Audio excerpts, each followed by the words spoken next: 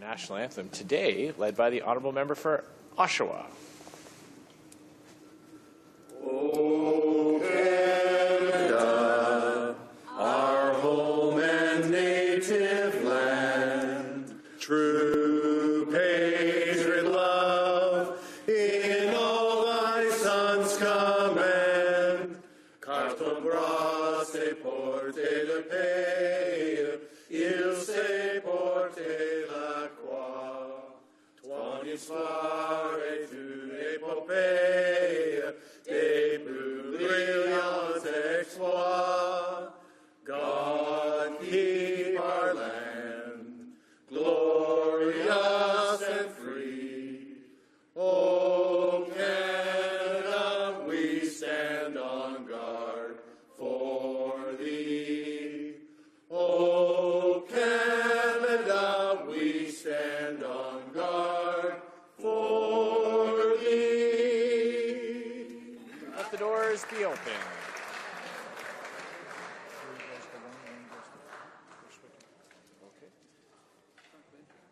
Statements by members. Déclaration de député. The Honourable Member for Brandon Souris.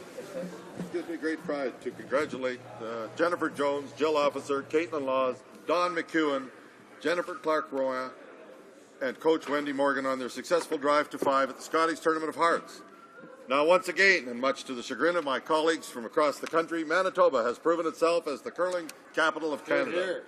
I know that Jennifer and her rink will proudly represent Canada at the World Women's Curling Championships next month in Sapporo, Japan. And as we all remember, almost a year ago to the day, Jennifer and her rink won gold at the Sochi Winter Olympics. And now, as they head to the World Championships, the entire nation will be cheering them on, and regardless of the time difference in Japan, we will be glued to our televisions. On behalf of all members of Parliament of Canada, I wish Jennifer and her rink all the best as she wears the maple leaf and will continue to inspire the next generation of curlers. Go, Canada, go! Go, Canada, go! The Honourable Member for Notre-Dame-de-Grâce-la-Chine.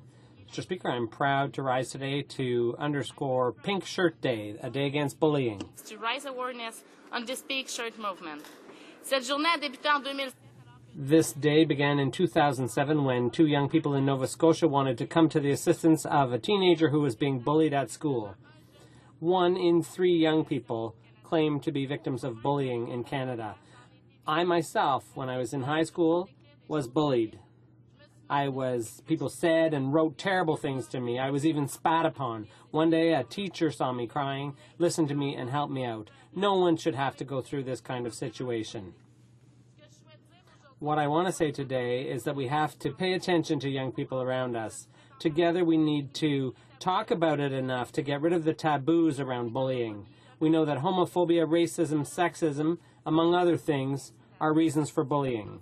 The federal government has a leading role to play. The NDP thinks that it is time for a national bullying prevention strategy, and we must act now. The honourable member for Pickering, Scarborough East. Mr. Speaker, I rise to pay tribute today to the Canadians of Bulgarian descent on the 137th anniversary of the National Day of Bulgaria. It is a day that commemorates the struggle of the Bulgarian people to regain independence and sovereignty. Regaining its real sovereignty after the collapse of the communism, Bulgaria made a spectacular journey to democracy, embracing the rule of law and the respect of human rights. Canada and Bulgaria are allies in NATO. They were together in fighting the terror in Afghanistan and share the responsibility of contributing on solving conflicts in the world and on the major issues of international development. A sizable Bulgarian community lives in Canada today, and it is successfully integrated into the Canadian way of life. One has to do with a respectable and outstanding group within the Canadian society, noteworthy for its prosperity and contribution to Canadian society. The community is also a very important bridge between Canada and Bulgaria. I invite all honourable members to join me in congratulating Bulgaria for its National Day. God bless Canada and Bulgaria. The honourable member for Cardigan. Thank you, Mr. Speaker. Today is the 8th annual Pink Shirt Day, the international anti-bullying campaign begun in Nova Scotia when a young man was bullied for wearing a pink shirt to school. Two fellow students, David Shepard and Travis Price, began distributing pink shirts to protest this bullying and stand up for their fellow students. Mr. Speaker, everybody has been touched by bullying in some form, and unfortunately far too many people have seen the devastating effects it can have. Whether it's at school, in the workplace, online, bullying cannot and must not be tolerated in our society. Statistics show that when bystanders intervene, 50% of the bullying can end within 10 seconds. On behalf of the Liberal Party, I want to invite all Canadians across the country to join our schools, workplace and communities and wear a pink shirt today to help raise awareness and put a stop to this harmful act of bullying. Thank you, Mr. Speaker. The honourable member for Nipissing-Temiskaming. Mr. Speaker, this February our government celebrated the 50th anniversary of our flag by recognizing 50 outstanding individuals and organizations for their tremendous contribution to Canada. I had the privilege of recognizing one of my own constituents, Bruce Goulet, who is included in that prestigious group. Bruce Goulet has had a remarkable life as a World War II veteran, an entrepreneur, a Rotarian, and a civic leader. He has devoted much of his strength, integrity, and passion to his community and his country. He served as mayor, president of the Chamber of Commerce, and director of the Rotary Club. In his visionary leadership, he helped the North Bay waterfront develop into what it is today. He continues to believe in the power of one individual to make a difference. He's a powerful inspiration and a role model for Canadians. Colleagues, please join me in recognizing our Bruce Goulet as an extraordinary community worker and a great Canadian. Hear, hear. The honourable member for Hamilton Mountain. Today marks the 10th International Women's Day I'll be celebrating as a Member of Parliament, except it's not much of a celebration. Instead of eradicating barriers to women's full economic, social and political participation, the Conservatives have been erecting them. They've actively undermined many of the advancements essential for the security of women by backtracking on pay equity, eliminating funding for the Court Challenges program, failing to create a national childcare strategy, decreasing support for international gender equality projects, failing to address violence against women, attempting to restrict women's reproductive rights, failing to improve the lives of Aboriginal women, lacking strategies to address the specific challenges faced by women of color, women from the LGBTQ communities, and women with disabilities. Reneging on the commitment to bring in gender-based analysis across ministries, failing to improve women's pensions rights, closing 3/4 of all status of women offices, and eliminating even the mention of gender equality from the mandate of status of women. It's a daunting list, but New Democrats will not give up the fight. We know that Canadian women deserve fairness, affordability, opportunity, equal pay for work of equal value, a decent standard of living, and the freedom to live without fear. We will never stop in our efforts to ensure the full and equal rights of all women.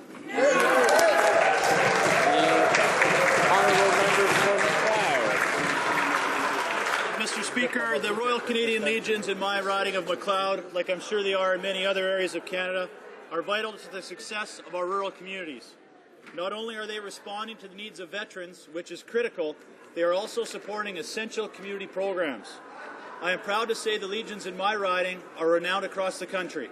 For example, Turner Valley Branch 78 spearheaded the establishment of Birth of a Nation Day, and Crow's Nest Pass is home to 3 of Alberta's oldest Legions. Now I am honoured to say McLeod is also home to one of Canada's newest Legions.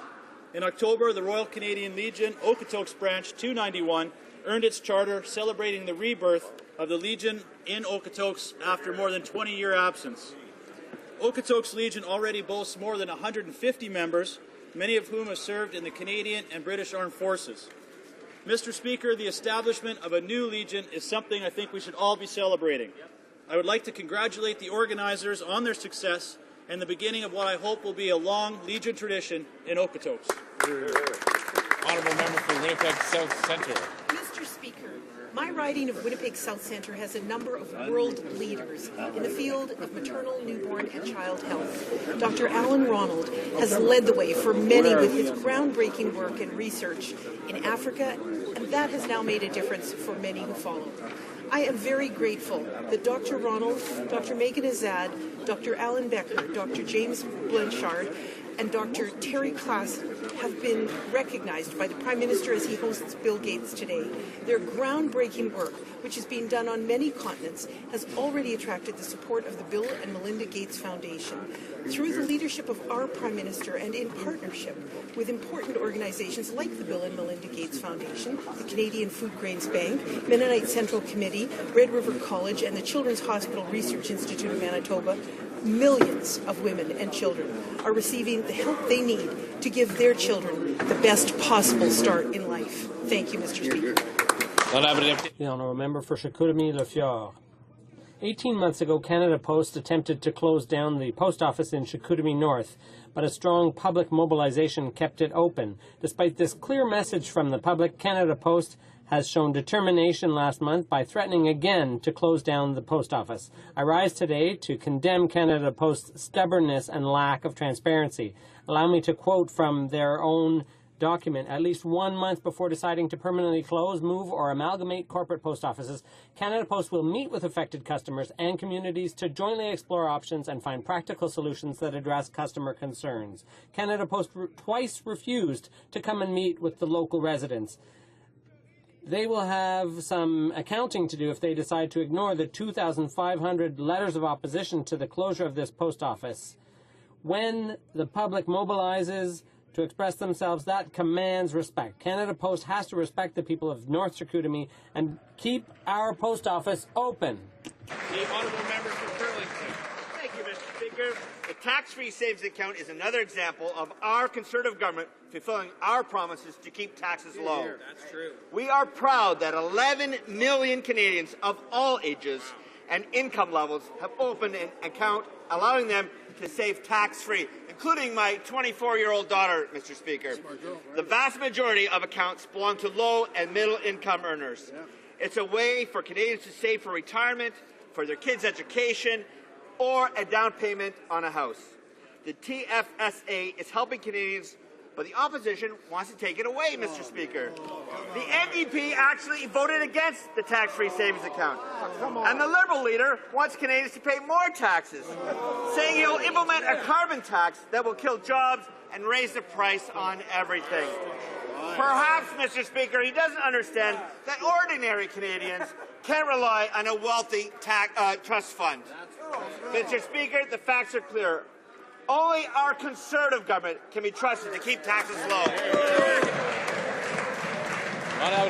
The honourable member for Louis Saint Laurent. Mr. Speaker, on Friday in Ottawa, there will be a round table on murdered and missing Aboriginal women. The Prime Minister has no intention of attending. 1,200 women have disappeared, magnificent young women who've been murdered or are missing, and Canada seems to have forgotten them. The families of the victims are entitled to expect the federal government to protect all citizens equally. What sort of evil is lurking in the night? We need to understand who is committing these horrors, why, and how. There's a flagrant lack of logic here. The Conservative government ceaselessly talks about protecting victims, but it seems that Aboriginal women are not part of that protection. Sisters, forgiveness for this government who has abandoned them and who by inaction is complicit with these crimes. As a woman, I implore the Prime Minister to act like a head of state and protect all women of this country. The honourable member for Calgary Centre. Mr. Speaker, Canadians elected our Conservative government with clear instructions to keep taxes low. And I hear that every time I'm outdoor knocking in Calgary Centre. And you know what, Mr. Speaker? We've delivered on that. Promise made, promise kept. As the member from Burlington just said, did you know that 11 million Canadians have actually opened an account so they can save money tax-free for really important things for them, like saving for their child's education or buying a house or putting it toward their retirement? Yet we still have the Liberals putting forward this high-tax, high-debt agenda. I have no idea why, Mr. Speaker, because that will hurt Canadian jobs and it'll hurt Canadian families. Well, they will raise taxes and they'll take away benefits that we've put in place to help Canadian families. And then we have the NDP that are always pursuing their risky high-tax agenda like a carbon tax that would kill Canadian jobs and hurt our Canadian economy. Yes, Mr. Speaker, Canadians know that the only party that can be counted on for a low... The honourable member for Beauséjour. Mr. Speaker, yesterday, Acadia lost a giant on the arts and culture scene with the death of Marc Chouinard, who died far too young at the age of 62. Over the decades, his commitment to arts and culture, often as a volunteer, was key to the development and promotion of Acadian culture. More recently, as director of the Capitol Theatre in Moncton, he made a huge contribution to the culture and economy of his province and opened the door to many young artists. Marc also believed in the importance of social and economic development, which he often discussed, sometimes late into the night, with Premier Galland, as well as my colleague from Papineau. I am lucky to have spent so much time with Marc and to consider him a friend. J'offre mes condoléances. My sincerest condolences to his mother, his sister Carol, who took care of him in an outstanding fashion, and other members of his family. For Elmwood, Transcona. Mr. Speaker, under this Conservative government, we have said that we would stand up for Canadian families, and that's what we are doing. Our new family tax cut will give 100% of families with kids an average of more than $1,100 per year to spend on their priorities. Fantastic. The majority of these benefits flow to low and middle income families. Our government understands that parents know what's best for their family. But both the Liberals and the NDP are against putting money back into the pockets of hardworking families. In fact, they will reverse our tax cuts. Mr. Speaker, on this side of the House, we will not hike taxes and take benefits away from families like the Liberals and NDP. That's right. We are proud to stand up for mums and dads across Canada, and we will continue to do so. Here. The honourable member for La Pointe de l'Île. Mr. Speaker, the Liberal leader who promised open and transparent nominations couldn't hide the fact yesterday that he was very enthusiastic about his new candidate, Mélanie Joly. Liberal hopefuls have reason to be concerned. The party apparatchiks have wooed the former candidate for the Montreal mayor's position.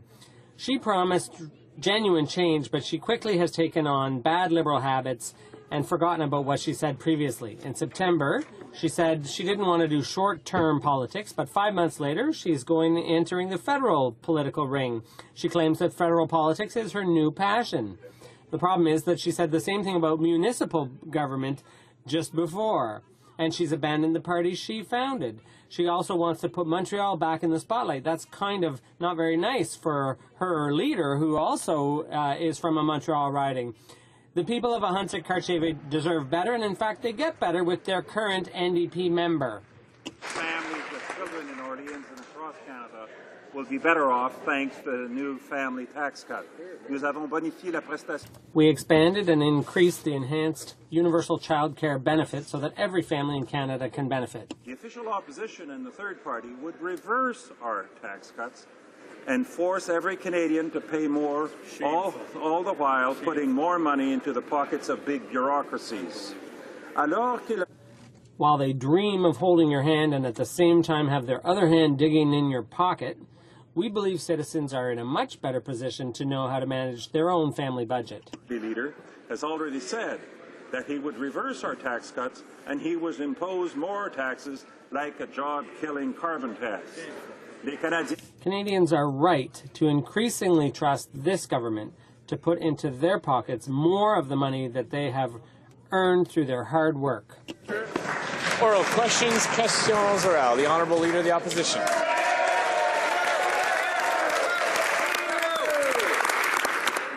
Mr. Speaker, the parliamentary committee that is supposed to study and analyze Bill C-51 has the delicate task of protecting both the rights and freedoms and the safety of Canadians. After having shut down debate here in the House, it would seem that now the government wants to limit debate even in the committee. That's nonsense, Mr. Speaker. This is a complex bill, and we must absolutely hear from specialists, legal experts, and community leaders, as the Edmonton Police said. Will the government allow the committee time to do its job properly? The Honourable Minister of Public Safety. Mr. Speaker, I am confident that the committee will proceed with diligence and professionalism to study this bill that is so important for Canadians in order to protect them against the terrorist threat. I hope that we will not see any dilatory tactics that would prevent the committee from studying this very important bill and that would prevent Canadians from benefiting from the excellent measures that are in Bill C-51. The Honourable Leader of the Opposition. Yesterday, the Prime Minister was putting the emphasis on getting the committee to study the bill as quickly as possible, not as thoroughly as possible. We're talking about the most significant changes to security legislation in this country since 2001, a bill where critical flaws are being revealed by security experts across the country every single day. It's simply reckless and irresponsible to try to ram it through without a full and proper study. Canadians deserve better, Mr. Speaker. Is the Prime Minister simply trying to hide his bill from proper scrutiny? Hear, hear. The Honourable Minister of Public Safety. Mr. Speaker, Canadian deserves better than an opposition leader who attack the credibility of those who are there to protect us. Mr. Speaker, let's face the reality. For 30 years, those men and women working at protecting Canadians at CSIS have worked under the law. I invite the member to apologize for pretending that they broke the law, Mr. Speaker, because it's not the case. This is in the report. They are complying with the law, and let's get this bill forward so we can better protect Canadians. The Honourable Leader of the Opposition. Barn burnings, Mayor Haral. There is a history, Mr. Speaker, and we stand up in favour of the rights and freedoms of Canadians. But it's not just security experts who understand that C-51 goes too far. First Nations are raising the alarm. The Union of BC Indian Chiefs is clear. quote, Bill C-51 directly violates the ability of all Indigenous peoples to exercise, assert, and defend their constitutionally protected and judicially recognized Indigenous title and rights to their respective territories. Again, C-51 goes well beyond terrorism and will impact constitutionally protected dissent and protest. Why is the Prime Minister afraid to hear from First Nations themselves? The Honourable Minister of Public Safety. Mr. Speaker, I would invite the member to read page 3 of the bill, who clearly say that activity that undermines the security of Canada, well, for greater certainty, it does not include lawful advocacy, protests, dissent, and artistic expression. Mr. Speaker, please read the bill, and then we can have a rough debate.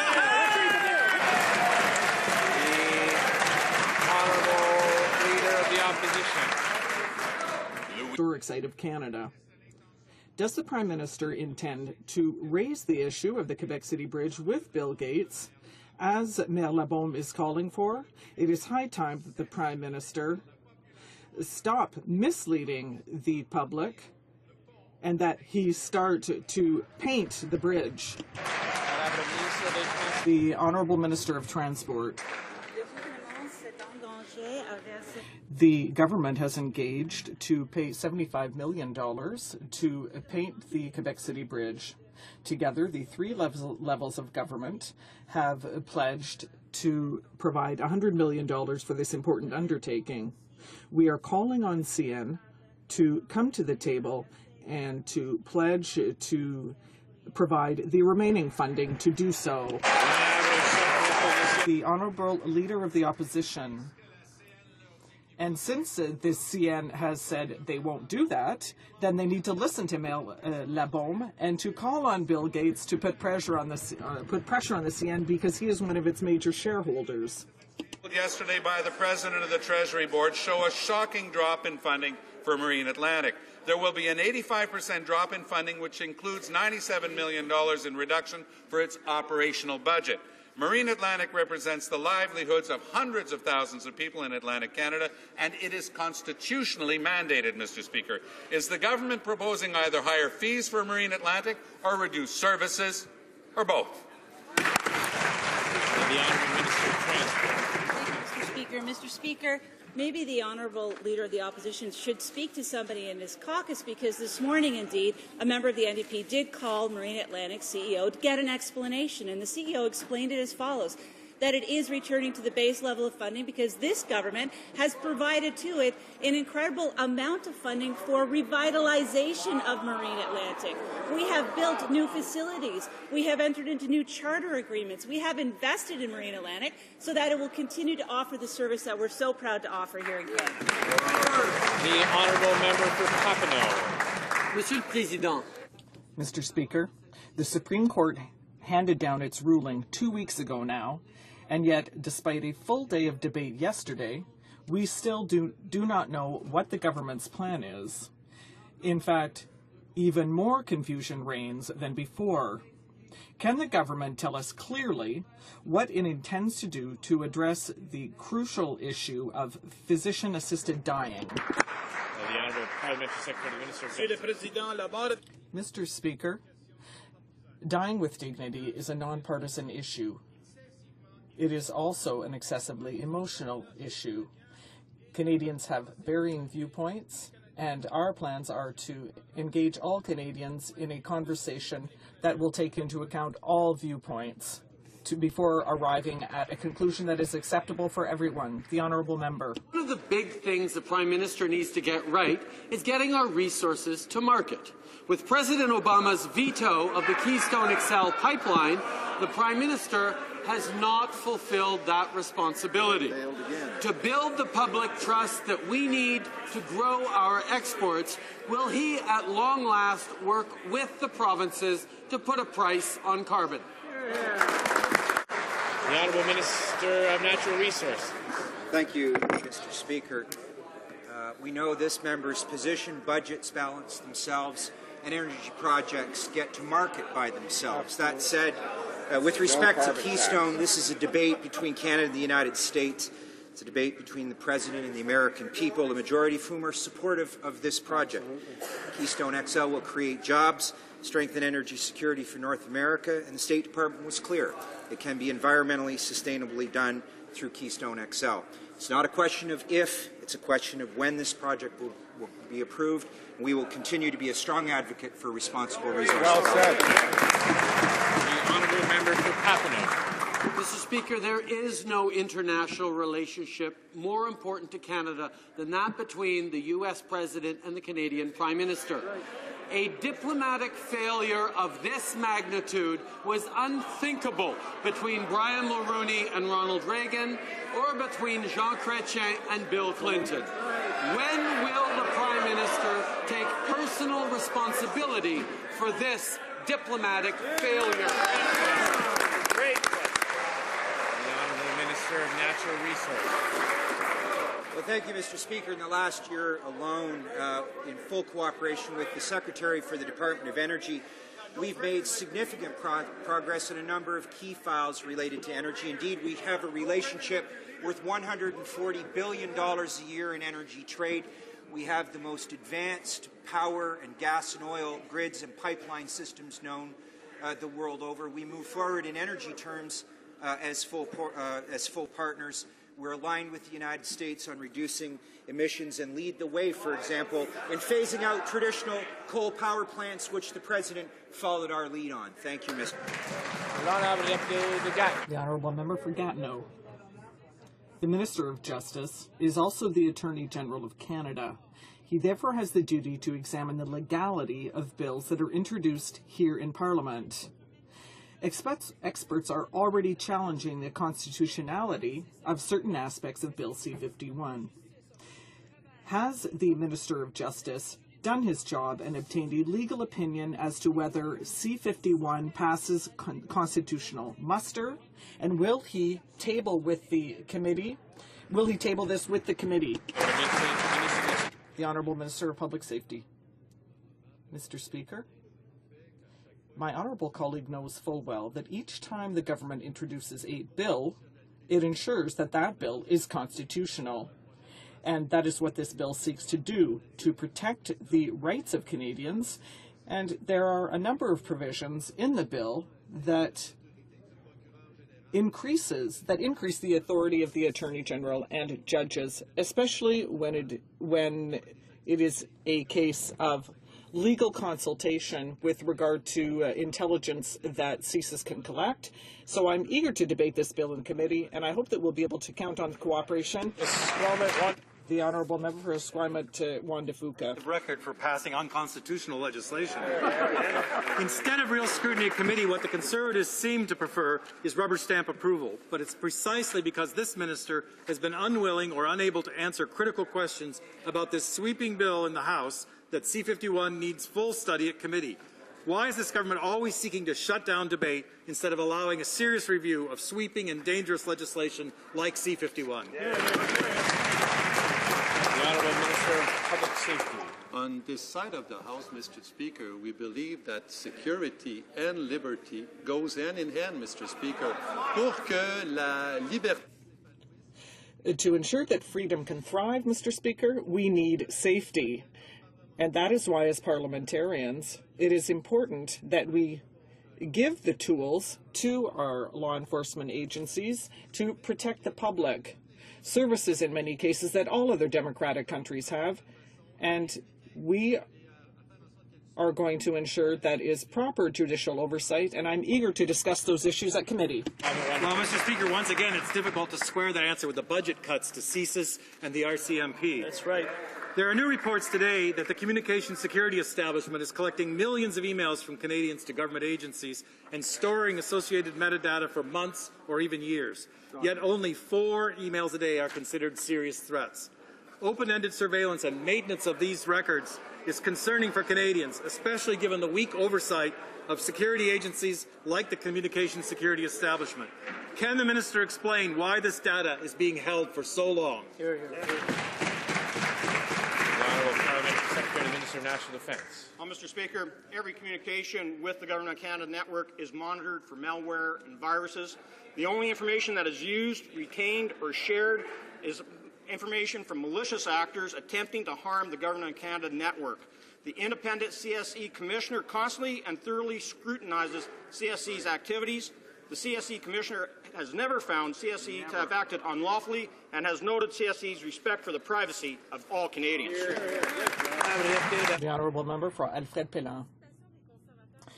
The Conservatives have shown that Canadians should not trust them.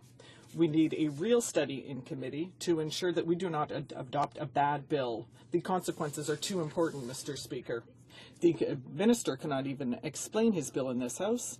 So why does he want us to prevent us from getting to the bottom of things in committee? What does he have to hide? The honourable minister. Mr. Speaker, the measures that are included in C-51 seek to protect Canadians. They seek to share information. It's nothing complicated. We just want to prevent terrorists from getting aboard planes, to deter someone from falling into radicalization. Those are the provisions Bill C-51 contains, and the NDP are afraid of something, I don't know what, but they are systematically opposing all the measures we put in place to protect Canadians from the terrorist threat. The honourable member for Alfred Pellan. The Conservatives' lack of credibility can also be explained by their doublespeak on the topic. They say they're concerned about Canadian safety, but yesterday, once again, we learned in the main estimates that the budget for law enforcement services has been cut by 25%. And that's in addition to the $1.7 billion that was supposed to go to the RCMP, but it was used for other purposes. Instead of spouting empty rhetoric, why doesn't the minister invest where it counts when it comes to ensuring Canadian safety? The Honourable Minister of Public Safety.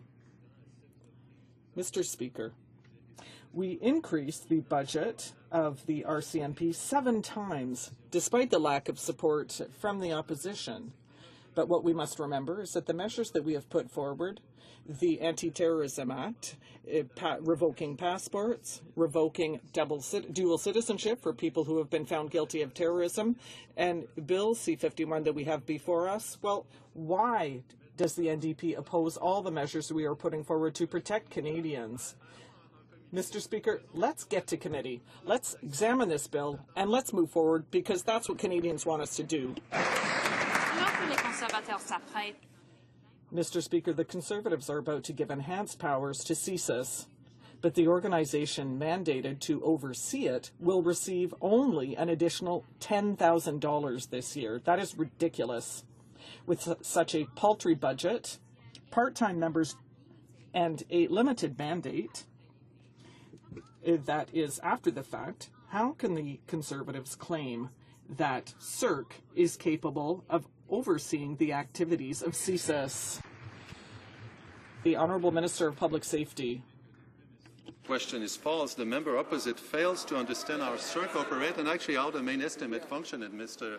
Speaker. We provide the funding that is necessary both for CSIRC to operate and both for CSIS, and we adjust regarding the need, Mr. Speaker. CSIRC, as you know, investigates complaints and does review of specific CSIS investigation and activities, Mr. Speaker, and we are proud to stand by CSIRC and making sure that they have the resources and the authority to fully and in an independent way and not with partisan politics review the activity of our intelligence community. Wow. Speaking of main estimates, Environment Canada's funding for climate change and clean air has been slashed by 20%. That's $32 million less for clean air. To make things worse, the Canadian Environmental Assessment Agency was cut a whopping 44%, scrapping support for Aboriginal consultation on resource projects. Mr. Speaker, the environmental assessment process was bad enough, and Canadians don't trust this government on environment as it is. So why are they pursuing these cuts? Very good. The Honourable Minister of the Environment. Thank you, Mr. Speaker. Mr. Speaker, it is well known that the main estimates are exactly that, estimates, and don't represent the entire budget for the department. Our government will remain committed to a strong environmental assessments, and in fact, we have increased funding and opportunities for Aboriginal consultation and public participation in the environmental assessment process. Thank you, Mr. Speaker. The honourable member for St. John South Mount Pearl. The main estimates also show Marine Atlantic has taken a $97 million hit in its operating budget, an 85% cut to the critical transportation link for Newfoundland and Labrador, ferry services that the people and the economy cannot live without, and that this government has an obligation to protect under our terms of union. People are worried, Mr. Speaker. Now, I spoke with Marine Atlantic today, Mr. Speaker, about those funding cuts, and they said, wait for the budget. So what's the deal? Will services be cut? Yes or no?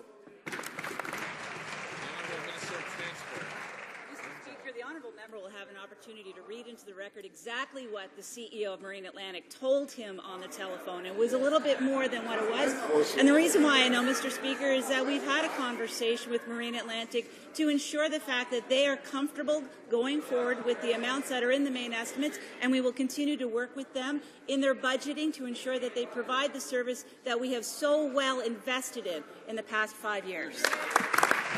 The honourable member for Fascinating. The minister knows every word of that conversation. Must have been one of those three-way calls set up for her. You know, it's been said that you can't judge a book by its cover, so let's look through the actual main estimates to find out what Conservative priorities really are. And Speaker, the devil's in the details. Let's see here. Cuts to affordable housing, cuts to consular services, cuts to First Nations health, cuts to fishery protection, and Conservative cuts to disease prevention. But wait, while cutting these essential services that Canadians need, Conservatives did find extra money for, oh wait for it, ministerial salaries and their budget. Now, Mr. Speaker, how can Conservative priorities be so out of whack and offline with what Canadians actually need and deserve?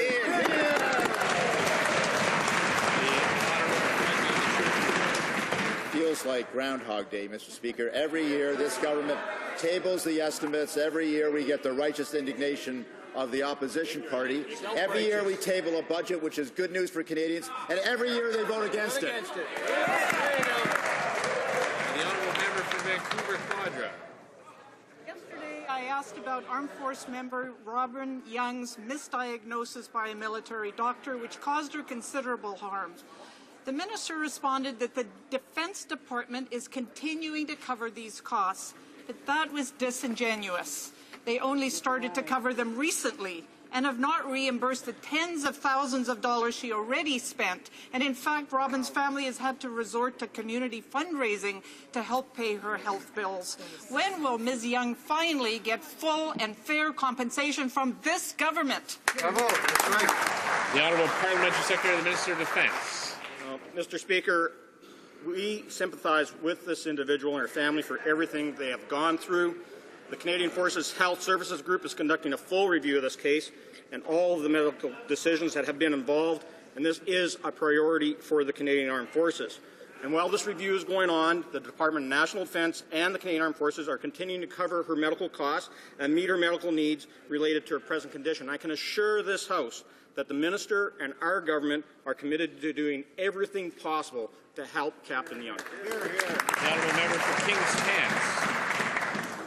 President Obama's veto of Keystone XL marks this Prime Minister's latest failure to advance Canada's economic interests. Brian Mulroney would have gotten Keystone XL approved with Ronald Reagan. Jean Chrétien would have gotten it done with Bill Clinton.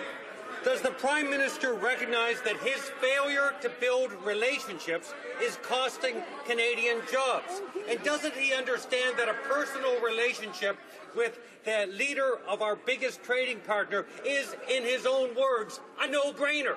The Honourable Minister of Natural Resources. Well, take no lessons from the party who talks about carbon taxes and energy magically getting to new markets, cherry-picking pipelines. This is a debate between the American people and the President of the United States, the majority of people whom are supportive of this project. Keystone XL will create jobs on both sides of the border.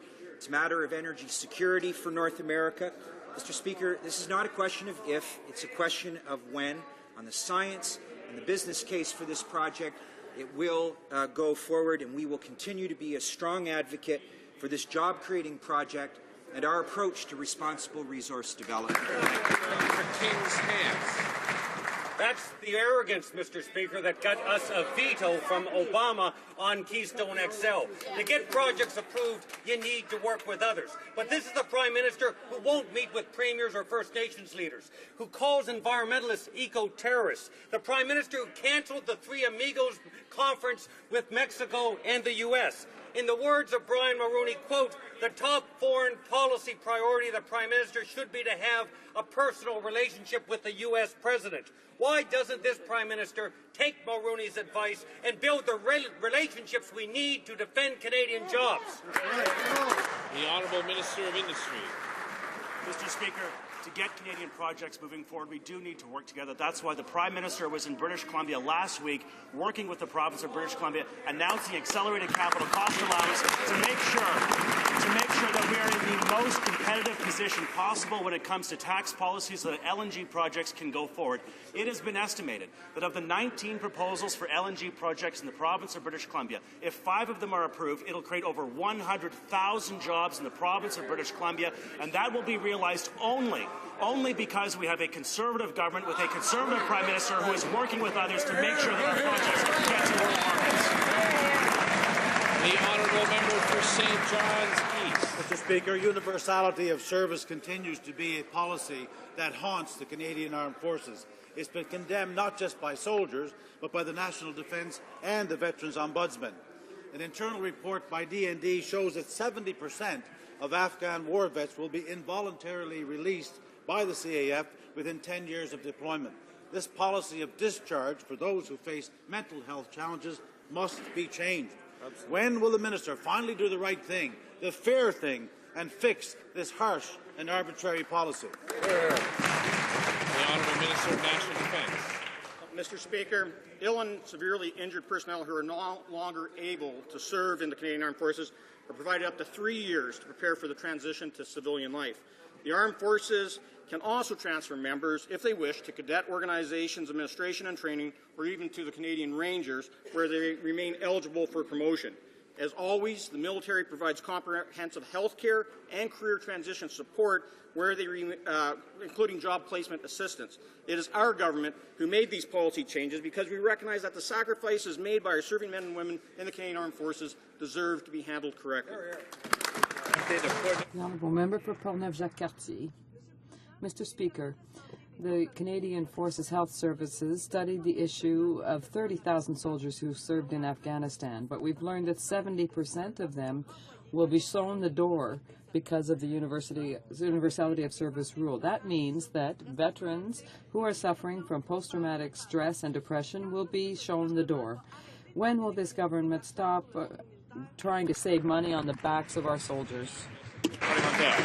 The Honourable Parliamentary Secretary. Mr. Speaker, it was our government who amended the universality of service policy to allow for up to 3 years for transition for members of the Canadian Armed Forces to prepare for civilian life. Now, members of the armed services will get health services, integrated personal support centers. They can go to the Veterans Affairs and other places as required, and we'll work with our soldiers to build an individualized transition plan. But just remember, Mr. Speaker, it was our government who increased the annual mental health budget for the armed forces by over 20%, allowing us to do more than double the amount of full-time mental health workers in the armed forces. Honourable Member for Châteauguay-Saint-Constant. To avoid hearing veterans' complaints, the Conservatives quite simply dropped the survey on veteran satisfaction conducted among clients of the department. In 2010, the rate of satisfaction fell drastically following the cutbacks, and the Conservatives just simply stopped surveying veterans. It's ridiculous. Rather than ignoring their needs, will the Minister reinstate the survey and particularly ensure that the service offered to them is improved? The Honourable Minister of Veterans Affairs. Mr. Speaker, I'm very proud to be part of a government that in 2010 worked with Statistics Canada to create the Life After Service study that allows us to focus specifically with thousands of veterans on transition. leaving the Canadian Armed Forces and becoming veterans. It's not just a client satisfaction survey, Mr. Speaker. It's an in-depth study. I've already directed the department to do an increased focus on medically released veterans so we can get a better outcome for all of them after they leave their service to Canada. Stop it. At your age. For Sackville East Speaker, the reason they don't do the survey is because you don't want to hear stories like Robin Young, for example, one of the bravest young women I have ever met in my life as a member of Parliament. This woman has gone through pure hell with the Department of National Defence, and so has her mother. All they're asking for is basic dignity and basic responsibility from the department to ensure that they get all the help and all the services that they both need in order for them to get back to their lives, back to a normal way. Well, the government now, D&D shouldn't review itself. The minister should be reviewing this. Well, he stand up and now tell the family they will get all the benefits that they need so they can get back to living their lives in a normal way. Thank you. The Honourable Parliament Secretary of the National. Mr. Speaker, I thank the member for the question, and I thank Captain Young for her service to this country. She is a brave young woman, and I can tell you that her situation is something that we are very sympathetic about, and we want to help her. The minister has said that he will do everything and commit everything to helping her through this crisis. And I want to just remind everyone that if there's outstanding medical claims, she's to submit them. The armed forces are going to reimburse her. And since this is a health-related matter, it would be a breach of patient confidentiality and the Privacy Act regulations to discuss this matter further. And the Honourable Member for Pickering, Scarborough East. Mr. Speaker, ISIL remains a threat to regional and international security. They have declared war on Canada and called for brutal attacks against Canadians. Would the Parliamentary Secretary of National Defence please update this House on Canada's continued mission to fight the savage ISIL death cult in Iraq? Hear, hear. The Honourable Parliamentary Secretary, Minister of National Defence. Thank you, Mr. Speaker, and I want to thank the member from Pickering, Scarborough East for his service as Canada as one of our armed forces veterans. I'm pleased to inform the House today that while taking part in coalition operations yesterday in support of the Iraqi security forces, our CF-18 Hornets successfully struck 3 ISIL fighting positions north of Mosul using precision-guided munitions. We're continuing to face this threat head-on. ISIL has suffered a number of tactical setbacks and is pressed on multiple fronts. ISIL is struggling to sustain their military efforts in Iraq. We're tremendously proud of the work being done by the men and women of the Canadian Armed Forces in Operation Impact to stop this jihadist terrorist cult.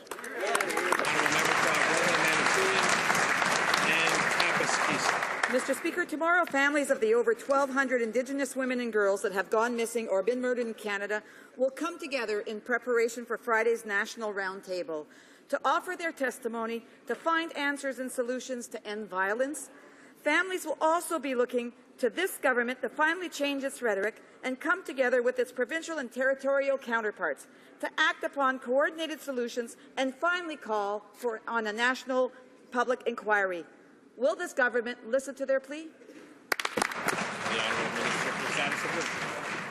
Mr. Speaker, as I said yesterday in this House, the Government of Canada will have a representative at the roundtable. But I want to be very clear. We do not support a national inquiry. There have been more than 40 studies. Now is actually the time for action, and that is what families have asked for. We need all of us to support the police to catch those responsible for these heinous crimes and make sure that they are held accountable and punished. That is what families are looking for. They're looking for strong action. We tabled an action plan in this House in September of 2014. The opposition don't support that. They don't support actions for families, whether that be matrimonial property rights or the Victims' Bill of Rights. The Honourable Member for Argental-Papineau-Mirabel. Women's equality has not yet been achieved here in Canada and around the world. In 10 days' time, the UN Commission on the Status of Women will celebrate the 20th anniversary of the Beijing Platform for Action on Gender Equality. International support is broad. Many countries have already renewed their commitment. Will Canada finally be part of the group?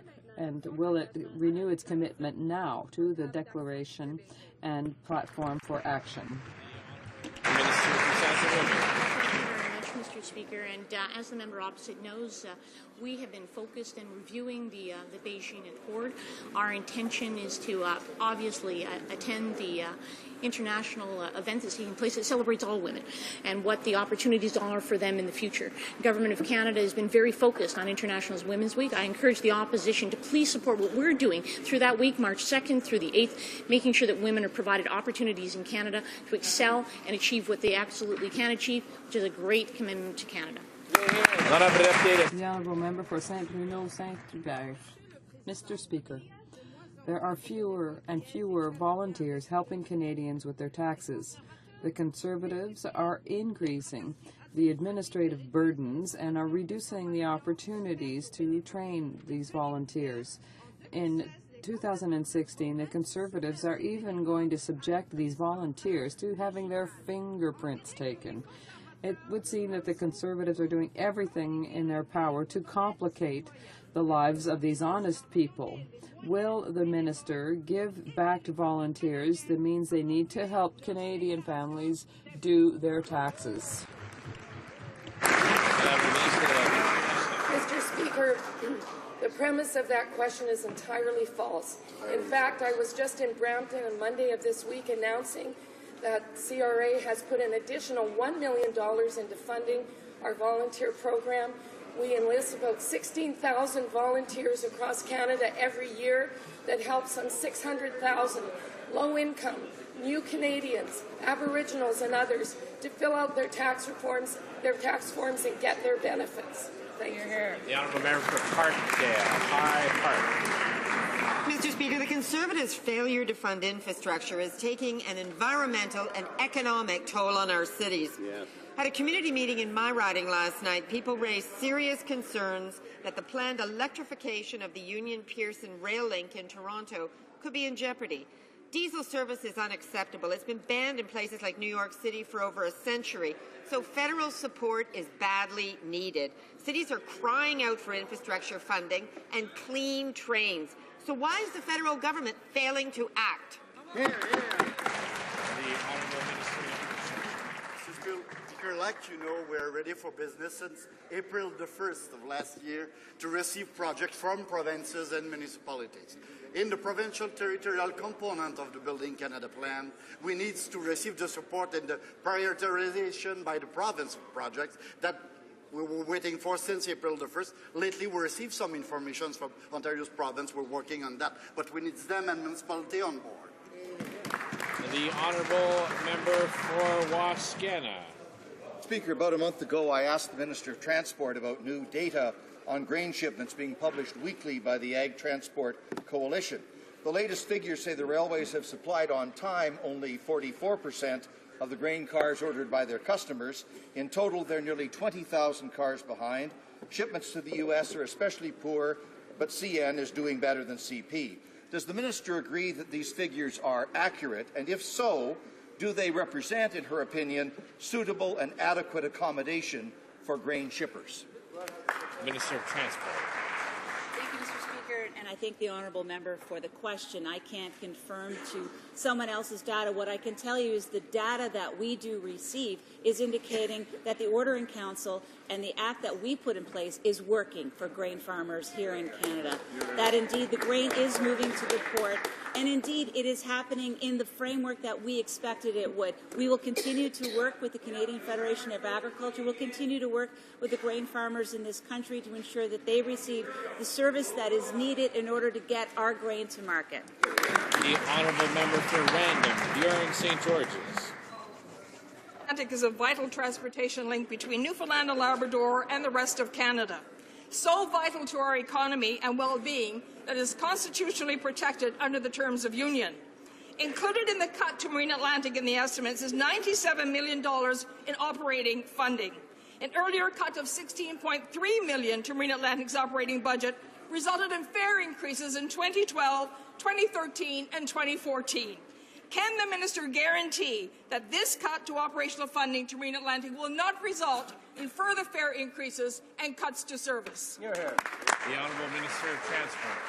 Mr. Speaker, again, I thank the honourable member for the question. He gives me the opportunity to reiterate what the Minister of the Environment said, main estimates are really that. They are estimates and they don't reflect the total budget that will be allocated to any individual part of our department at any given time. I think it's important, Mr. Speaker, to make sure that we are aware that the government is supporting Marine Atlantic, both in terms of capital and in operating funds, and we will continue to live up to that obligation. The honourable member for Northwest Territory. Mr. Speaker, there's a food crisis in Northern Canada, and the Conservatives misled Canadians about fixing it. Just before the Auditor General's report, the Conservatives claimed there would be $11 million extra dollars in the Nutrition North program. Including that money, the yearly total is what they've been spending since the program started. Why did the Conservatives mislead Canadians and Northerners about the money in this program? And where's the $7 million extra needed for the 50 communities that are not included in the program? The Honourable Minister of Aboriginal Affairs. Mr. Speaker, if the honourable member cares to look at the estimates, which are estimates, he will see that there is increased funding for Nutrition North, as was announced earlier, and we are going to continue our campaign to engage with Northerners to continue to improve that program. The honourable member for Timmins, James Bay. Mr. Speaker, communities in the far north of Ontario are already dealing with underfunded and overstretched health services. In the case of emergency services, we often have to rely on the brave medevac crews who sometimes fly in brutal conditions to get patients to hospitals in the south. It's a very expensive but essential service. So will the Minister of Revenue explain why she's decided to apply the HST to vital medical flights that have already been approved by the Ontario Ministry of Health? Now, wouldn't her time be spent better going after offshore tax havens than shaking down our vital medical services of the North? The Honourable Minister of Natural Revenue. Well, Mr. Speaker, I will certainly take that comment under advisement, but as far as international tax evasion, we have zero tolerance for that in this government, and the CRA has an excellent record of combating international tax evasion with over 8,600 cases identifying over $5.6 billion in additional taxes. Our voluntary disclosure program is at its highest level ever, exponentially increasing because of our efforts. Well done. Honourable member for Winnipeg South Centre. Mr. Speaker, improving the health of mothers, newborns and children around the world is Canada's top international development priority. Thanks to the leadership of our Prime Minister and our government's partnerships with many organizations, progress is being made. In over 125 countries, maternal death rates have declined sharply in the past 5 years. Could the Parliamentary Secretary please update the House on Canada's important work on this file? Thank you, Mr. The Honourable Permanent Secretary to the Prime Minister. Thank you, Mr. Speaker. I want to thank the member for Winnipeg South Centre for her question. Today we are pleased to welcome to Ottawa one of our closest partners in the efforts to improve maternal, newborn and child health, Bill Gates. We're proud of the work our government has done with the Bill and Melinda Gates Foundation to keep these critical issues at the forefront of the global agenda and to put an end to the tragedy of women and children dying needlessly from causes we know that we can prevent. Work by our government and the Gates Foundation has contributed to the immunization of 26 million children in 46 countries since 2011 and will avert 500,000 future deaths. Under our government, Canada will continue to lead in saving of lives, mothers of children. The honourable member for Labrador. Despite the fact that government repeated public announcements to create a squadron of long-range drones based at 5-Wing Goose Bay, that D&D rather indefinitely delayed the program due to a lack of oversight, a lack of information, and unclear objectives. I asked the Minister of Defence, why is the government making repeated public announcements for programs at 5-Wing Goose Bay with no real intention of delivering on those commitments? The Honourable Parliament Secretary to the Minister of National Defence. Mr. Speaker, our government is constantly reviewing, as the Canadian Armed Forces is, all of our services and all ways that we can enhance the way we defend and protect our country. I'd like to remind the member that it is our government that has been able to purchase a number of additional pieces of equipment like new Leopard tanks, new C-17 tactical lift aircraft, new HoCs. We have the National Shipbuilding Program, the Harry the Wolf Arctic offshore patrol vessels that are going to be built. And all this is going to enhance the security of this nation and provide the resources that are needed by the members of the Canadian Armed Forces. Honourable Member for Compton-Stanstead. La Ferme aux Champs Préférés is a social economy enterprise in the Haut-Saint-François region. It creates jobs for people between the ages of 18 and 30. They asked for a job training subsidy under the framework of the Skills Link program in April 2013. We're now at the end of February 2015, and they've still had no answer. How is it that the government is dragging its feet on this file? And above all, are we to understand that they're trying to save money on money on the backs of our youth? It's unthinkable. Honourable Minister. Mr. Speaker, we are making contributions to businesses to train young workers in every sector, and we've already had success with hundreds of thousands of youth who have benefited from this. But I can assure my honourable colleague that the plan to increase taxes that his party and the Liberal Party has will not only harm workers, but it will also harm the small and medium-sized businesses that hire them. We are reducing taxes on SMBs and for workers in order to create jobs and hope. The Honourable Member for Kelowna Lake Country.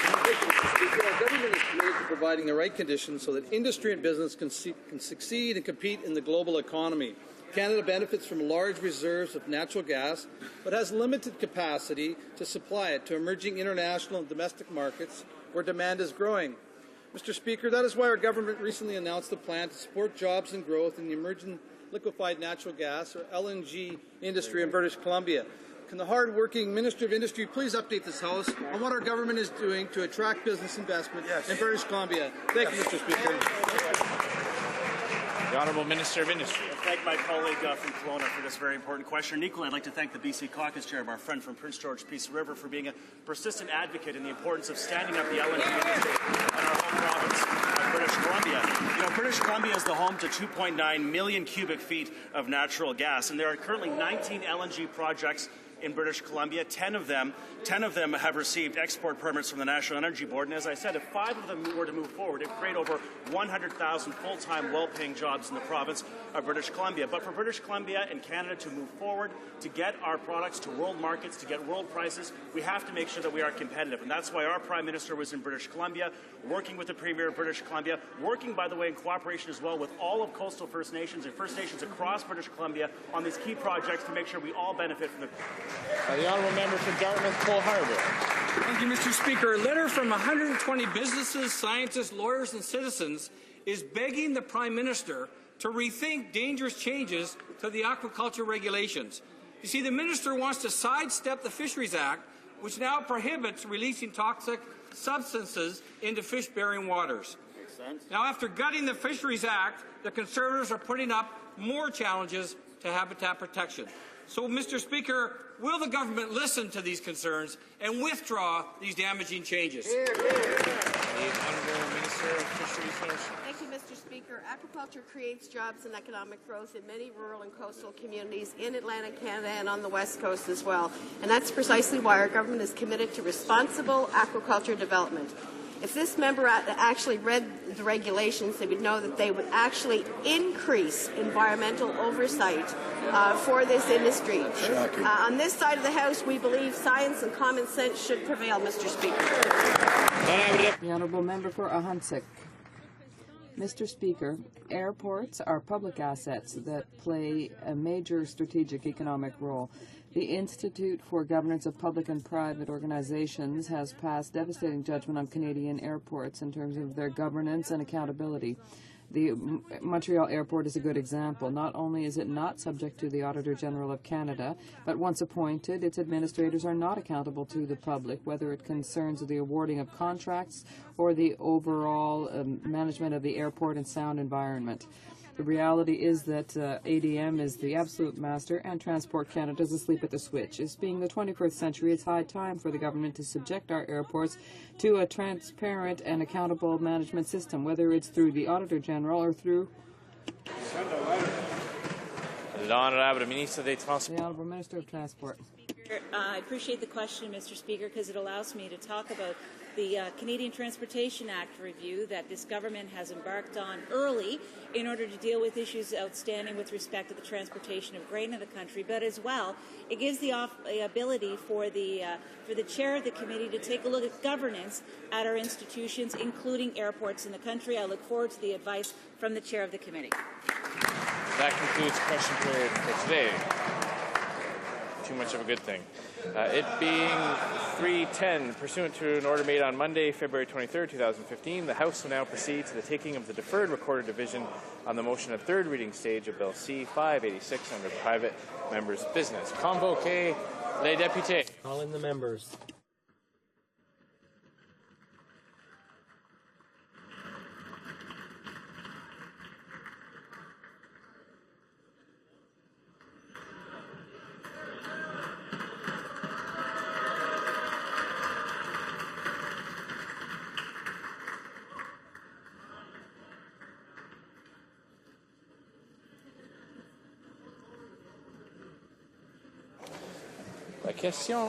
The question is as follows.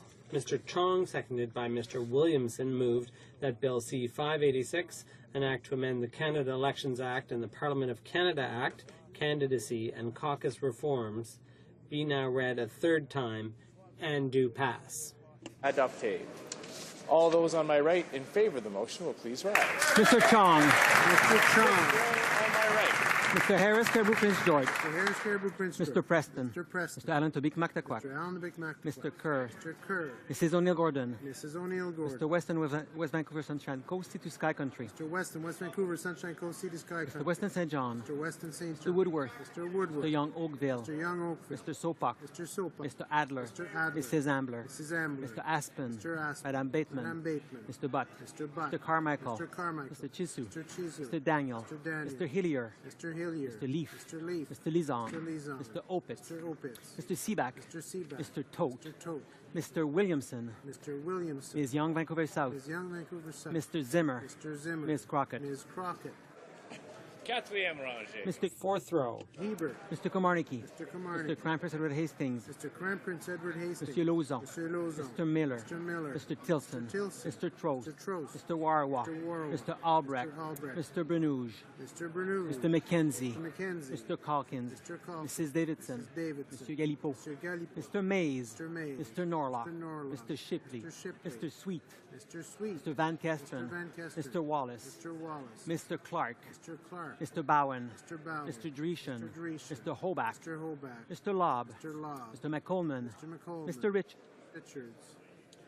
Third row.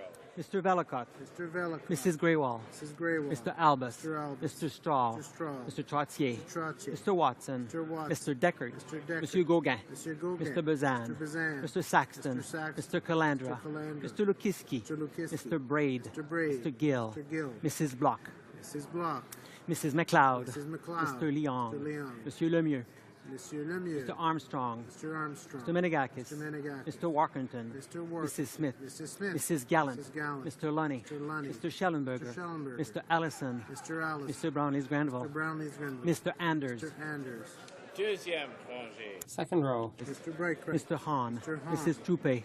Mrs. Troupe. Mr. Dykstra. Mr. Dykstra. Mr. Gould. Mr. Gould. Mr. Morfundy Royal. Mr. Morfundy Royal. Mr. Goodyear. Mr. Goodyear. Mr. Gosal. Mr. Gosal. Ms. Rampel. Ms. Rampel. Mrs. Yelich. Mrs. Yelich. Mrs. Wong. Mrs. Wong. Ms. Bergen. Ms. Bergen. Mr. Upal. Mr. Upal. Mr. Sorensen. Mr. Sorensen. Mr. Holder. Mr. Holder. Mr. Lake. Mr. Lake. Mr. Anderson. Mr. Anderson. Mr. Carey. Mr. Carey. Mr. Campit Meadows Maple Ridge Mission. Mr. Campit Meadows Maple Ridge Mission. Mr. Katie South Shore St. Margaret's. Mr. Katie South Shore St. Mrs. Abloncy. Mrs. Abloncy. Mr. Kent. Mr. Mr. Kent. Cannon. Mr. Cannon. Mr. Rajat. Mr. Rajat. Mr. Reed. Mr. Reed.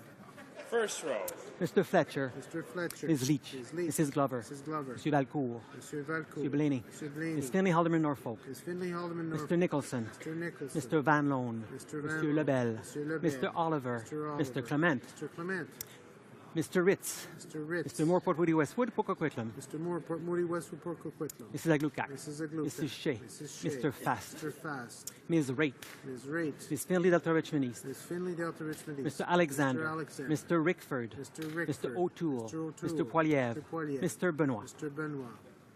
All those in favor, fifth row on my left, please. Mr. Pichetti. Mr. Pichetti. Mr. Comartin. Mr. Kumar. Madame Morin-Saint-Hyacinthe Bagotte. Madame Morin-Saint-Hyacinthe Bagotte. Monsieur Nunez-Melo. Monsieur Nunez-Melo. Monsieur Pilon. Monsieur Pilon. Monsieur Genet. Monsieur Genet. Mr. Stoffer. Mr. Stoffer. Monsieur Chicoine. Monsieur Chicoine. Monsieur Morin-Chicoutimi-Le-Fjord. Monsieur Morin-Chicoutimi-Le-Fjord. Madame Lou. Madame Lou. Madame Morin-Notre-Dame-de-Grâce-Lachine. Madame Morin-Notre-Dame-de-Grâce. Mr. Benskin. Mr. Benskin. Monsieur Morin-Laurentier-de-la-Belle. Morin-Laurentier-de-la-Belle. Mr. Atamanenko. Mr. Adamanenko. Monsieur Bellavance. Monsieur Bellavance. Monsieur Plamondon. Monsieur Plamondon. Monsieur Patry. Monsieur Patry. Madame Mourani. Madame Mourani. Monsieur Dubourg. Monsieur Dubourg. Miss Freeland. Miss Freeland. Mr. Vaughn. Mr. Vaughn. Quatrième rangée. Mr. Fourth row. Mr. DeVolen. Mrs. Perkins. Mrs. Perkins. Mr. Eglinski. Mr. Eglinski. Monsieur Rousseau. Monsieur Rousseau. Monsieur Lapointe. Monsieur Lapointe. Monsieur Côté. Monsieur Côté. Monsieur Dussault. Monsieur Dussault. Monsieur Choquette. Monsieur Choquette. Mr. Sandou. Mr. Sandou. Madame Sella. Madame Sella. Monsieur Dionne Labelle. Dionne Labelle. Madame Freeman. Madame Freeman. Madame Doré Lefebvre. Madame Doré Lefebvre. Madame Quash. Madame Quash. Madame Borg. Madame Borg. Monsieur Nichols. Monsieur Nichols. Madame Reynaud. Madame Reynaud. Madame Moore, Abitibi-Témiscamingue. Madame Moore, Abitibi-Témiscamingue. Madame Latendresse. Madame Latendresse. Mr. Scarpalegia. Mr. Scarpellet. Madame Saint-Denis. Madame Saint-Denis. Mr. Sims, Bonavista, Gander, Grand Falls, Windsor. Mr. Sims, Bonavista, Gander, Grand Falls, Windsor. Ms. Adams. Ms. Adams. Mr. Shue. Mr. Shue. Mr. Casey. Mr. Casey. Ms. Jones. Ms. Jones. Third row. Mr. Stanton. Mr. Stanton. Mr. Yurdega. Mr. Yurdega. Mr. Barlow. Mr. Barlow. Monsieur Giguère. Monsieur Giguère. Madame Ayala. Madame Ayala. Mr. Sullivan. Mr. Sullivan. Mr. Stewart. Mr. Stewart. Mr. Garrison. Mr. Garrison. Monsieur Ravignan. Monsieur Ravignan. Madame Papillon. Madame Papillon. Monsieur Aubin. Monsieur Aubin. Monsieur Dubé. Monsieur Dubé. Madame Blanchette-Lamotte. Madame Blanchette-Lamotte. Madame Leblanc-Lassalémar. Madame Leblanc-Lassalémar. Monsieur Nantel. Monsieur Nantel. Madame Péclet. Madame Péclet. Monsieur Gravel. Monsieur Gravel. Monsieur Blanchette. Monsieur Blanchette. Mr. Harris Scarborough Southwest. Mr. Harris Scarborough Southwest. Mr. Cleary. Mr. Cleary. Mr. Cutler. Mr. Cotler. Mr. McKay Scarborough Guildwood. Mr. McKay Scarborough Guildwood. Mr. Cosner. Mr. Cosner. Mr. Iking. Mr. Iking. Mr. McCallum. Mr. McCallum. Ms. Duncan Etobicoke North. Ms. Duncan Etobicoke Ms. Murray. Ms. Murray. Mr. McGinty. Mr. McGinty. Deuxième rangée. Second row. Mr. McGuire. Mr. McGuire. Mr. Falk. Mr. Falk. Monsieur Godin. Monsieur Godin. Mr. DeVolen. Mr.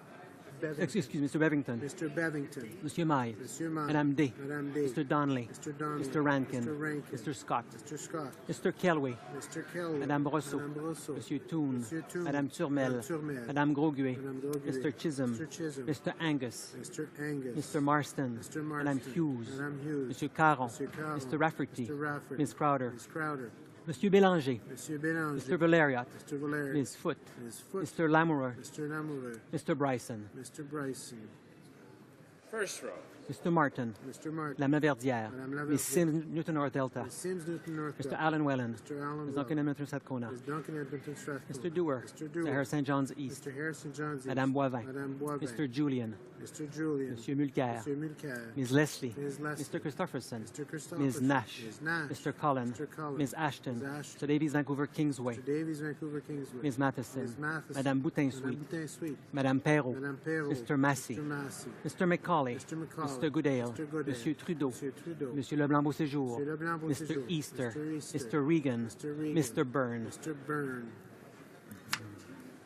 All those opposed to the motion, fifth row on my right, please rise.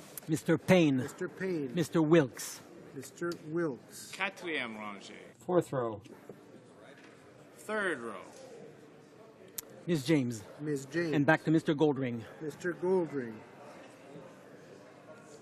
Second row. First row. All those opposed to the motion, fifth row on my left, please rise. Mr. Rathgaber. Mr. Rathgaber. Mr. Heyer. Mr. Heyer. Ms. May. Ms. May. Quatrième rangée. Fourth row. Monsieur Bramy. Monsieur Bramy. Monsieur Garneau. Monsieur Garneau. Third row. Madame Michaud. Madame Michaud. Second row. Ms. Charlton. Ms. Charlton. Monsieur Dion. Monsieur Dion. Ms. Crow. Ms. Scrow. Ms. Bennett. Ms. Bennett. And back to Mr. Hayes. Mr. Hayes. First row. Ms. Davies, Vancouver East. Ms. Davies, Vancouver East. Ms. Fry. Ms. Fry.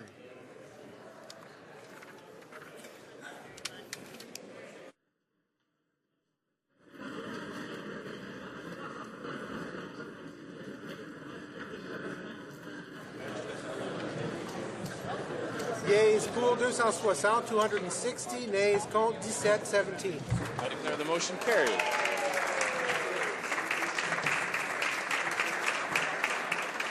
I wish that because of the deferred recorder division, government orders will be extended by 9 minutes. I have the honor to inform the House that communication has been received, which is as follows. Dated February 25th, 2015, Mr. Speaker, I have the honor to inform you that the Right Honourable David Johnston, Governor-General of Canada, signified royal assent by written declaration to the bills listed in the schedule to this letter on the 25th day of February 2015 at 10:02 a.m. Yours sincerely, Stephen Wallace, Secretary to the Governor-General. Bills assented to: an act to amend the Criminal Code, Assaults Against Public Transit Operators, Bill S-221, and an act to amend certain acts relating to agriculture and agri-food, Bill C-18.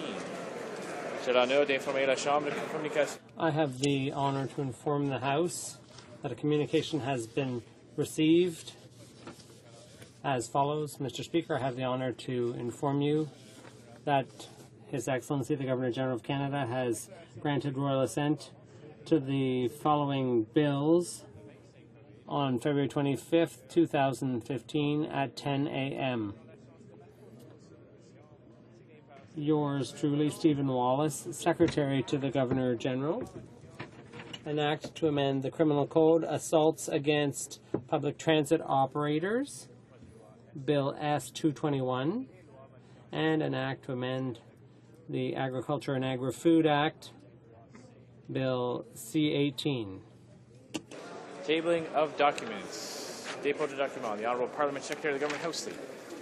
Thank you, Mr. Speaker. Mr. Speaker, pursuant to Standing Order 36.8, I have the honour to table in both official languages the government's responses to 24 petitions. Introduction of government bills. Déclaration de ministre. Statements by ministers. Reports from interparliamentary delegations. The Honourable Member for Dufferin-Caledon. Thank you, Mr. Speaker. Pursuant to Standing Order 34.1, I have the honour to present to the House in both official languages the report of the Canadian delegation of the Canada-Europe Parliamentary Association respecting its participation to the 36th Interparliamentary Meeting with the European Parliament's delegation responsible for the relations with Canada and its parliamentary mission to the country that will hold the next rotating presidency of the Council of the European Union held in Brussels, Belgium, Berlin, Germany, and Riga, Latvia, from November 10th to November 20th, 2014. Presenting reports from committees, the Honourable Member for Dufferin-Caledon. Thank you very much, Mr. Speaker. I have the honour to present in both official languages the fourth report of the Standing Committee on Citizenship and Immigration entitled Strengthening the Position of Women in Our Immigration System. Pursuant to Standing Order 109, the committee requests that the government table a comprehensive report, a comprehensive response to this report. The Honourable Member for Pierrefonds-Dollard. Thank you, Mr. Speaker. And I would like to underscore that you will find further to the report the supplementary report from the official opposition, the NDP. It is a report on the protection of women in our immigration system. It is a good report, but it completely omits certain details that we heard from certain witnesses. For example, the request to eliminate the conditional permanent residency and the request to facilitate connections between local community organizations and immigrant women. For example, assistance in case of spousal violence or information on their rights. Thank you, Mr. Speaker. Reports from committees. The Honourable Member for Kitchener-Conestoga. Mr. Speaker, I have the honour to present in both official languages the eighth report of the Standing Committee on Environment and Sustainable Development entitled Management of Municipal Solid Waste and Industrial Materials. Pursuant to Standing Order 109, the committee requests the government table a comprehensive response to this report. Thank you, Mr. Speaker. The Honourable Member for Drummond. Mr. Speaker, the members of the NDP thank the witnesses who appeared concerning municipal waste, but information was left out of the report, and so the NDP has a dissenting opinion. For example, according to the annual report of the Conference Board of Canada, Canada came last out of OECD countries with regard to waste management. Also, the experts are calling upon the federal government to show leadership in the modernization of broadened responsibility by waste producers, and the witnesses also mentioned the need to balance market regulations in order to ensure that technological solutions with regard to carbon can be developed with regard to waste management, and that businesses can invest in those technologies. Thank you. Introduction of private members' bills. Mr. Breitkreitz, seconded by Mr. Zimmer, moves for leave to introduce a bill entitled An Act to Amend the Criminal Code, Interference in Hunting, Trapping, Fishing, or Sport Shooting. This motion is deemed adopted. The honourable member for York and Melville. Thank you, Mr. Speaker. I'm pleased to introduce my private member's bill that would amend the criminal code to make it an offence to interfere with lawful hunting, fishing, trapping, or sport shooting in Canada. These outdoor heritage activities have played an integral role in shaping Canada's social and cultural heritage and make a significant contribution to the national economy. Hunters, anglers, trappers, and sport shooters have made important contributions to the understanding, conservation, restoration, and management of Canada's vital fish and wildlife resources. And while there's a patchwork of legislation in the provincial and territorial levels, this bill seeks to harmonize and clarify across Canada the protection of persons pursuing all of these outdoor heritage activities by placing these offences within the Criminal Code of Canada. Finally, I want to bring fair representation for Canadian anglers, hunters, trappers, and sport shooters to Parliament. Animal rights groups would rather have us end our passion for these outdoor heritage activities, while I'm convinced that these activities are just as important now as they ever were, and I want to ensure that those who enjoy these outdoor activities get the protection they deserve, and I believe this legislation will do just that. Thank you, Mr. Speaker. Mr. Breitkreitz, seconded by Mr. Zimmer, moves that the bill be now read a first time and be printed. This motion is deemed adopted. First reading of this bill, première lecture de ce projet de loi. When shall the bill be read a second time? At the next sitting of the House. Première lecture de projet de loi d'intérêt public. First reading of Senate public bills. The honourable member for Mount Royal. Thank you, Mr. Speaker. There have been discussions among the parties, and if you seek it, I think you will find unanimous consent for the following motion. That in the opinion of the House, there has been, in the words of the joint statement issued following the meeting of the United Nations General Assembly on January 22, 2015, an alarming increase in anti-Semitism worldwide, including the firebombing of synagogues and community centres, the vandalizing of Jewish memorials and cemeteries, incendiary calls for the destruction of Israel and the Jewish people, and anti-Jewish terror. This global anti-Semitism constitutes not only a threat to Jews, but an assault on our shared democratic values and our common humanity. Therefore, the House declares its categorical condemnation of anti-Semitism, reaffirms the importance of the Ottawa Protocol on combating anti-Semitism as a model for domestic and international implementation, reaffirms, in the words of the Ottawa Protocol, that criticism of Israel is not anti-Semitic, and saying so is wrong. But singling Israel out for selective condemnation and opprobrium, let alone denying its right to exist or seeking its destruction, is discriminatory and hateful, and not saying so is dishonest. Et la Chambre demande au gouvernement.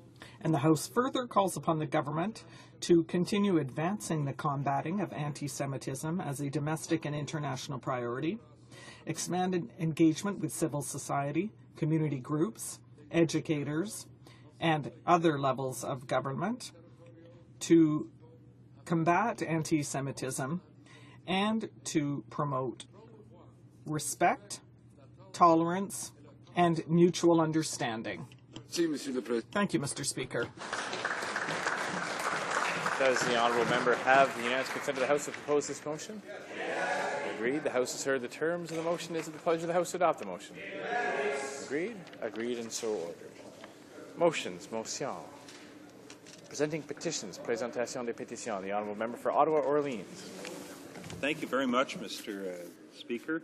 Pursuant to Standing Order 36, I have the honour to present to the House the attached petition, which is hereby certified as correct as to form and content. Il s'agit d'une pétition à la Chambre des communes This is a petition to the House of Commons calling on the respect of the right of small family farms to preserve, use and exchange seeds. Thank you, Mr. Speaker. The honourable member for Nickel Belt. Now, I have two petitions that I'd like to present today. And the first one is from some of the signatures are from Kitchener, Ontario, and then there's some signatures from Yorkton, Saskatchewan. And these petitioners call on the Minister of Health and the House of Commons to pass my bill, Bill C-356, an act respecting a national dementia strategy. And my second petition is from communities in Nickel Belt, including Azilda, Chelmsford, Balcarron, Capreol, and Sudbury. And the petitioners want the government to ensure that Canadian policies and programs are developed in consultation with small family farmers and that they protect the rights of small family farmers in the Global South to preserve, use, and freely exchange seeds. The honourable member for Etobicoke North. I present several petitions regarding autism spectrum disorders, which are characterized by social and communication challenges and a pattern of repetitive behavior and interests. They are lifelong, affect development and life experience, and exert emotional and financial pressure on families. The petitioners call on the government to work with the provinces and territories and stakeholders to develop a pan-Canadian strategy for autism spectrum disorders. The honourable member for Kitchener-Conestoga. Thank you, Mr. Speaker. Mr. Speaker, I have the honour to present a petition to ensure that Canadians have a fair electoral system. This petition is signed by roughly 160 people from Kitchener-Waterloo and southwestern Ontario. They're calling on the House of Commons to immediately undertake public consultations across Canada to amend the Canada Elections Act to ensure that voters can cast an equal and effective vote to be represented fairly in Parliament regardless of political belief or place of residence, are governed by a fairly elected Parliament where the share of seats held by each political party closely reflects the popular vote, and live under legitimate laws approved by a majority of elected parliamentarians representing a majority of voters. Thank you, Mr. Speaker. Rivière du Nord. The honourable member for Rivière-du-Nord. Mr. Speaker, I am pleased to table in this House a petition signed by close to 300 people from my riding who are calling upon the Government of Canada to adopt international aid policies that support small farmers, especially women, to recognize the indispensable role in the fight against poverty and to ensure that these policies respect the rights of small family farmers to preserve, use and exchange seeds. Thank you, Mr. Speaker. Presenting petitions, the honourable member for Thunder Bay, Superior North. Thank you, Mr. Speaker. I have two petitions today. The first is that the House condemn discrimination against females occurred through sex-selective pregnancy terminations, given a variety of factors, including creating a global gender imbalance. The second one, Mr. Speaker, has to do with impaired driving, in other words, drunk drivers. And they're calling upon this House to pass tougher laws so that new mandatory minimum sentences is available for people convicted of impaired driving causing death, and redefining the offence of impaired driving causing death as vehicular manslaughter. Thank you, Mr. Speaker. Presenting petitions, the honourable member for Fleetwood Port Kells. Thank you, Mr. Speaker. Mr. Speaker, I'm pleased to rise today on behalf of the citizens of Fleetwood Port Kells to present a petition signed by dozens of local residents who are outraged by the unnecessary death of a young woman killed by a drunk driver.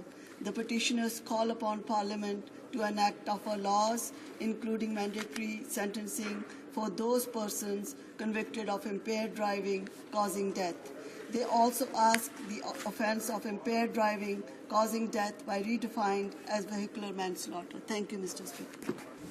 Presenting petitions, the honourable member for Saanich Gulf Islands. Thank you, Mr. Speaker. I rise to present two petitions today. The first is in relation to mandatory minimums. These are all constituents from within my own riding, from North Saanich, from Salt Spring Island, and elsewhere in Saanich Gulf Islands, opposing the use of mandatory minimums as offensive to our Charter of Rights and Freedoms and leading to the construction of new prisons. The second petition has over 500 signatures, Mr. Speaker, from across Canada, including in my riding, but in every province, calling for stable, predictable funding for our national public broadcaster, Radio-Canada et CABC. Presenting petitions, the honourable member for Langley. Thank you, Mr. Speaker. I sadly present this petition that informs the House that Donald McKeon, a 49-year-old single dad, was tragically killed by a drunk driver as he lay dying along the side of the freeway. His son holding him, the drunk driver came over and started beating up on both of them. Mr. Speaker, Families for Justice is a group of Canadians who've also lost loved ones to an impaired driver. They believe that Canada's impaired driving laws are much too lenient. They want the crime to be called vehicular homicide, which is in C-52.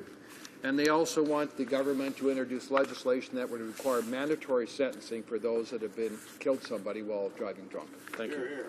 Presenting petitions, the Honourable Member for Burnaby, New Westminster. Thank you very much, Mr. Speaker. It's an honour to present in the House today a petition signed by nearly 100 residents. The city I represent, Burnaby and New Westminster as well, as residents of Delta and Surrey, British Columbia. And these petitioners call on the government to address the deplorable fact that we do not have a national strategy for dementia. And they call upon the House of Commons to pass Bill C-356, which was introduced by the NDP MP for Nickelbelt.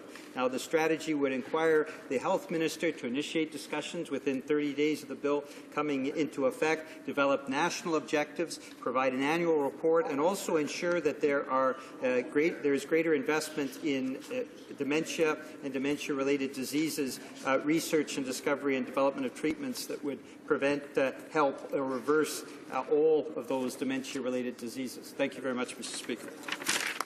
Presenting petitions. Présentation de pétitions.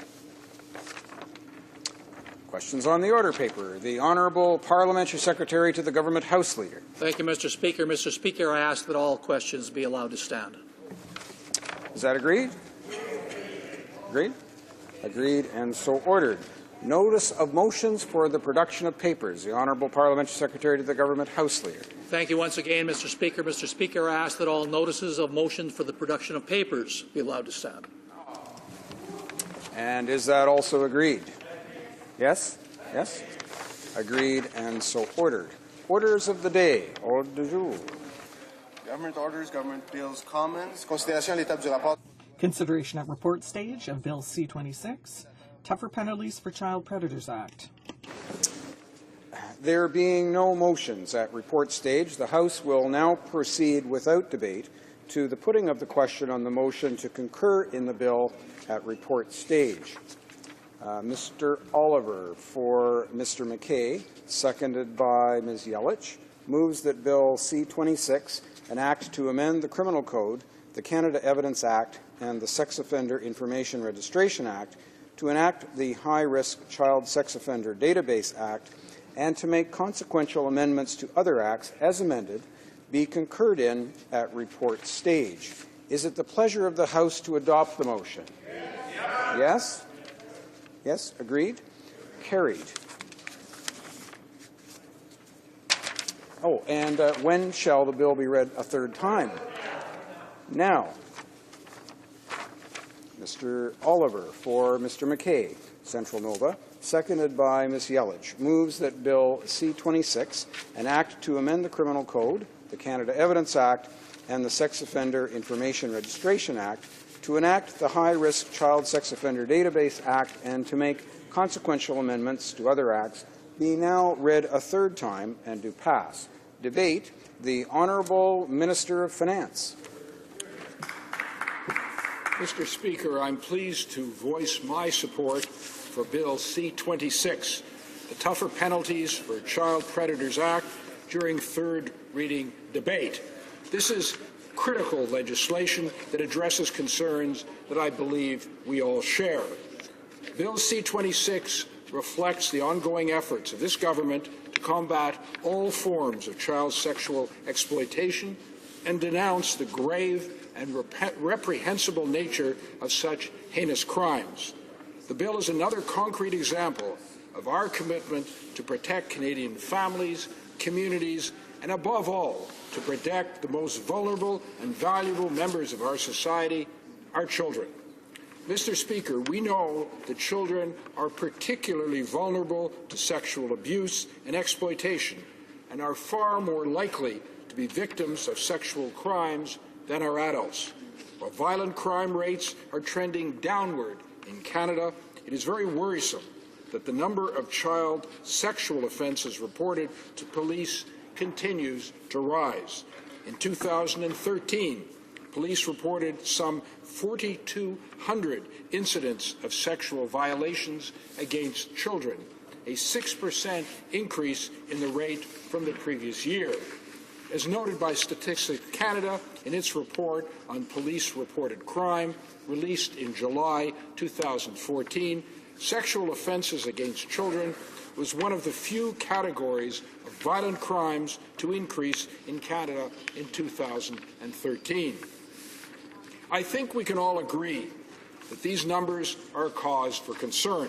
And let me assure you that the troubling reality behind those numbers is exactly what the Tougher Penalties for Child Predators Act aims to address. The proposed criminal law reforms in Bill C-26 are targeted at deterring these horrific crimes, ensuring that offenders are held accountable for the harm they cause to children, and enhancing our ability to monitor these offenders to assist in preventing recidivism. More specifically, Bill C-26 proposes to increase mandatory minimum penalties and maximum penalties for many child sexual offenses. For example, Bill C-26 would ensure that maximum punishment for all hybrid sexual offenses against children would be 2 years less a day for a summary conviction and 14 years on indictment. 26 also proposes to increase the penalties for making and distributing child pornography, as well as to make these offences strictly indictable to better reflect their seriousness. Child pornography offences can have long-lasting and devastating impacts on victims, particularly when images and videos are posted on the Internet. Once on the web, child pornographic images can quickly be disseminated around the world and might be accessed indefinitely, with the result of re-victimizing the child victim at every click. Mr. Speaker, this bill would also ensure that committing a child sexual offence while on a conditional sentence order, parole, or statutory release is considered an aggravating factor for sentencing purposes to assist in preventing future offences by convicted child sexual offenders. Bill C-26 proposes to increase maximum penalties for violations of prohibition orders, probation orders, and peace bonds. Canadians are rightfully concerned about the mobility and conduct of known child sexual predators once they are released into the community, and stricter measures are needed to ensure that supervision orders are observed and breaches of conditions result in appropriate consequences. These conditions, which may include refraining from being in contact with a victim, staying away from a specific household, or prohibitions around the use of weapons, alcohol, or drugs, are imposed to protect the children. A breach of these conditions generally means that there is an increased risk that the offender may commit further sexual offences. Therefore, Bill C-26 would increase the maximum penalties for breaches of conditions of any of these orders from 6 to 18 months if preceded by summary conviction, and from 2 to 4 years if preceded by indictment. Mr. Speaker, Bill C-26 not only sends a strong signal that the protection of children is a paramount value of Canadian society, it also communicates the important message that every victim matters. The reforms in Bill C-26 would also amend the Canadian Evidence Act to ensure that spouses of individuals accused of child pornographic offenses are compellable witnesses for the Crown. The testimony of an accused spouse may be required to facilitate the prosecution of a child pornography offense when the pornographic material is found on a home computer, for example. Cependant, les modifications. But Bill C-26's criminal law reforms do not stop there. To further address the risk posed by child sexual offenders, Bill C-26 proposes amendments to the Sex Offender Information Registration Act to require registered sex offenders to report an absence of 7 days or more for travel inside or outside of the country, as well as all dates and locations where they would stay during the trip. Importantly, child sexual offenders would also be required to do so for any trip, regardless of its duration. Would also increase our knowledge of sexual offenders by authorizing the sharing of information on registered sexual offenders between National Sex Offender Registry officials and the Canada Border Services Agency. In particular, this would assist in preventing and addressing offenders who travel abroad to commit sexual offenses against children. C-26 also proposes to create a national, publicly accessible database of high-risk child sexual offenders who have been the subject of a public notification in a provincial or territorial jurisdiction. A centralized database would help to ensure that law enforcement and the public have greater access to information about high-risk child sex offenders. Mr. Speaker, our government recognizes that the issue of child sexual exploitation is not one-dimensional and requires a multi-pronged or holistic approach.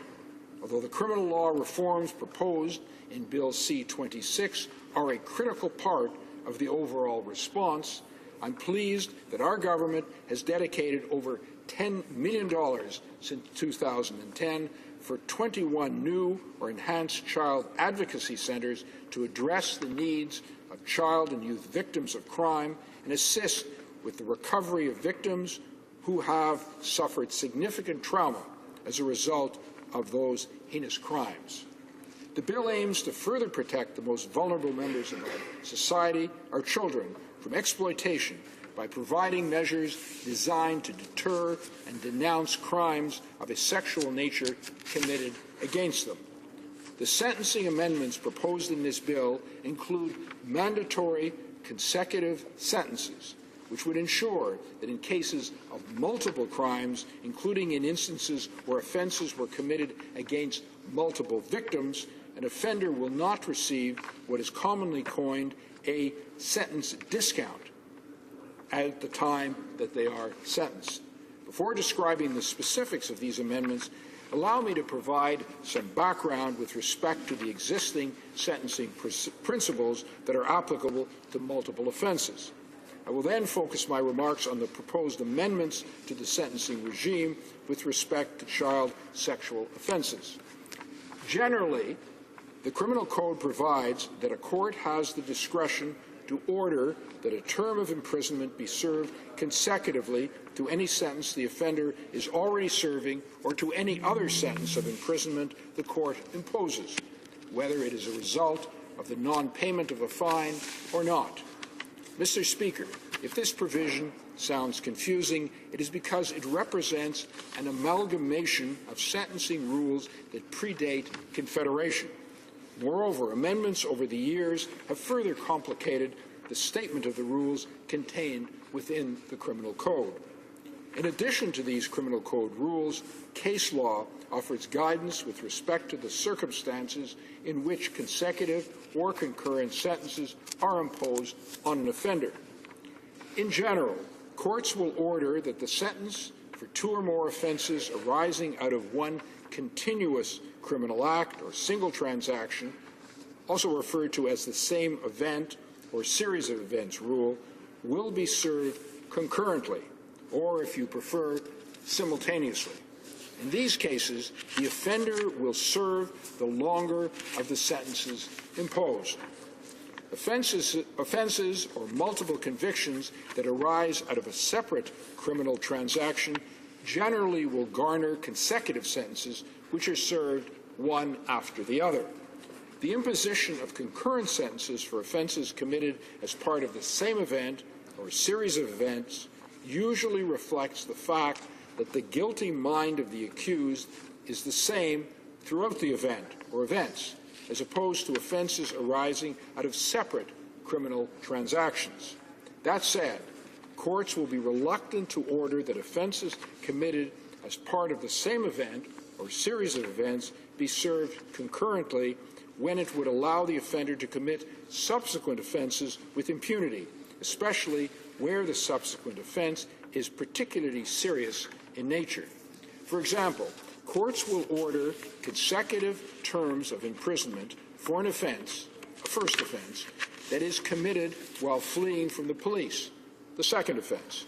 They will also order that an offense committed while on bail will be served concurrently to the terms of imprisonment for the predicate offense, I should say. The determination of whether sentences are to be served concurrently or consecutively, therefore, is a matter of fact-specific inquiry. And that inquiry is as to whether the connection between the two offenses is sufficiently close to warrant concurrent sentences. Mr. Speaker, it is important to outline the relevant sentencing principles at play, especially when discussing concurrent and consecutive sentences. The Criminal Code provides that the fundamental purpose of sentencing is to contribute to the respect for the law and the maintenance of a just, peaceful, and safe society by imposing fit sentences that have one or more of the following objectives: denunciation, deterrence, separation of offenders from society, rehabilitation, reparation for harms done to victims, and the promotion of a sense of responsibility in offenders. A fit sentence is one that is proportionate to the gravity of the offense and the degree of responsibility of the offender. The Criminal Code explicitly directs that a fit sentence must focus on the objectives of deterrence and denunciation. The last step a court must take before deciding whether to consider that any terms of imprisonment that it imposes be served consecutively or concurrently is to consider the totality principle. Pursuant to paragraph 718.2c of the Criminal Code, a court that imposes consecutive sentences must determine whether the combined sentence is unduly long or harsh. In other words, the totality principle requires courts to determine whether the totality of the sentence adequately reflects the overall gravity of the offender's conduct. Where the court is of the opinion that the combined sentence is unduly long or harsh, it may order that some of the offense be served concurrently instead of consecutively. However, where the Criminal Code prescribes mandatory consecutive sentences, a court may impose shorter sentences on some or all of the individual offenses in order for the combined sentence to be a fit sentence. And this would be the case for the offenses of possession of explosives for a criminal organization, use of firearm in the commission of an offense, or terrorism offenses, or criminal organization offenses.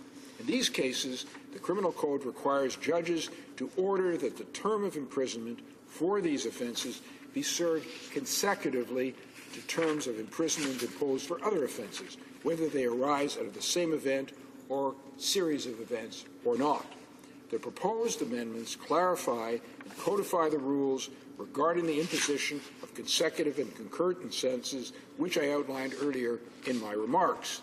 The amendments would also require courts to order, in certain cases, consecutive sentences on offenders who commit certain sexual offenses against children.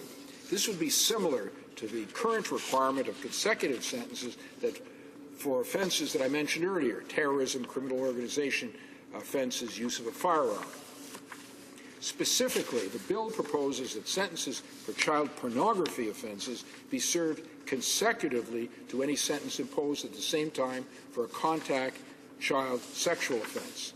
It would also propose that in cases of multiple victims, sentences imposed at the same time for contact child sexual offenses committed against one victim be served consecutively to those imposed for contact child sexual offenses against any other victim. These amendments recognize the increasing tendency of courts to direct that a sentence for possession or making of child pornography be served consecutively to a sentence for a contact child sexual offense in recognition of the heinous nature of sexual offending against children, especially where the child pornography material is distributed via the Internet. Furthermore, requiring child sexual offenders to serve sentences imposed for offenses committed against different victims consecutively would address the so-called volume discounts given to child sexual offenders sentenced at the same time for multiple child sexual offenses. This direction is also valid in cases of multiple child sexual offenses, especially where there is more than one victim.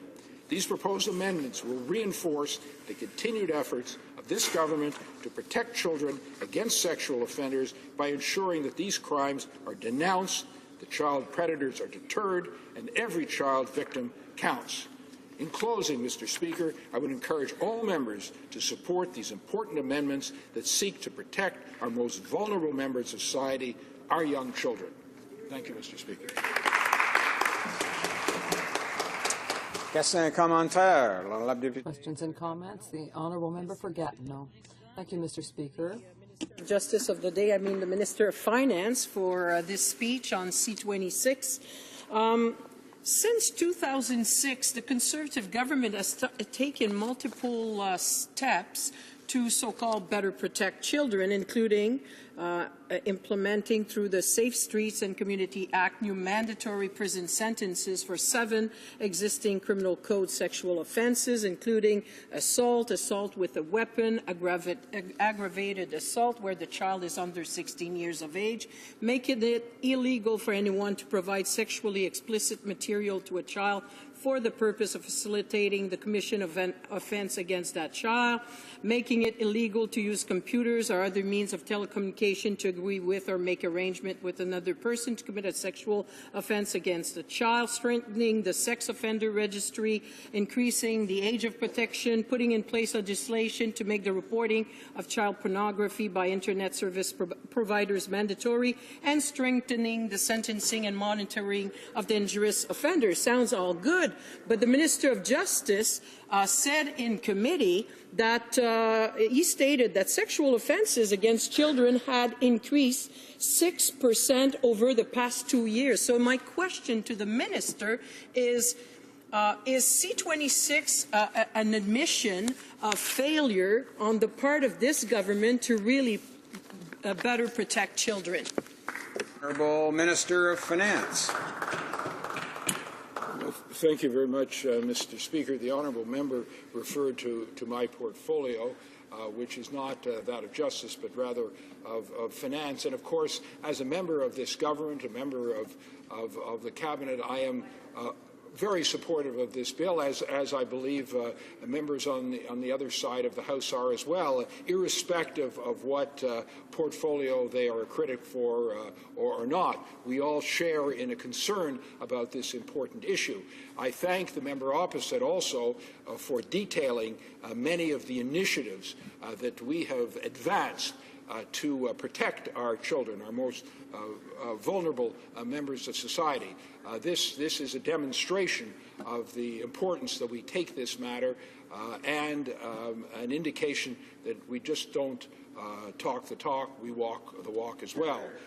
Unfortunately, the nature of cyberbullying and sexual offenses is such that the challenge is becoming ever greater, and so we have to respond. What we've done is very positive. What we've done was needed. What we've done was right and just and appropriate and protective of children, but it's clear we have to do more, and that's the purpose of this bill. Questions and comments. The honourable member for Charlottetown. Thank you, Mr. Speaker, and I appreciate the opportunity to be able to pose a question to the Minister of Finance on this bill, because although he may not believe it, it is probably him more so than the Minister of Justice who has a greater capacity to contribute to the goal that we all have of there being less victims. And I'll tell you what I mean by this. We have heard at committee from witnesses, and the academic literature is replete with the same conclusion that mandatory minimum sentences do not work. They do not result in fewer victims.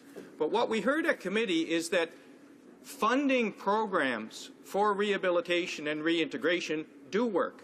And one program that we heard specifically about at committee was Circles of Support and Accountability, where the success rate is 70 to 80% in eliminating reoccurrence.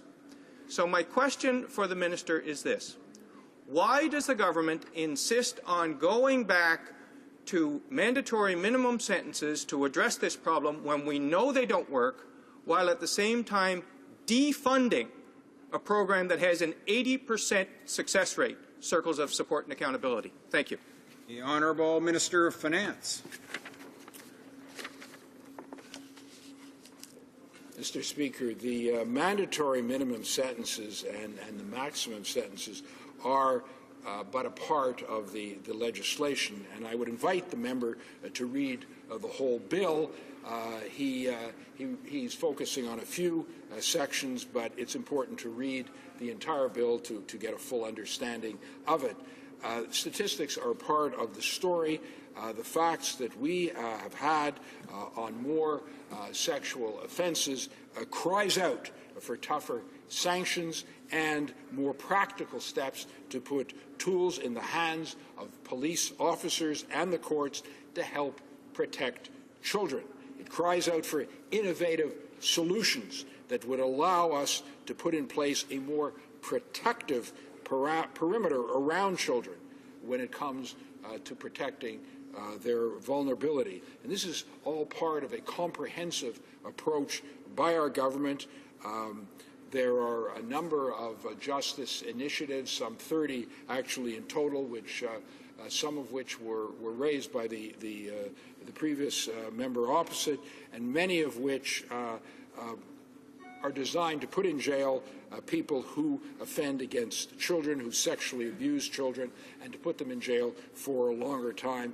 We think this is in the best interests of our most vulnerable people. Questions and comments. The honourable member for Langley. Well, thank you, Mr. Speaker. I really want to thank the minister for all the work he's done on this important file and this bill. And, Mr. Speaker, I want to ask him why the Liberals and the NDP have such a long legacy of focusing on the offender and not the victim, and why they are falsely telling this House that mandatory minimum sentences have no effect, when in fact they do have a very strong effect. So, Mr. Speaker, if the minister can address that important question, why misleading information from the opposition, and why a legacy of sticking up for the offender and not the victim? Honourable Minister of Finance. Well, I thank the member for that important question, but actually I'm not well placed to answer it.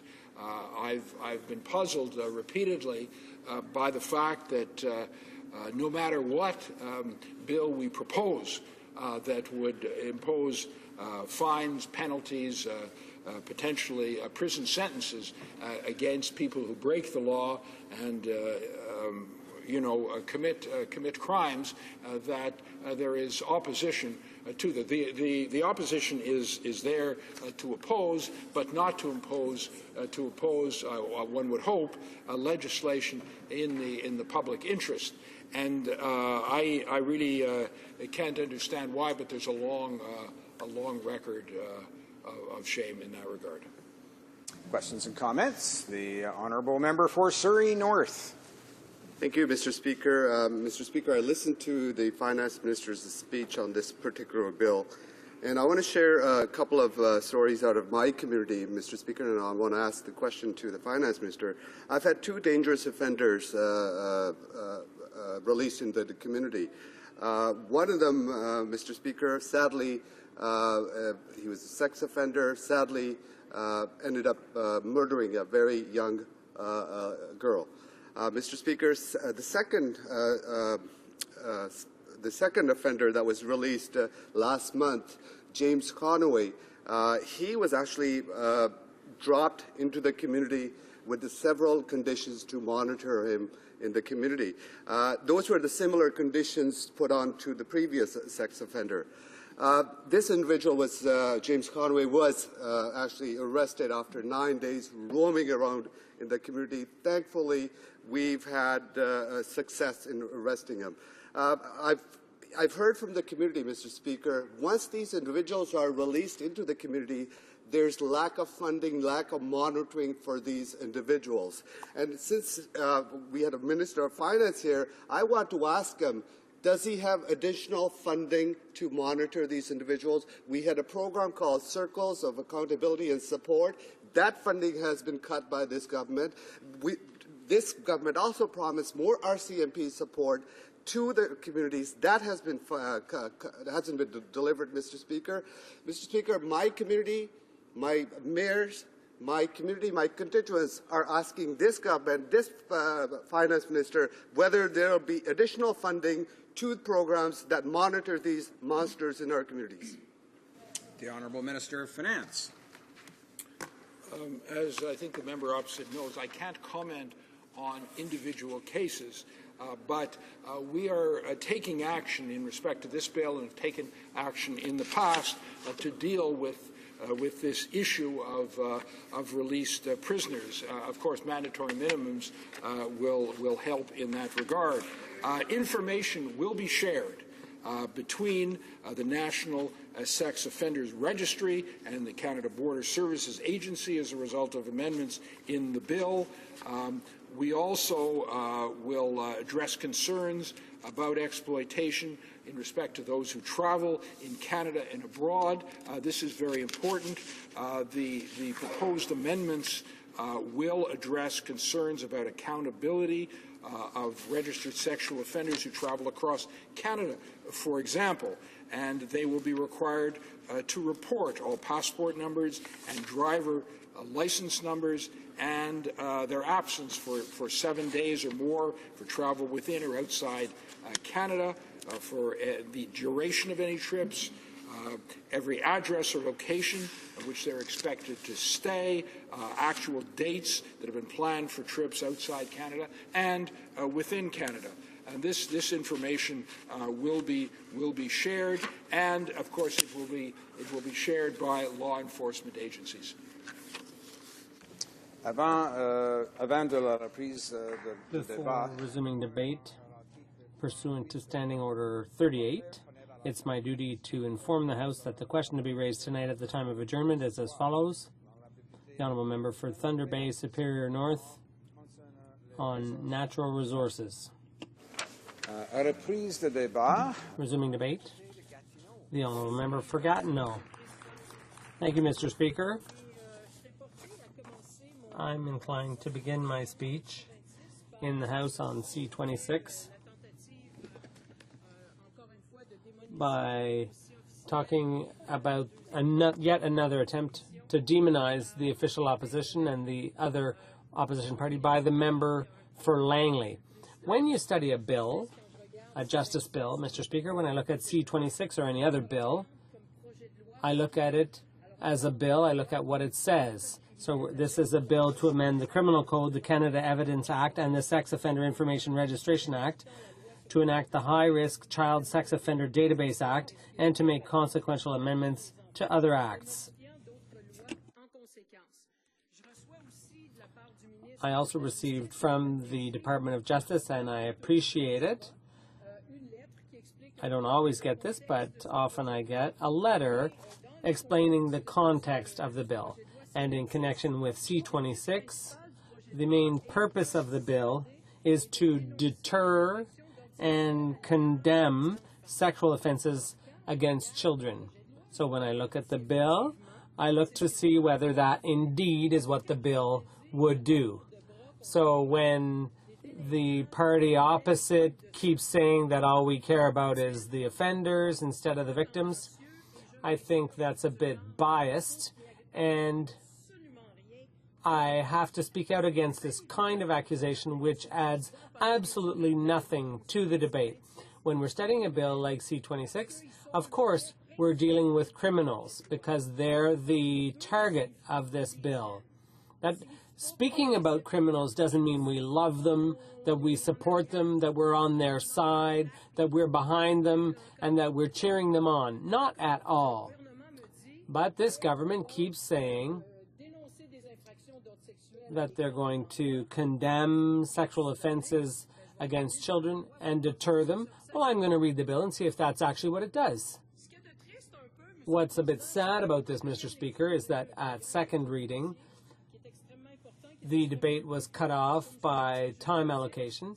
The debate was very complex. It involves a number of different acts, different pieces of legislation.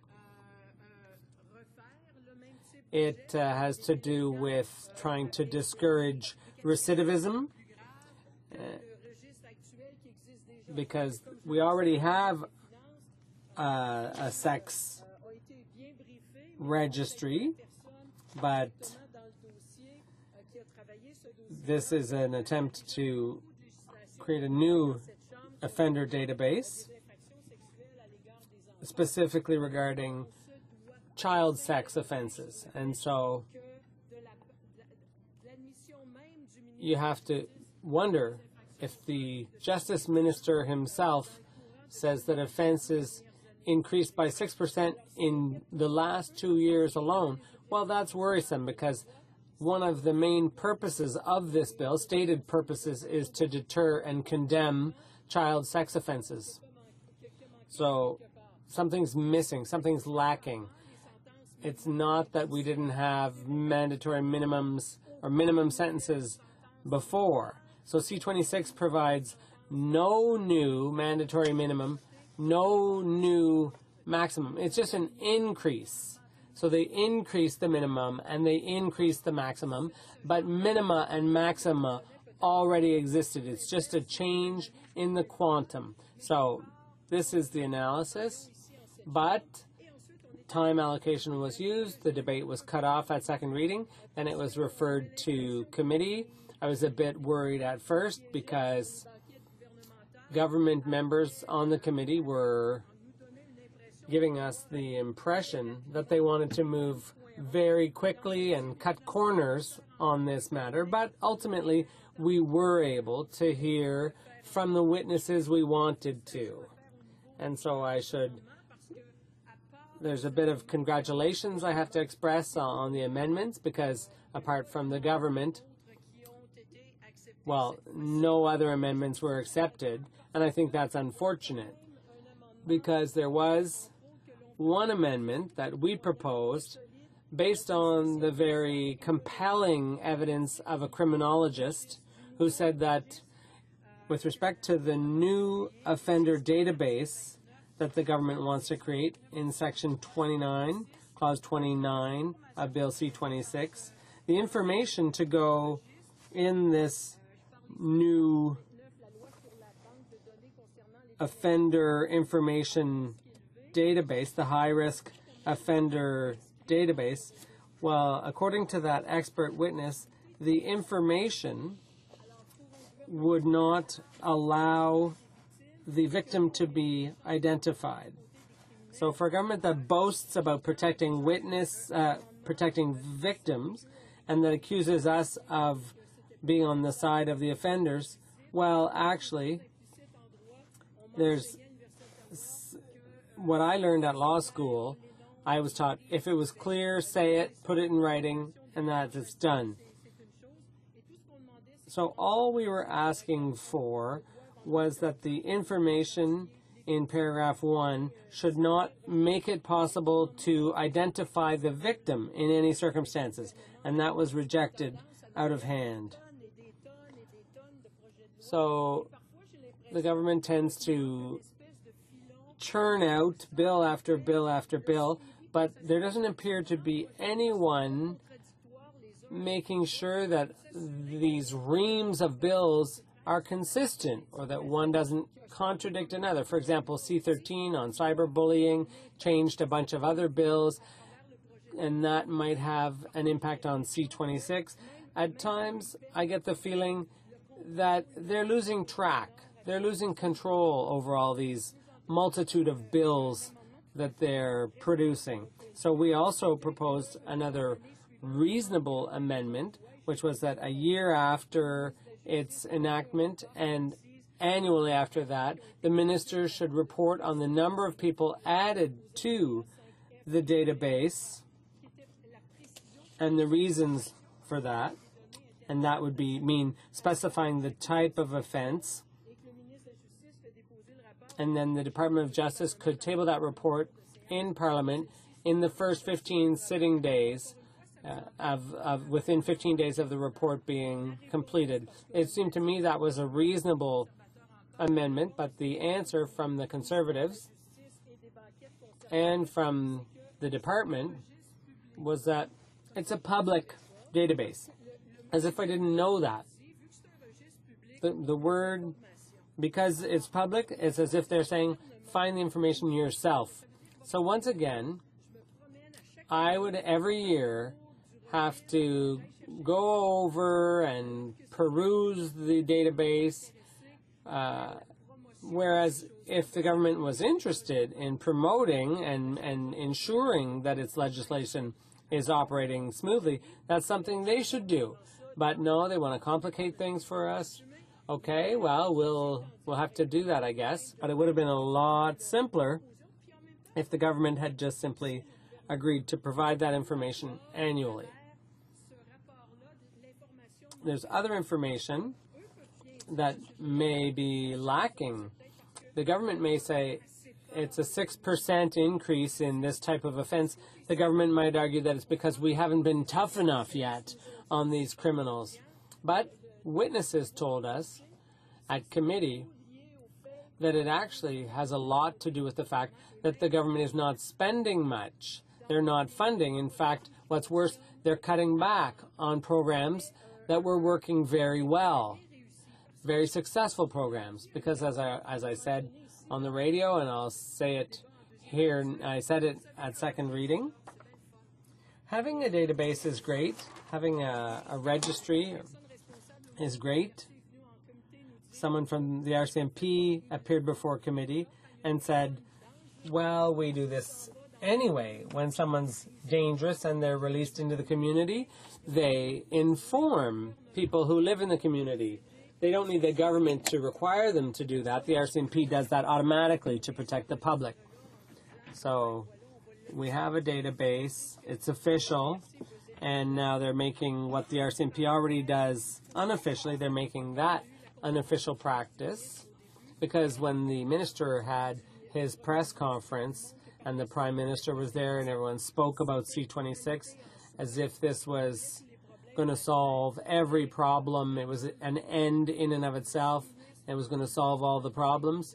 And the Deputy RCMP Commissioner answered a question of mine and said this might actually only affect about a dozen cases per year. So that brings us a little back down to reality. These offenses already existed. The higher risk category, really, we're only talking about a dozen criminals that would fall into that high risk classification. So instead of seeing this kind of thing, I'd be more concerned about high-risk individuals being out in the community. But this government is more interested in the paperwork, the optics, the rhetoric. They want to look tough. They want to look like they're doing things, like they're cracking down. But when the rubber hits the road, when you look at the funding, for example, for the RCMP to investigate, for police forces, when I hear police forces saying our priority now is anti-terrorism, so we're putting aside other things, well, that makes me shiver a bit, because when the minister says we're going to sentence people based on these criteria, yes, there's deterrence, there's what have you, but one of the main raison d'etre of government is to protect the public.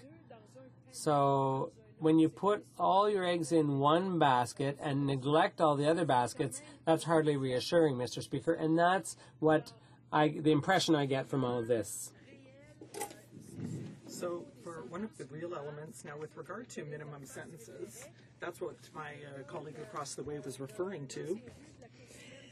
I believe in what a former Supreme Court justice told us with regard to another justice file, that not all minimum sentences are necessarily unconstitutional. It's not a tool that we should necessarily focus on first and foremost, and I think that's very important to underscore. Even the witnesses, victims who came before the committee, they were people who work with associations that support victims. Those people told us it's not minimum sentences that are at stake here. That's not what we're talking about here. The minimums that the Conservatives have put into C26, for the type of offense we're talking about, with the seriousness of the crime that is committed, to talk about those minimums, well, that's a problem.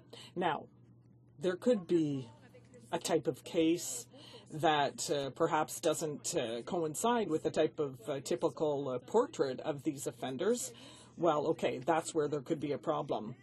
It's not to defend criminals to say that they're against that type of offense with minimum sentences. It's the fact that at the end of the day, perhaps to have those minimum sentences, which may not be imposed by the court, because obviously the court wants to sentence them for a longer time, and that's what we want. But with regard to the bill targeting child kidnapping, obviously, from the analysis of case law before committee, it was clear that the average sentence went well beyond the minimum sentence that the Conservative government wanted to impose.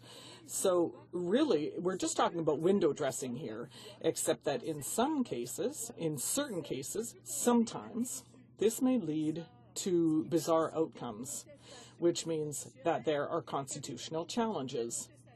And with these challenges, all you need is one single case that doesn't fit the typical portrait of a minimum sentence for the provision to be quashed, and that we have to come back here to start all over again, to start from scratch. So that is just one of the problems. But in the context of Bill C-26, we on the NDP side are going to support it at second reading, that's clear. Or rather, we did support it at second reading. We got the additional information that we needed, and even though it's not a perfect bill, and it's not the type of bill that we would put forward, I think that we would be a bit more, how can I put this? We'd be a little bit more harsh or a bit more rigorous in our analysis. We would ensure that people who are released are not public hazards. My Liberal colleague early talked about the circles of accountability and support, and yes, that was shown in committee to have a success rate of some 80%. So who would turn away from that? Well, only the Conservatives, because they don't want to talk about that kind of thing.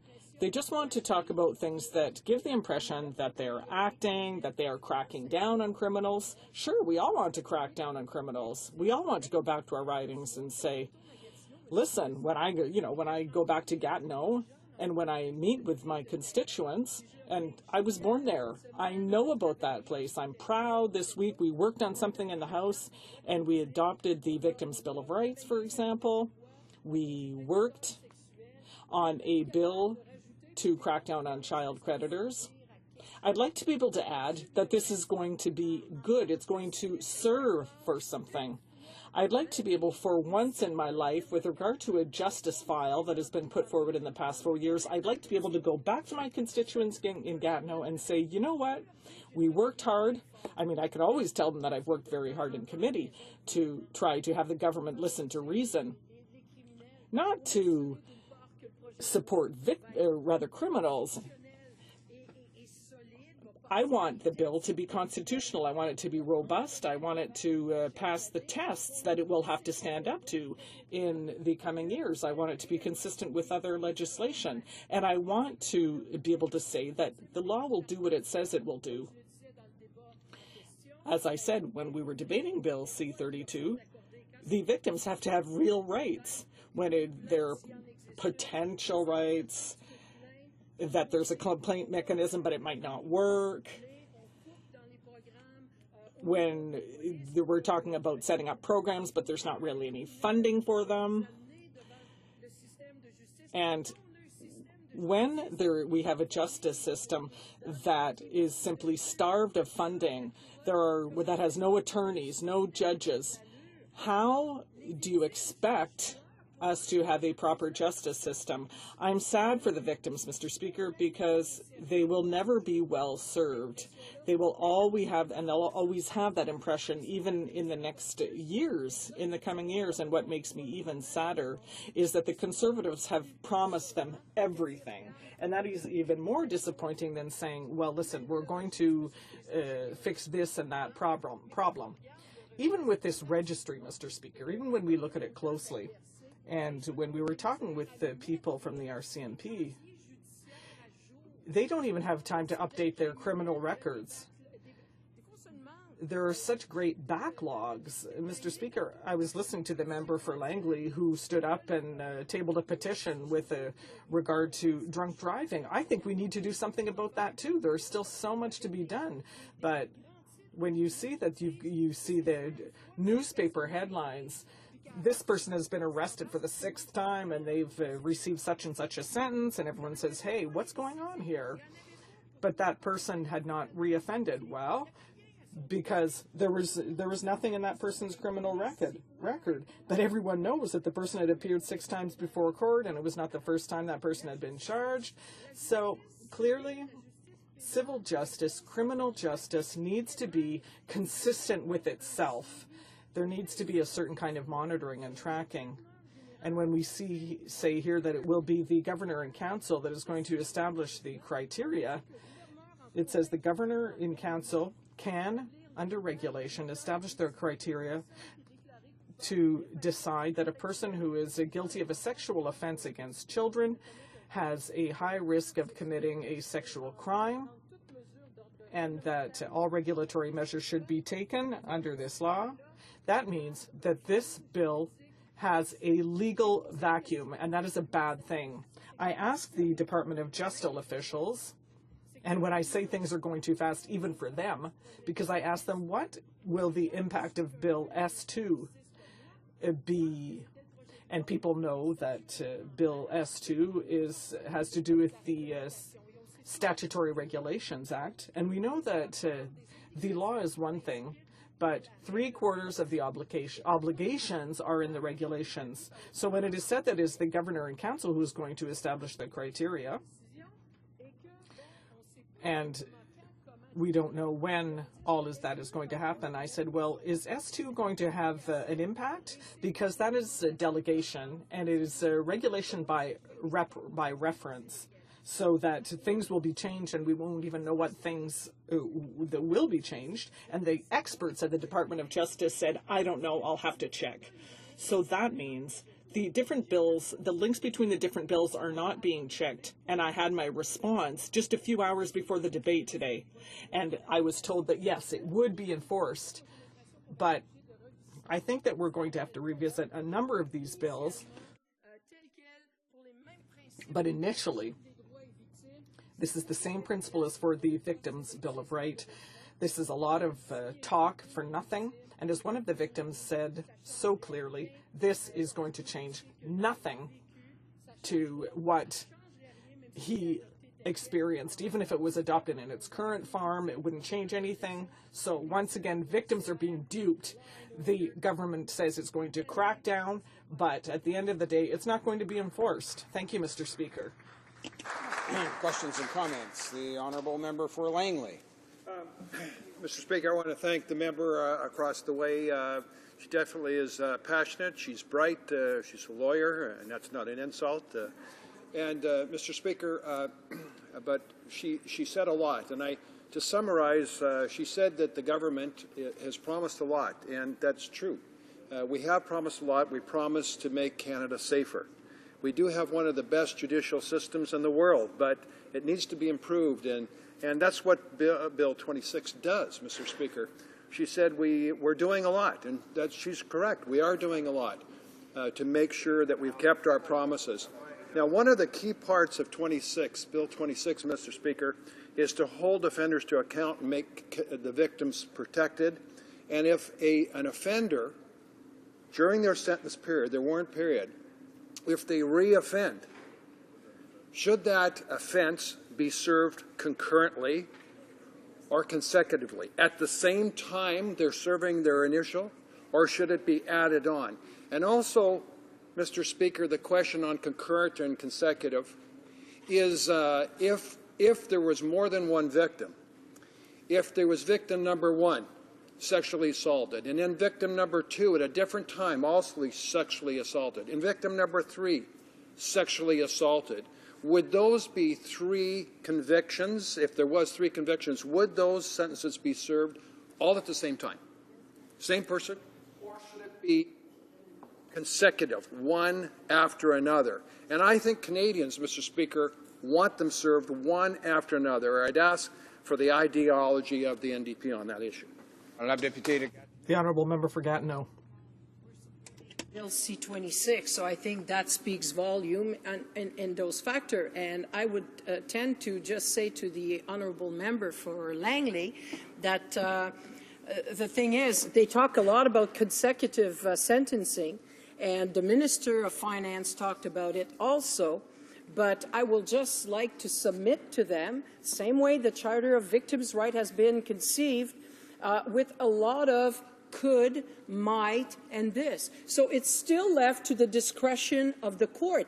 And I would encourage the member, if he's really interested as much as I am, on having a solid and intelligent, and I believe that a crime should be punished accordingly to what the crime is.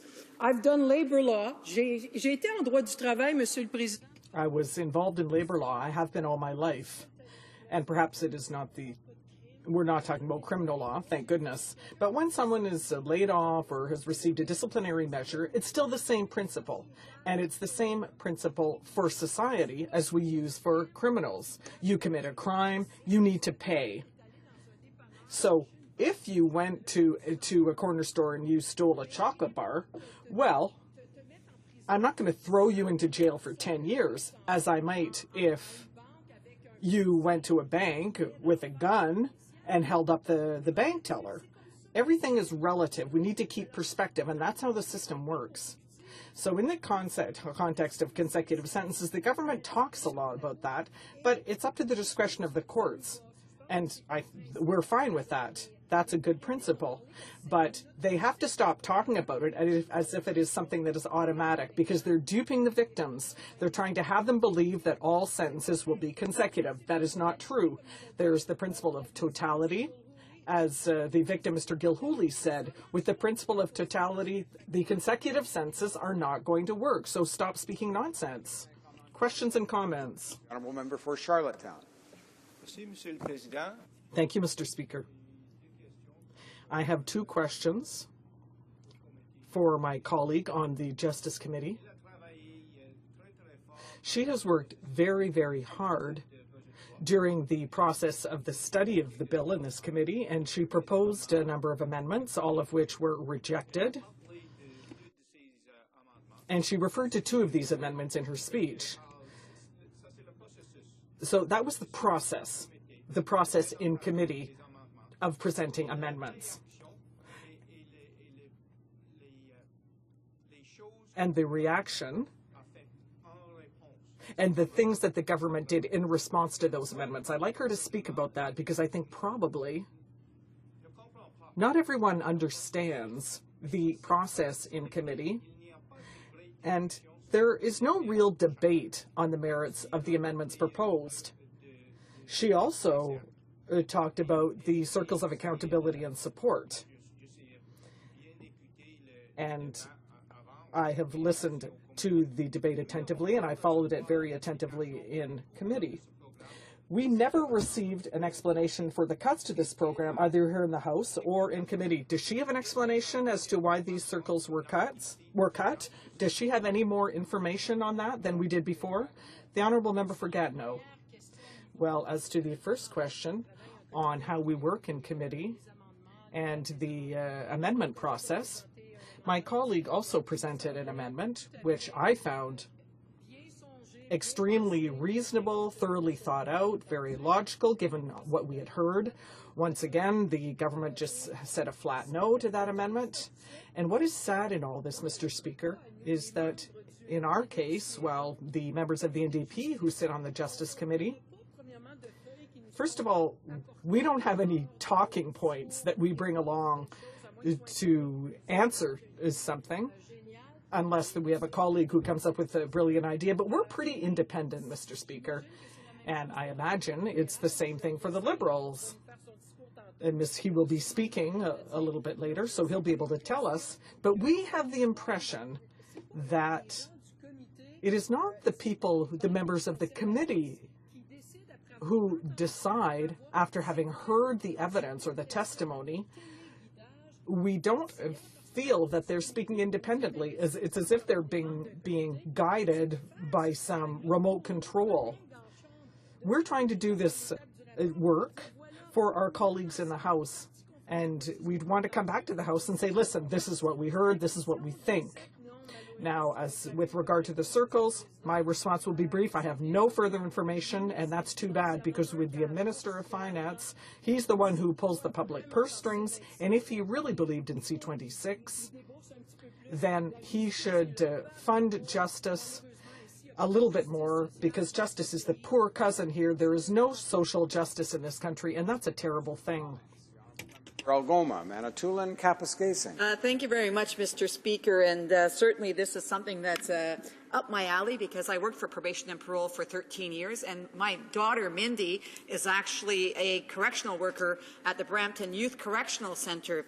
So I can tell you that one of the questions that was posed a while ago with respect to whether the sentences should be concurrent or consecutive, I think that the government and us as Parliament have a responsibility to ensure that the criminal code is very clear about what it constitutes. But at the end of the day, it is the judge, based on the assessment, based on pre-sentence reports, based on predisposition reports, whether it's an adult or a youth, that will determine whether or not that sentence should be consecutive or concurrent.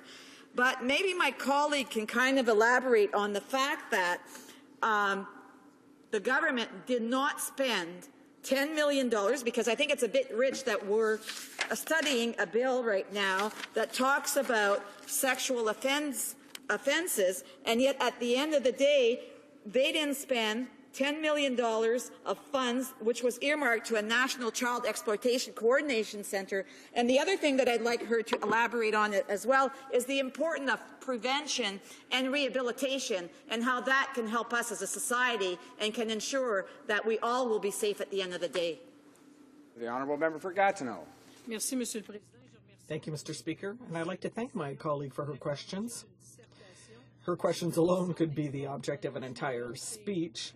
With regard to the $10 million fund, that's a complete aberration, because that money was supposed to go directly to that center. Anything that could help victims, I mean, you hear it from the Conservative government, from the Conservative side all the time.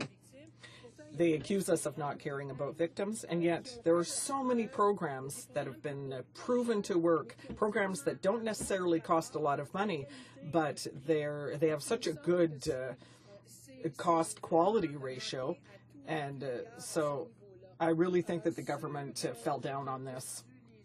Now, what were the other questions? Yes, prevention. Thank you very much for having put a question on prevention, because asking about prevention does not mean that we like to hug a thug. On the contrary, I do not want to release back into the community someone who may reoffend. I have no pride in saying that there has to be a registry of this time that is going to inform me that there are dangerous people in my community. I'd rather they not be there. So we have to work on this, Mr. Speaker. If there are people who we can rehabilitate through programs that have been proven to work, well, then we need to think of other measures. Resuming debate, the honourable member for Charlottetown. Thank you, Mr. Speaker. I rise today to speak on Bill C-26, the Tougher Penalties for Child Predators Act. Protecting children from predators is a Liberal priority, as I'm sure it is a priority of everyone in this House. And for that reason, we'll be supporting this bill, though in many respects we view it as a missed opportunity from a policy perspective. I want to be clear. Sexual violence is traumatic and devastating at any age, but even more so for children. The attempt of criminal sentencing to in some way quantify the impact of sexual violence is a failure from the outset. As with all violent crime, no criminal sentence or civil remedy can undo the wrong that has occurred, though we would hope that healing is possible for every victim. However, the law can only deliver an imperfect measure of justice.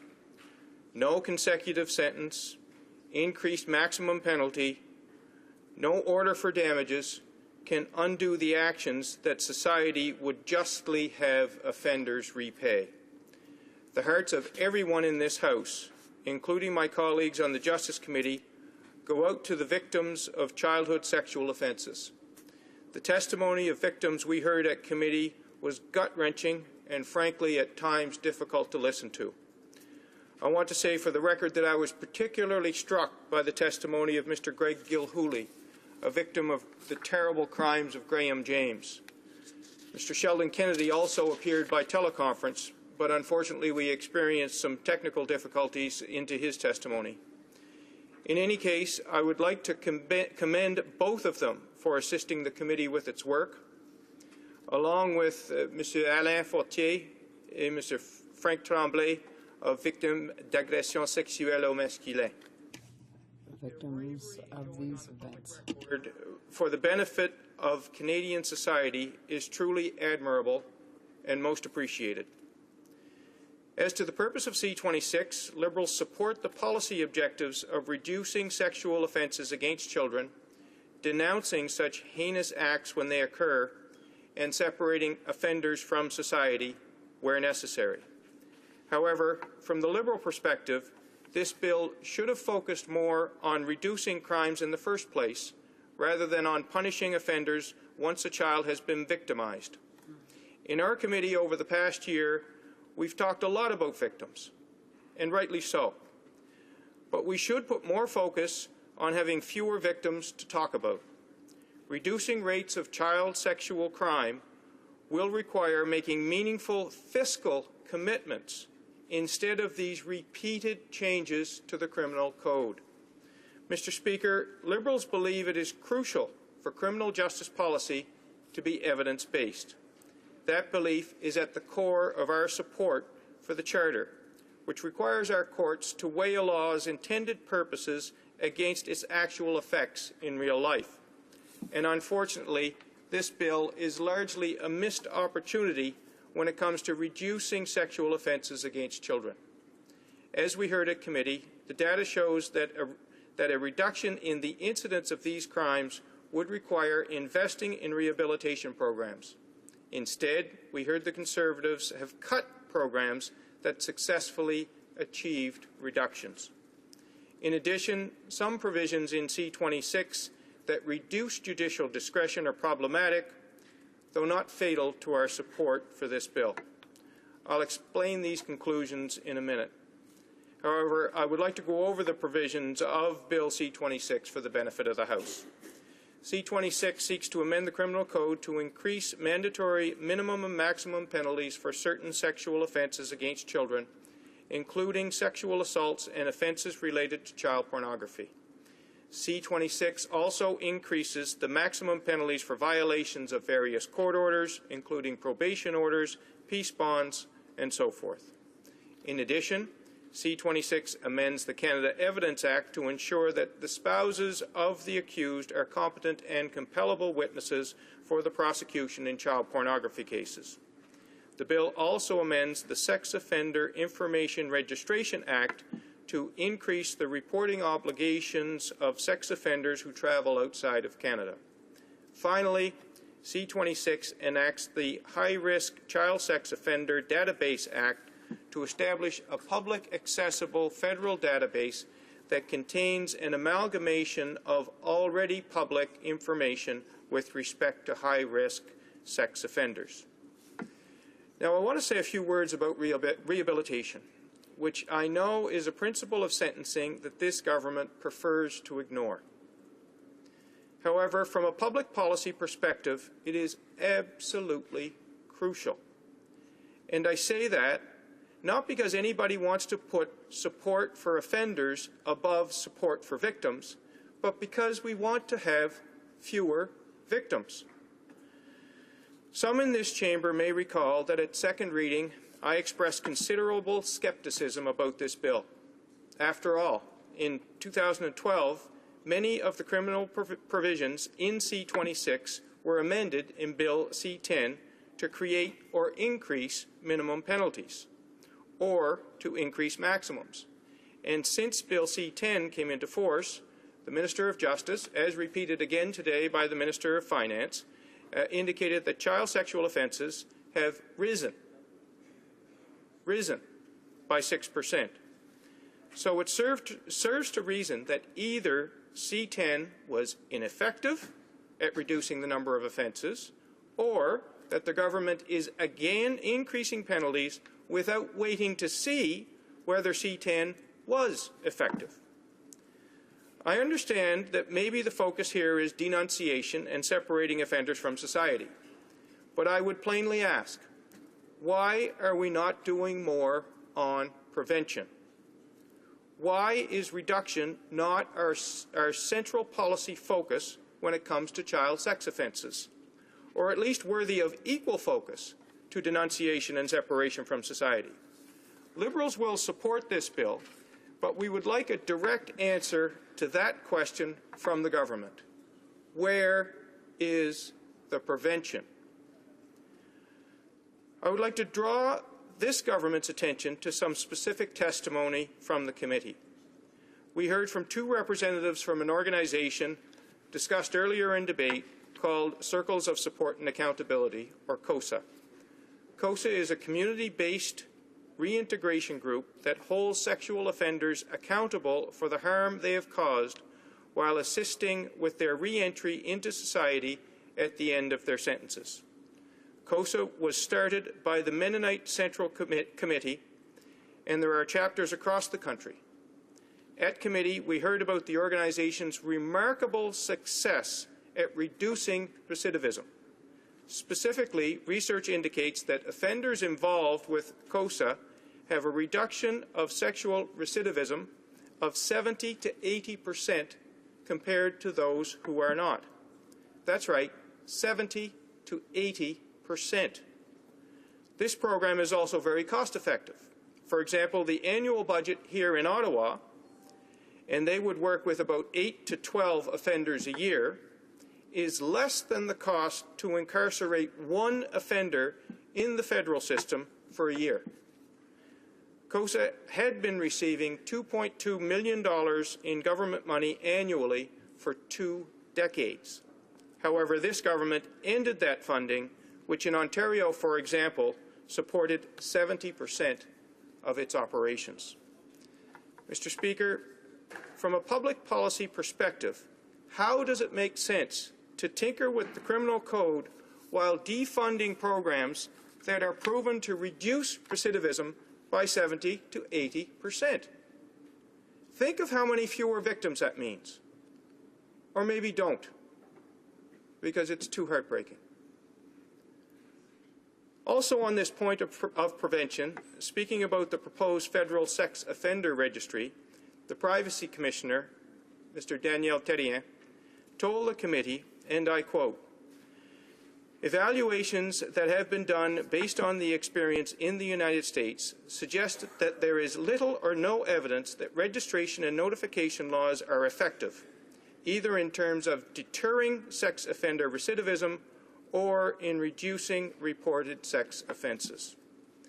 Mr. Speaker, any government's time and money are limited resources. Is Bill C-26 an efficient allocation of those resources to serve the worthy objective of reducing child sexual offences? Again, I repeat, a missed opportunity. I also want to mention that it remains my view, and the view of the Liberal Party, that some of these changes inappropriately remove judicial discretion from the sentencing process. Perhaps Conservatives look at these changes and think, great, higher sentences across the board. However, I think a key point that gets missed here is that discretion isn't eliminated, it's simply downloaded to law enforcement and prosecutors. The result in some instances might be that we would see no charge where we would currently see a relatively minor or moderate charge because a new mandatory minimum would make an appropriate outcome impossible. Dr. Stacey Hannam, the chair of the Policy Review Committee at the Canadian Criminal Justice Association, drew our attention to the particular problem of eliminating summary offence options. In any event, I want to reiterate that Liberals will support this bill because we indeed support the denunciation of child sexual offences, as well as separating offenders from society where necessary. And none of my criticisms of this bill detract from the gravity of these types of crimes. However, their gravity is why I wish that this government would do more to prevent these crimes in the first place, rather than focus exclusively on dealing with their consequences. As I said, this was a missed opportunity to prioritize prevention of these intolerable crimes. Thank you, Mr. Speaker. Before we start questions and comments, I just wanted to indicate to honourable members, I know that this is an important and complex question, but I do notice that the period allowed for questions and comments, even when it's 10 minutes, we've scarcely been getting 3 interventions into that 10 minutes. So I'm appealing to honourable members for their colleagues who may wish to participate in that period to the extent that the member can, to keep those interventions as brief and succinct as they can. Questions and comments. La députée de Gatineau. The honourable member for Gatineau. Hard by you, Mr. Speaker. I know I'm one of the guilty person on that front. Ma question est la suivante. My question is the following for my colleague, who is the justice critic for the Liberals. We talked a bit about the committee work, and I had a concern that arose during the committee work concerning the 2 only amendments that were accepted. And they were announced as being technicalities, but in the end, people from the department said that they were substantial errors and omissions. So I'd like his opinion on this, because this is not the first time that we get to clause by clause with new provisions that open up areas that were not even studied by the committee. So I'd like his opinion on that issue. The honourable member. Merci beaucoup. Thank you very much for that question. I believe that what happens several times at the committee is exactly as my colleague mentioned, and it unfortunately indicates a real lack of respect for the participants at the committee hearings. These amendments were amendments that could very easily have been tabled and discussed with the witnesses during the committee meeting. So to receive those amendments after we had heard all of the testimony, and when we had reached the clause-by-clause stage, was really unfair. That was a lack of respect for all of the participants who are there to really try and improve the bill. So that's my opinion. There's no problem tabling amendments at the last minute, but when the government knows that they have such amendments in hand, they must be presented at the earliest opportunity. And it is far preferable to discuss these amendments with the witnesses. The honourable member for Mississauga-Streetsville.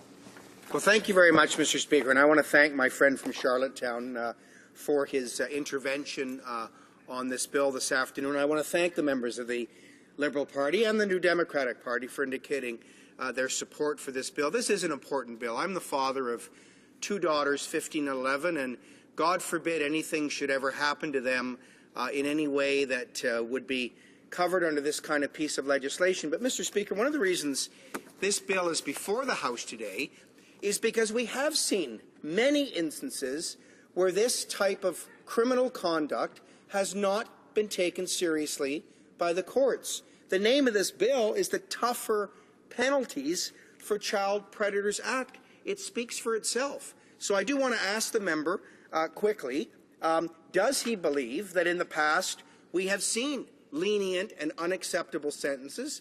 Does he believe that victims have not always been fully respected by the court? And does he agree that this bill is designed to do just that? Honourable member for Charlottetown. Sorry, Thank you, Mr. Speaker. It strikes me as passing strange that we have a question that would indicate a lack of faith in the judiciary when it comes to imposing sentences in criminal matters, when over the last few days we've heard that it's only the judiciary who are the appropriate ones to oversee national security in this country and not parliamentarians. So my answer to my colleague would be this. Very capable people are appointed to the bench, and we trust judges, and judges should have a discretion, and that discretion should not be unduly fettered in the manner that it has been. It results in a whole panoply of unintended consequences, mostly at the lower range of the scale. It does not result in us having fewer victims, and that should be our focus. Questions and comments. The honourable member for Ottawa South. Thank you, Mr. Speaker. I commend my colleague for his speech once again. He shows the distinction in his background as a career lawyer. But I want to go back to this notion of mandatory minimums. In the United States, Mr. Speaker, and my colleague now knows this, there is a bipartisan effort amongst Republicans and Democrats to do away with mandatory minimums because the Americans have decided in Congress they're not working. So whether it's in Texas or California or New Jersey, there is a movement to do away with them because they're extremely expensive. As the Americans like to say now, mandatory minimums are all about being dumb on crime and tough on taxpayers. So I'd like to ask my colleague if he could comment a bit more about the fact that these mandatory minimums the government is shoving down the throats of judges aren't working, and also if he could refresh, just help us understand why is it that the Director of Criminal Law Policy at Justice Canada, just before his retirement 2 years ago, Mr. David Dobney, who was a Conservative Member of Parliament before moving on to that distinguished career, held a press conference and slammed the Conservatives for not listening to the evidence nor the good work being provided by the Criminal Law Policy Unit at Justice Canada. The honourable member for Charlottetown. Thank you very much, Mr. Speaker, and I know that you wanted the questions and answers to be short. Indeed, a 20-minute dissertation wouldn't be time enough to point out all of the weaknesses on mandatory minimums, but allow me to give the House the Coles notes. The academic research and indeed the testimony at committee was unanimous that mandatory minimums do not deter crimes. They contribute to prison overcrowding. They discriminate disproportionately against Aboriginal Canadians. They are an unjustified attack on judicial discretion. They do not eliminate discretion at all, but as I indicated in my remarks, simply pass it down to the prosecutorial and police enforcement level, and they are a waste of taxpayers' dollars. That's the Coles notes. Mr. Speaker, we need to be seeking more upstream solutions. If our goal should be for there to be fewer victims, mandatory minimums don't work. The members opposite would not be able to point to a single study that contradicts that. The evidence is absolutely uncontradicted. Upstream solutions is where we should be. The answers aren't in legislative measures. They aren't in tinkering with the criminal code. They're in making investments on the front end in things like poverty reduction, in things like mental health, in things like addiction services. And also, I can't stress it enough, the wrong-headed move by the government to cut the rehabilitation and reintegration program, Circles of Support and Accountability, which has been shown to work with a success rate of 70 to 80%. Those are the answers, not mandatory minimums. Excellent. Questions and comments? The honourable member for Saanich, Gulf Islands. Thank you, Mr. Speaker. I find myself in complete agreement with the honourable member for Charlottetown. The only difference is that I feel so strongly that mandatory minimums are the wrong way to go and are unconstitutional that I probably will vote against this bill, as much as I want to do whatever it takes to protect children from child predators. I don't see that this bill is going to be effective. I'd love to hear more from the member from Charlottetown as to what he sees as those upstream solutions. What more could we be doing in prevention? As a mother and grandmother, I can't find words adequate to express my contempt and loathing for anyone who commits these kinds of crimes. We want to protect our children. What's the best way? The honourable member for Charlottetown. Thank you very much, Mr. Speaker, and I thank my colleague from Saanich and Gulf Islands. The answers lie in social programs that are designed to address the root causes of many of the troubled individuals that find themselves in conflict with the criminal justice system. And we have seen those social programs under attack and fall at the altar of the obsession with balancing the budget. And they include things like mental health and addictions. They include things like poverty reduction.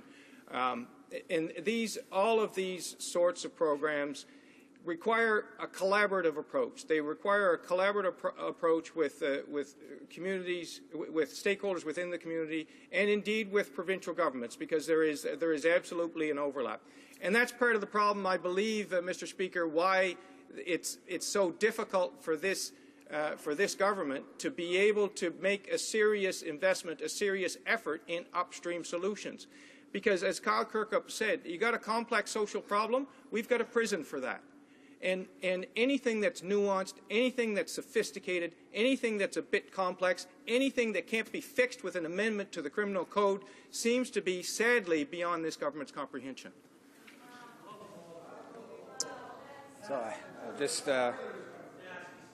just compliment honourable members. We on such a question or a topic, we got 4 interventions in there on that 10 minutes. That was much better. Now, before I get to resuming debate, I see the Honourable Government House Leader is rising on a point. Mr. Speaker, I must advise that an agreement has not been reached under the provisions of Standing Order 78.1 or 78.2 concerning the proceedings at report stage and third reading of Bill C2, an act to amend the Controlled Drugs and Substances Act. Under the provisions of Standing Order 78.3, I give notice that the Minister of the Crown will propose at the next sitting a motion to allot a specific number of days or hours for the consideration and disposal of proceedings at those stages. The House appreciates the notice from the Government House Leader. Resuming debate. Honourable Parliamentary Secretary to the Minister of Employment and Social Development.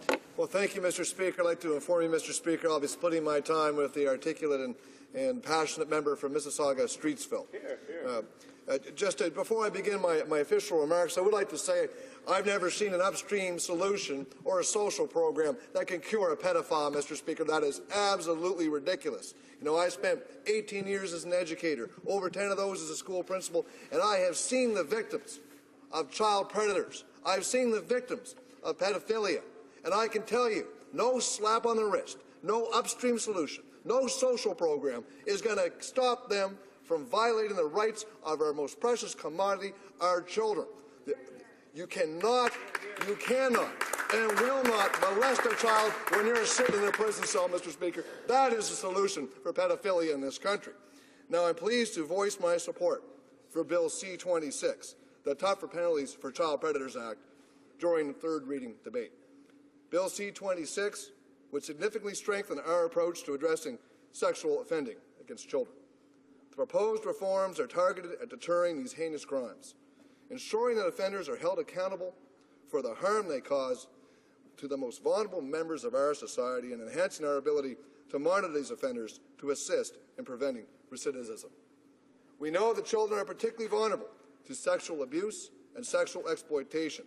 In fact, children represent the majority of all police-reported sexual assault victims. 55% of all police-reported sexual assault victims in 2012 were children, Mr. Speaker. Shocking. Moreover, recent increases in police-reported sexual offences are of particular concern. In 2013, they increased by 5% from the previous year, in contrast to the decline of recent years in violent crime generally. This is a higher rate than the two previous years in 2012 and 2013, which each saw a 3% increase. So this is a growing problem, Mr. Speaker. Now, what these numbers are telling us, in my view, the message is clear. We need to do more as a society to protect our children from this harm.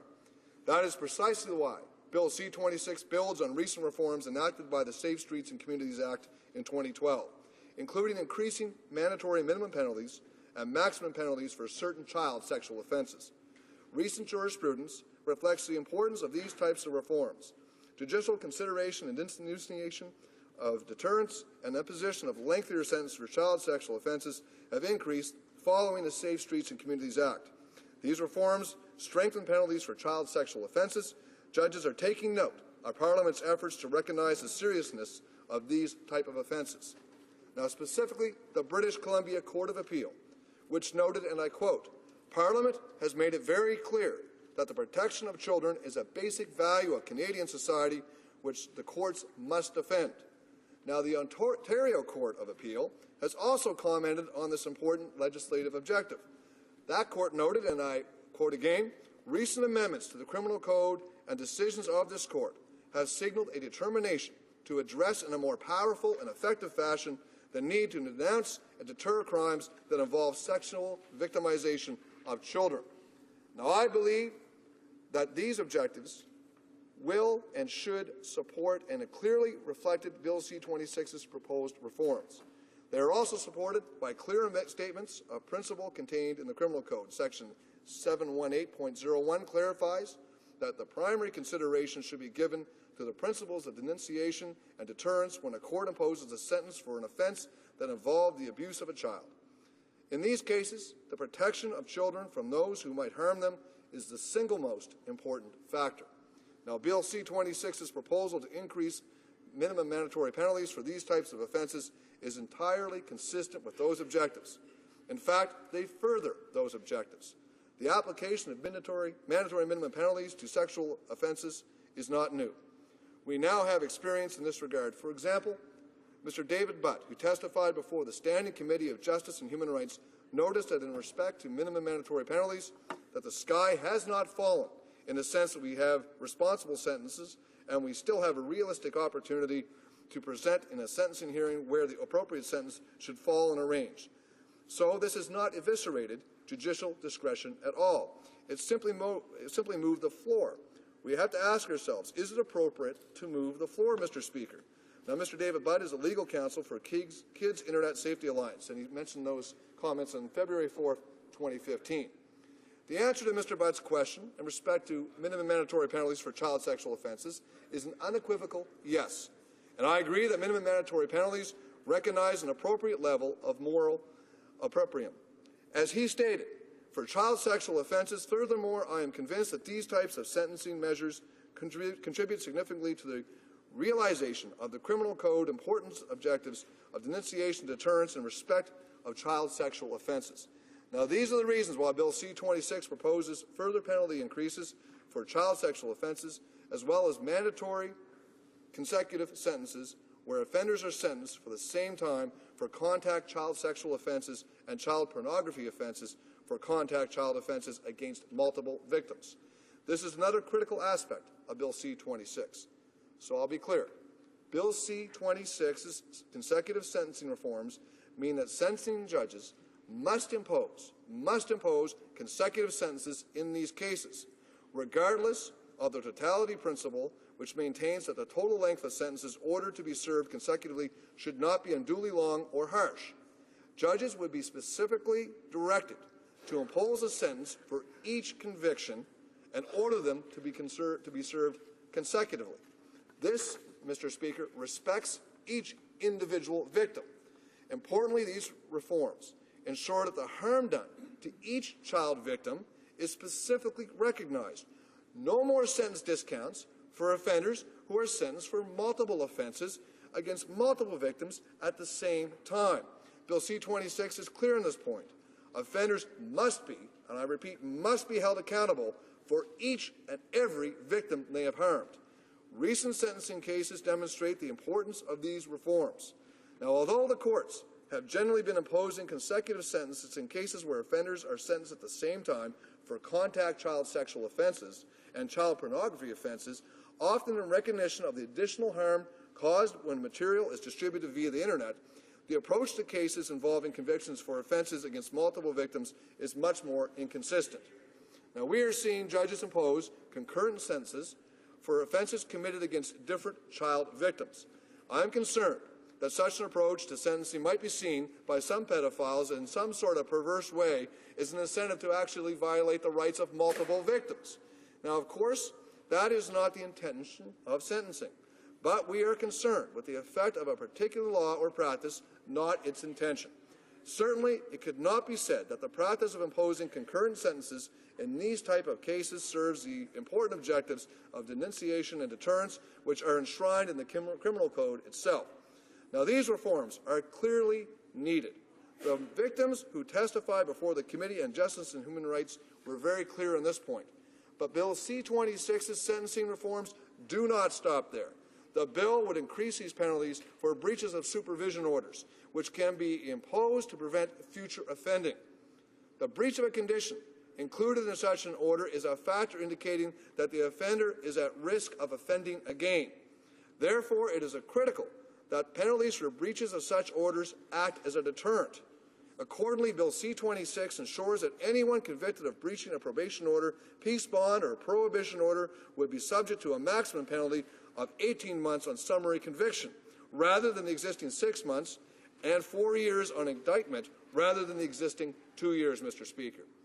Now, I focus on Bill C-26's proposed sentencing reforms, but the bill proposes other important reforms that will assist in ensuring that the evidence of an accused spouse is available in a child pornography prosecution.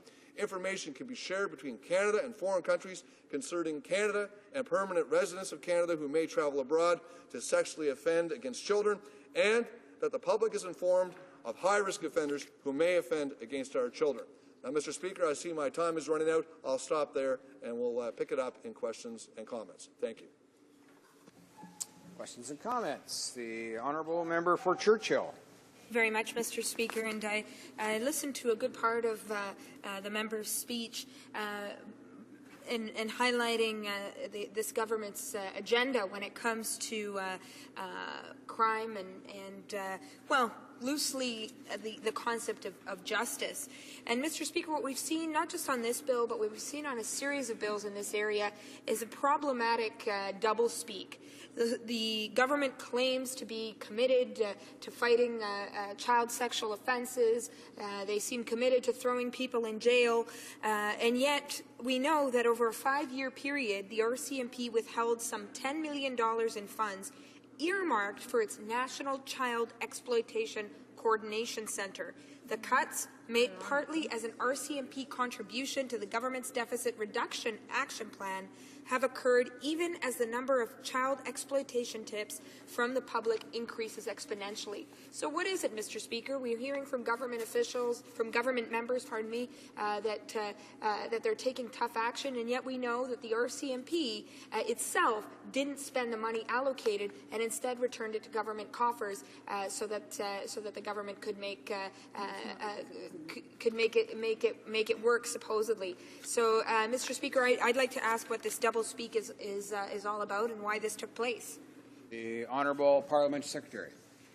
Well, Mr. Speaker, these are very difficult and challenging jobs that these funds were intended to support. Now, if you can't find people that are qualified or capable to deliver those services, you don't want to spend the money on people who can't do the job or are not qualified to do it. So we have to find qualified, trained people. Now, this is an opposition distract technique to try to distract from the fact that they don't really support mandatory minimum penalties for people who commit child sexual offenses. And as I said at the beginning of my speech, there is no social program, no upstream solution that can stop pedophiles from actually violating and committing sexual offenses against children. This is an absolute fact, Mr. Speaker. We need to put policies, laws, and penalties in place that will actually protect our children, Mr. Speaker. Thank you. Questions and comments. The Honourable Member for Charlottetown. Thank you, Mr. Speaker. There actually is a program. It's called Circles of Support and Accountability. It has a 70 to 80% success rate. Mr. Speaker, my question relates to a comment made early in the speech where the Honourable Member said that the measures in C26 build on those taken in C10. And he's right. In C10, there were several instances where mandatory minimum penalties were increased, and they were increased again in C26. And what happened between the introduction of the mandatory minimums in C10 and the increase in those mandatory minimums in C26? The rates of these types of crimes went up. Now, I believe it was Albert Einstein that said the definition of insanity is doing the same thing over and over again and expecting a different result. Could the member explain why we are re-increasing mandatory minimums when the ones that were increased in C10 didn't work? Honourable Parliamentary Secretary to the Minister of Employment and Social Development. Well, I think it's a bizarre argument that an increase in mandatory minimum penalties actually could work to increase the amount of violence against children. That's ridiculous, Mr. Speaker. As I said at the beginning of my remarks, no pedophile can violate the rights or commit a sexual crime against a child if they're incarcerated. And we know that many of these criminals violate children over and over and over again. This is not something you can easily cure, Mr. Speaker. So we need to make sure that the rights of the victims are protected here. We need to make sure that children are protected in Canada, and the mandatory minimum sentences that are consecutively served will do just that. Thank you, Mr. Speaker. Resuming debate, the Honourable Member for Mississauga-Streetsville. Well, thank you very much, Mr. Speaker. I'm certainly pleased to speak to Bill C-26, the Tougher Penalties for Child Predators Act, now at third reading. This is a critical piece of legislation, and we should all support its important objectives. Bill C-26 would strengthen our existing approach to protecting children from sexual predators by building on numerous recent initiatives in that regard. I am pleased that our government has implemented a number of important initiatives, including raising the age of consent to sexual activity, also known as the age of protection, from 14 to 16 years, requiring those who provide Internet services to the public to report when they are advised of an Internet address where child pornography may be available to the public, requiring all of those convicted of sexual offences abroad to report to a police service within 7 days of arriving in Canada, and creating 2 new offences prohibiting anyone from providing sexually explicit material to a child for the purpose of facilitating the commission of a sexual offense against that child, and prohibiting anyone from using any means of telecommunications, including the Internet, to agree or make arrangements with another person for the purpose of committing a sexual offense against the child. And that's just to name a few. Unquestionably, Mr. Speaker, our government has worked hard to protect children from sexual predators, and we continue to do so, as is currently reflected in Bill C-26 proposed reforms. Our children deserve no less. Available statistics paint a disturbing picture of sexual offending against children both at home and abroad. And sadly, this type of offending has been facilitated by the Internet, which may play a role in the recent increases in police-reported child sexual offenses. The most recent statistics indicate a 6% increase in 2013 as compared to 2012. This includes a 30% increase in police-reported incidents of luring a child via a computer, an 11% increase in police-reported incidents of sexual exploitation, and a 21% increase in police-reported incidents of child pornography offenses.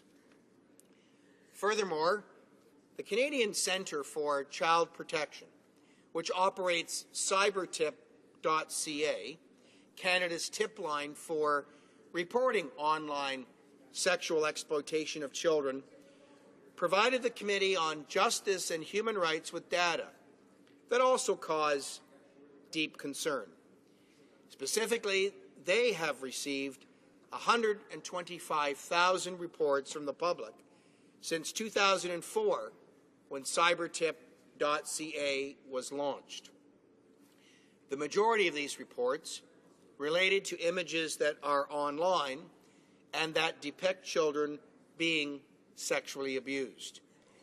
The Centre noted that in the 2014-15 fiscal year alone, their child protection analysts assessed and categorized over 6,000 images of child pornography. And disturbingly, 69% of these images depicted children that were under the age of 12. These numbers are telling us, Mr. Speaker, that more must be done. And Bill C-26 does just that. First, it increases penalties for certain child sexual offenses, including child pornography, which has become a global scourge, as the statistics clearly show. Child pornography does not just harm the children who are abused in the images.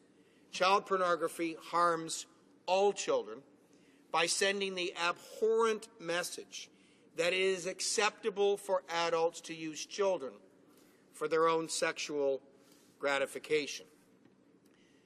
To better denounce and deter this crime, Bill C-26 would increase both mandatory minimum and maximum penalties for possessing and accessing child pornography. Moreover, Bill C-26 would make the most serious child pornography offenses, making and distributing child pornography, strictly indictable, with a mandatory minimum penalty of 1 year and a maximum penalty of 14 years. This is to reflect the severity of these crimes and the harmful impact they have on children. The Supreme Court of Canada has commented on the pervasive nature of the harm caused by this type of offending in its 2008 LM decision. And I quote, "I note that LM disseminated his pornography around the world over the Internet. The use of this medium can have serious consequences for a victim. Once a photograph has been posted on the web, it can be accessed indefinitely from anywhere in the world. The victim will never know whether a pornographic photograph or video in which she appears might not surface someday, end quote. In addition to its proposed penalty increases, Bill C-26 also requires judges to impose consecutive sentences in cases where offenders are sentenced at the same time for contact child sexual offenses and child pornography offenses, and where offenders are sentenced at the same time for contact child sexual offenses against multiple victims. No more sentence discounts for prolific child sex offenders. Every victim matters. These are some of Bill C-26's critical messages, messages that serve the important objectives of denunciation and deterrence, which, as our criminal code apparently clarifies, are paramount in cases involving the abuse of a child. Well, that's not all. Bill C-26 also proposes to increase the maximum penalties for breaches of supervision orders, which impose conditions on suspected or convicted offenders and are intended to prevent offending and protect children. We cannot ignore the fact that all breaches of such orders indicate a risk to children. That is why it is imperative that offenders are held accountable for breaching conditions imposed to protect children. In a similar vein, Bill C-26 would also ensure that evidence of an offense was committed while the offender was subject to a conditional sentence order on parole or on statutory release, and is considered an aggravating factor for sentencing purposes. Offenders who reoffend while subject to conditions imposed to protect those who have harmed should be held to account, not just for the new offense, but also for their violation of the conditions themselves. This is the appropriate way to effectively denounce violations of such conditions. Mr. Speaker, I am the father of two daughters, 15 and 11, and thank God this kind of thing has not ever happened to them. I couldn't even imagine going through that as a parent, and I couldn't even imagine what that would do to them. But I believe these measures, in addition to the proposed new high-risk child sex offender database, also proposed in Bill C-26, address the dangers and risks posed by child sexual offenders. I trust that these reforms will get support from all members of this House. I know that we are all committed, all members of Parliament committed, to protecting children from harm. And so towards that end, I would urge all honourable members to join me in support of this important legislation. Questions and comments? The honourable member for Algoma, Manitoulin, Kapuskasing. Well, again, Mr. Speaker, I think that it's important to recognize that this is a serious issue, and it is a serious discussion that we're having there. And I think, I don't think that there's anybody in this House, and I would hope that there isn't, that supports the fact that we need to ensure the safety, or that doesn't support the fact that we need to ensure the safety of young children or any victim when it comes to sexual exploitation or sexual assaults. But at the end of the day, we need to make sure that we invest our money wisely. We can make all the laws that we want. We can change all the legislation that we want, but without the proper resources, it's not going to amount to anything. So the question to my colleague here is that I'm just trying to see how, because there was a previous conversation by his colleague who said that, that you can't rehabilitate sex offenders. And I think that this is with respect to the prevention piece and the rehabilitation piece that my question is geared towards, because on their website it actually says that research shows that treatment of sex offenders does make a difference. So my question is does he support his previous colleague's comments that a sex offender can't be rehabilitated, and does he not believe that if we invest in prevention and rehabilitation that we would actually help build a safer society? The honourable member for Mississauga-Streetsville. Well, thank you very much, Mr. Speaker. I want to thank my colleague from Algoma, Manitoulin for that question. And I know she had a long history prior to being elected in this place in the criminal justice system. I respect the work that her and her colleagues have done, particularly within the prison system. We do know that there's quite a lot of resources that are expended within our prison system with individuals that are in prison to work on rehabilitation. And yes, rehabilitation for some offenders does work, but for many it doesn't. We do our best, we try. There's just some individuals that just can't be rehabilitated.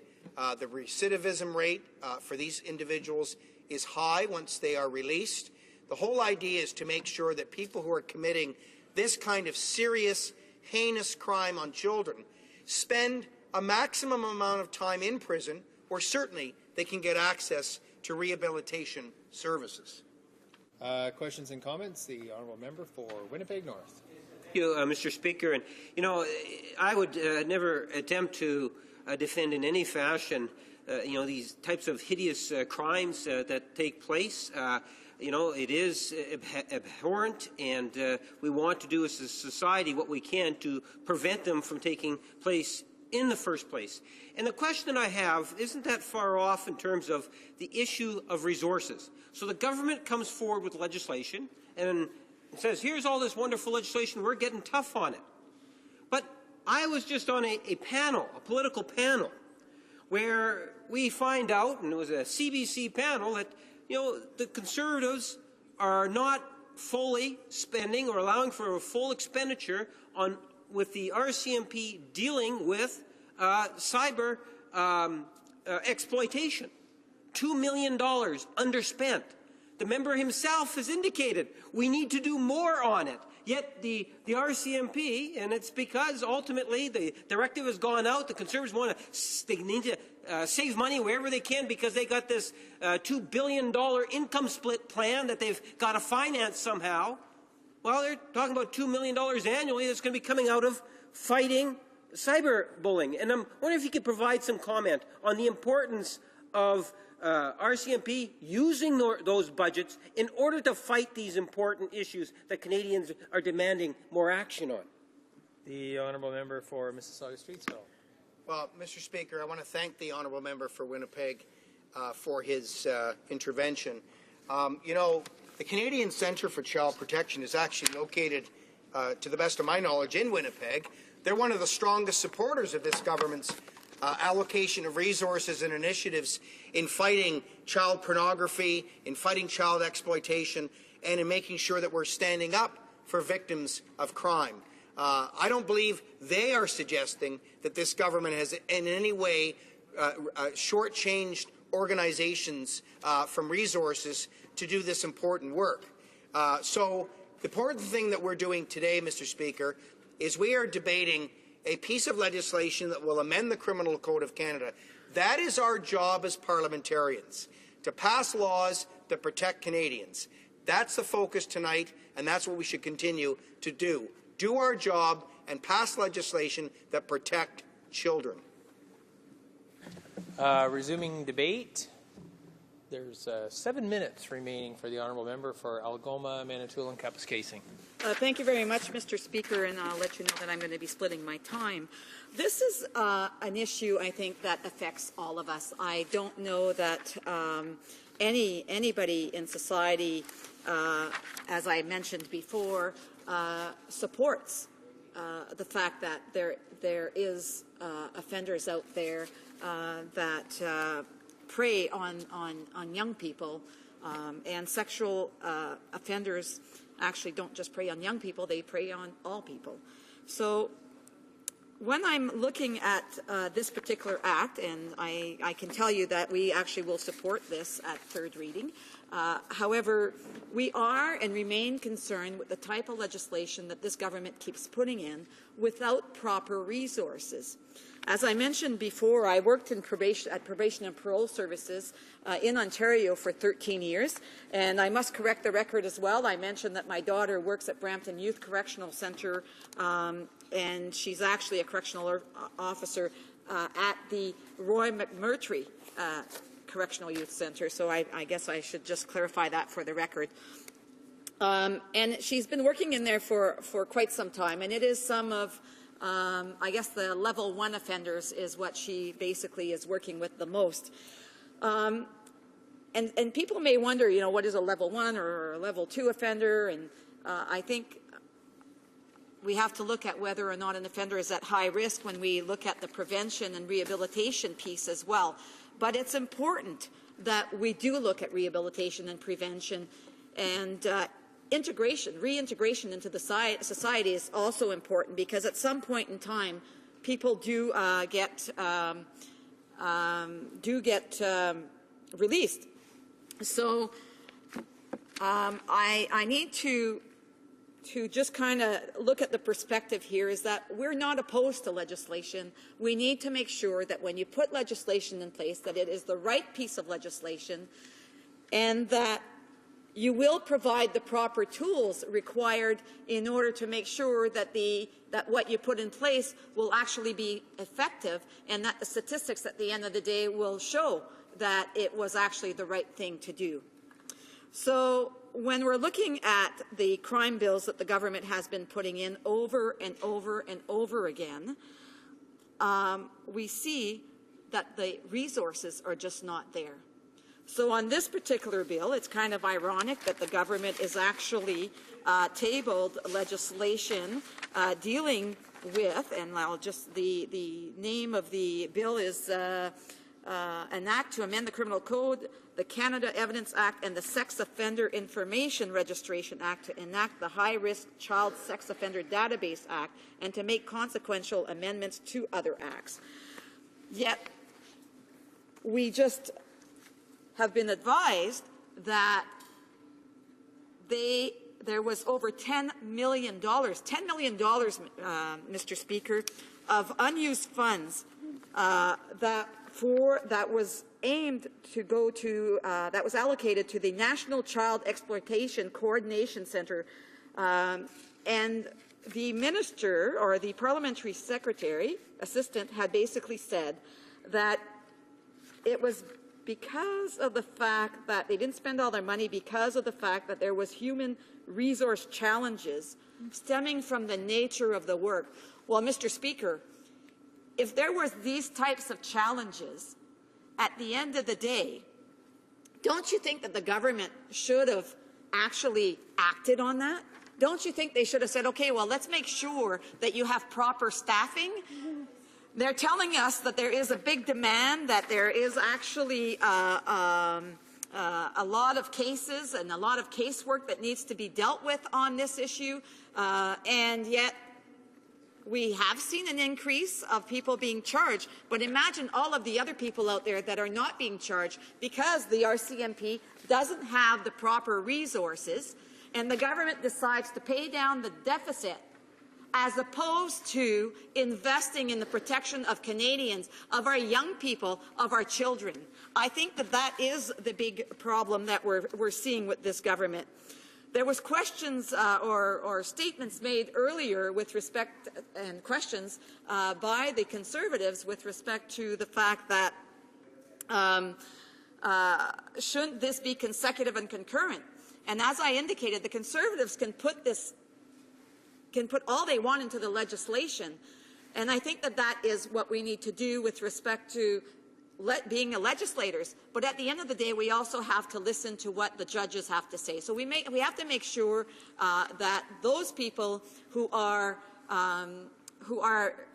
being the ones that are hearing the cases, are going to have legislation that actually works, and at the end of the day, we have to let them do what they need to do in the judicial process. And one thing that they do have to do when it comes to any cases, especially when there are serious crimes committed, especially when it's a sex offender, having worked in the field for quite some time, is that the judge will actually order a pre-sentence report or a predisposition report that will actually give us the whole story about what actually happened and the history behind that person, and they base their decision on sentencing based on that. Thank you, Mr. Speaker. I see I only have 1 minute left. So, again, I think I want to go back to what was being said here in the House. We had one of the Conservative members trying to say that there was no rehabilitation for sex offenders. Yet, when you look on the ministry's website, it talks about rehabilitation for sex offenders, and it says more than most crimes, sex crimes instill feelings of fear and anger in citizens. When a past sex offender is released from custody, fear and anger can consume a community. And then it goes on to say about media stories about sex crimes often serve to inflame emotions and rarely tell the whole story about the treatment and rehabilitation of sex offenders. Treatment and rehabilitation of sex offenders. It goes on to say, research shows that treatment of sex offenders does have a difference. Sex offenders who receive treatment are less likely to reoffend. Offenders who don't receive treatment are likely to reoffend at a rate of 17% compared to 10% for offenders who have received treatment. Indeed, most sexual offenders do not reoffend after a certain age. But, Mr. Speaker, I see my time is up. I think that it's important that the conversation that we're having is about the fact that we need to ensure that we have the proper resources in place when we put these types of legislation in place, both for the security. It being 5:39, the House will now proceed to the consideration of private members' business as listed on today's order paper. The honourable member for Algoma, Manitoulin, Kapuskasing will have 3 minutes remaining when this matter returns before the House. Orders the day. Private members' business. Commencement of debate at second reading of Bill C-643, National Spinal Cord Injury Awareness Day Act, standing in the name of Ms. Perrault. Madame Perrault. Ms. Perrault, seconded by Mr. Rankin. Mr. Rankin, that Bill 643, an act to establish the National Spinal Cord Injury Awareness Day, be now read a second time, and refer to the Standing Committee on Human Rights, Skills and Social Development and the Status of Persons with Disabilities.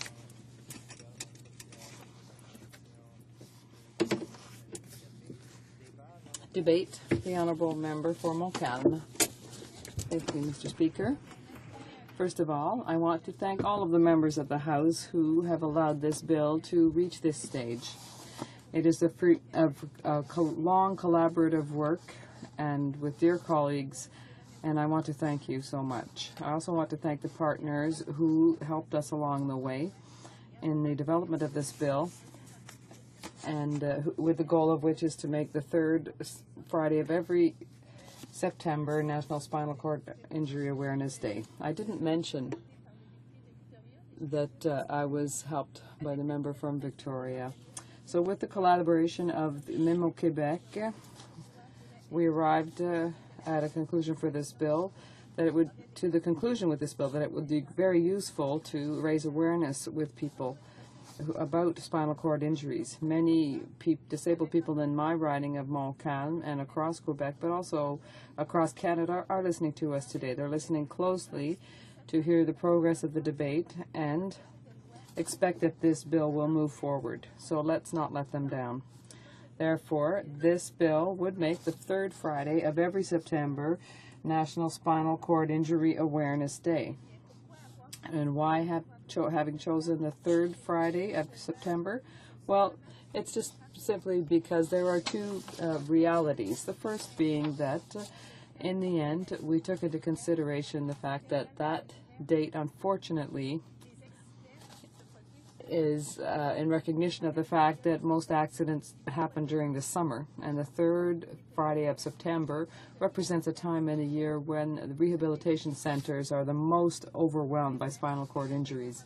Secondly, the third Friday of September also has a significant symbolism for someone who has recently been injured with a spinal cord injury. It's the start of the fall. The days are darker and shorter, and it's symbolic of the fact that they'll have to go through an autumn that is dark. This is a simple, effective bill that costs nothing and will give another tool to stakeholders who come to the assistance of people with spinal injuries, and also organizations who work in prevention and awareness. We in no way want to ignore the many difficulties that these people have to deal with, far from it. But we wanted to create this Awareness Day to send a message to Canadians of the terrible consequences and the fact that there's no going back from some accidents. I was not a person to taunt fate, and so I didn't expect life to deal me such a blow. Often, between ourselves as patients with spinal cord injuries, we say that we're like cats falling back on their feet, and that we have to put the clock back to zero after an accident, that we start a new life with new obstacles and new challenges. That, having said that, respectfully submit this bill. It has three components. It has awareness as its first goal.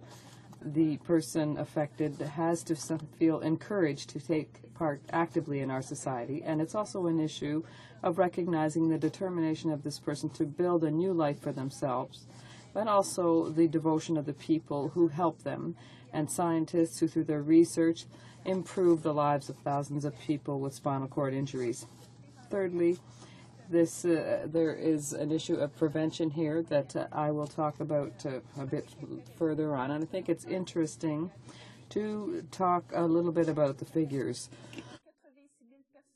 In 2013 in Canada, some 86,000 people were affected by spinal cord injuries. This affects their nearest and dearest as well and costs a great deal of money. I'd like to take advantage of this opportunity to salute all of the caregivers who take care of people who are disabled. I recognize that it is often stressful and painful for the people who are helping in this way. We have to show them as the person affected, that we have to reassure them and show them this under another light. These people can be so helpful to us. We know now that 86,000 people are affected in Canada, but to this figure must be added 4,300 new injuries every year. We have to remember that prevention really works, and that every policy that promotes organizations and new awareness campaigns on prevention can positively influence the work of the people on the front lines. This bill is an effort in that regard, and I sincerely hope that it will be passed. In Quebec, as in Canada, the most significant cause of accidents are falls, followed by motor vehicle accidents, and this includes all kinds of vehicles. In the States, there is a significant proportion of wounded people following assaults, which is almost non-existent in Quebec and Canada. Now, the proportions and the types of trauma, motor vehicles, including VTTs, is 31%, falls 46%, assaults 5%, and the category of other, 18%, includes sports and other unknown causes. A person who has a spinal cord injury is hospitalized from 14 to 57 days on average, according to the nature of their injury, whether the person is quadriplegic or paraplegic, partially or completely in either case. This is, but in comparison is less than the average, the Canadian average, which is between 24 and 63 days. The great majority of people with spinal cord injuries are transferred to rehab centers for further medical help. In Quebec, they usually stay from 58 to 202 days, according to the nature of the injury. These stays are comparable or slightly less than the Canadian average, 72 to 173 days. But they're much longer than what happens in the United States. It's only 30 to 56 days. Beyond the physical injury, people living with spinal cord injuries often suffer psychologically. The desperation of thinking you can never find your previous life again is so discouraging. And this is something that people with spinal cord injuries must deal with. If you talk with someone who's suffered a spinal cord injury, they all remember their time in the rehabilitation center. Personally, I thought that impression that some professionals were not really kind, talking about the realities of what I had to accept. Today, I understand that they were probably just trying to help, but I don't really find it normal to do that today.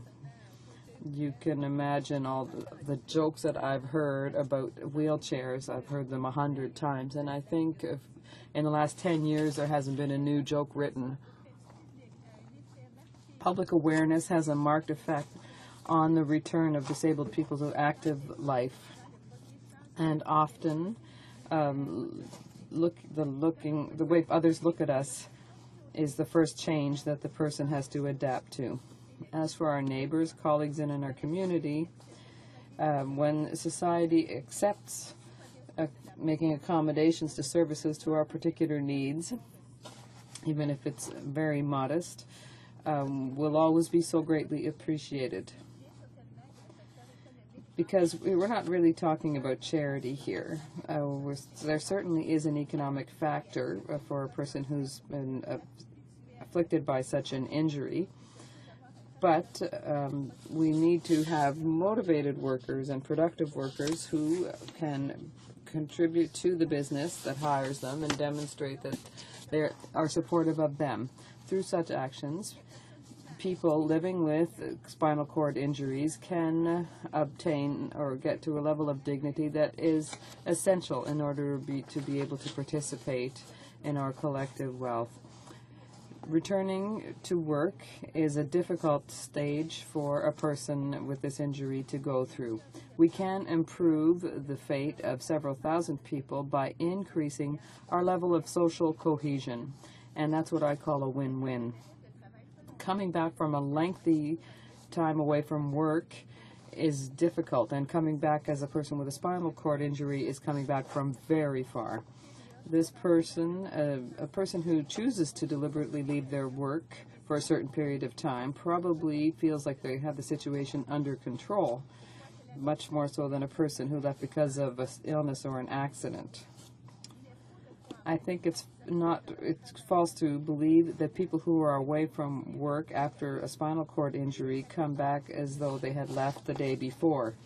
It's easy to understand that their work colleagues continued with their professional activities, and the person who with a spinal cord injury was away for a long time and often questions themselves and doesn't come back with the same priorities as their colleagues.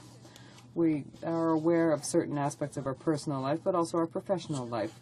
We've had the time to think about what we really want, about what we want to pursue, and also, conversely, of the things that we want to stay away from, because we no longer want to tolerate, let's say, overworking, because we know that our physical condition would not really allow us. We will tire too easily.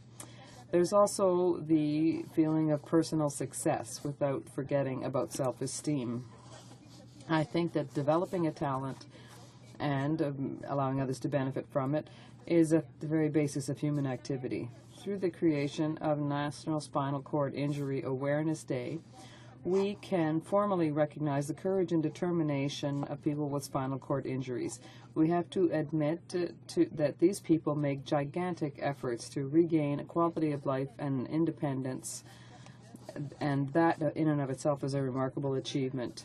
Each one of these people has inestimable potential, and much to offer, and the stage of rehabilitation is in and of itself proof of their force, of their strength and conviction. So this is a fundamental part of our bill, which in my opinion should contribute to improving our society while rendering great service to our friends, members of our families, neighbors, colleagues, and anyone, in fact, who has been the victim of a traumatic accident. It we could use this day to point out or highlight the devotion of some caregivers and also the perseverance of scientists and researchers devoted to the cause, sacrificing part of their lives and energy to offer to medical science and spinal cord victims the progress that gives us all hope. As we know, modern science evolves very quickly, and the progress that has been made and new treatments and technologies can change the quality of life of a spinal cord victim and even in some cases offer the hope of recovery. And indeed, 20 years ago, who could have imagined the progress that's been made today? Whatever the level of treatments, technological innovation and therapeutic solutions, the field of research has made incredible progress, and it gives legitimate hope to many people. Before talking more about the current level of research in Quebec, I think we have to salute the progress and accomplishments. We have to salute the work done by the people who have invested in this mission. We have to promote science and hope. When it is mentioned that biomedical science is making progress, I understand above all that the quality of life of people has improved. The assessment of trauma is more specific, and tools have been developed that are more and more effective, as well as progress in terms of intervention and treatments that constantly improve. We have to value this field of research and stimulate investment in this area. Many foundations across the country are working constantly on finding the necessary funds for the research and finding new means of funding. The National Spinal Cord Injury Awareness Day would help in this way because it would help to coalesce symbolically the work of different organizations around the country. It's a suggestion, among others, and I'm confident that these organizations concerned would use this to good effect. So this bill is the creation the creation of this day is far from being uniquely symbolic and has the potential to contribute to saving lives and decreasing the number of spinal cord injuries in Canada every year. This issue should never be the subject of partisanship, and we have to remember that spinal cord injured people will not have any discrimination. Do I have some time left? I don't know where I'm at. No. Okay. Thank you. Questions and comments. Comments, the Honourable Parliamentary Secretary to the Minister of Health. Thank you, Mr. Speaker. And I know that we look at having many national days in this country, and I think, certainly she's brought up a very important point and has articulated very well some of the, the challenges and why she believes it's important. So I guess I'm just wondering if she could talk a little bit more in terms of what she believes that the day will actually accomplish and what this day, if it is proclaimed, will mean to the victims with spinal cord injuries. The Honourable Member for Montcalm. Okay. Well, what we wanted through this day was just to ensure that we recognize the efforts that these people are all making. It was also to work on prevention, because we also know that often people are hesitant and there are so many accidents that could be prevented. I think that often people are not aware of the impacts that our actions can have, whether it's in sports or in driving, in terms of driving automobiles. It could be in terms of diving sometimes. I think people just need to be much more aware. And having an awareness day in the course of the year would be very good there are already organizations that work in this field, but there's no single day that recognizes this, and they would appreciate having that. Thank you. Comments? The Honourable Member for Winnipeg North. Thank you, Mr. Speaker, and I thank the member for introduction of the bill. When we take a look at these special designated days, that it can in fact have an impact. When the member makes a reference, for example, to education, by designating days, members of all political stripes are afforded an opportunity to talk about that day, and whether it's householders, whether it's different promotions, bringing it to attention of local schools, asking for special attention given. And by educating, we can in fact have an impact on the whole issue of spinal cord injuries, and hopefully ultimately lead to prevention of this type of injury from occurring. And I'm wondering if the member herself, from a personal experience, can maybe share with us some of her thoughts in terms of what type of special events would she encourage, in particular, let's say, in the constituency in which she represents, or other members might want to consider to do in order just to promote the day at the local constituency level. The Honourable Member for Montcalm.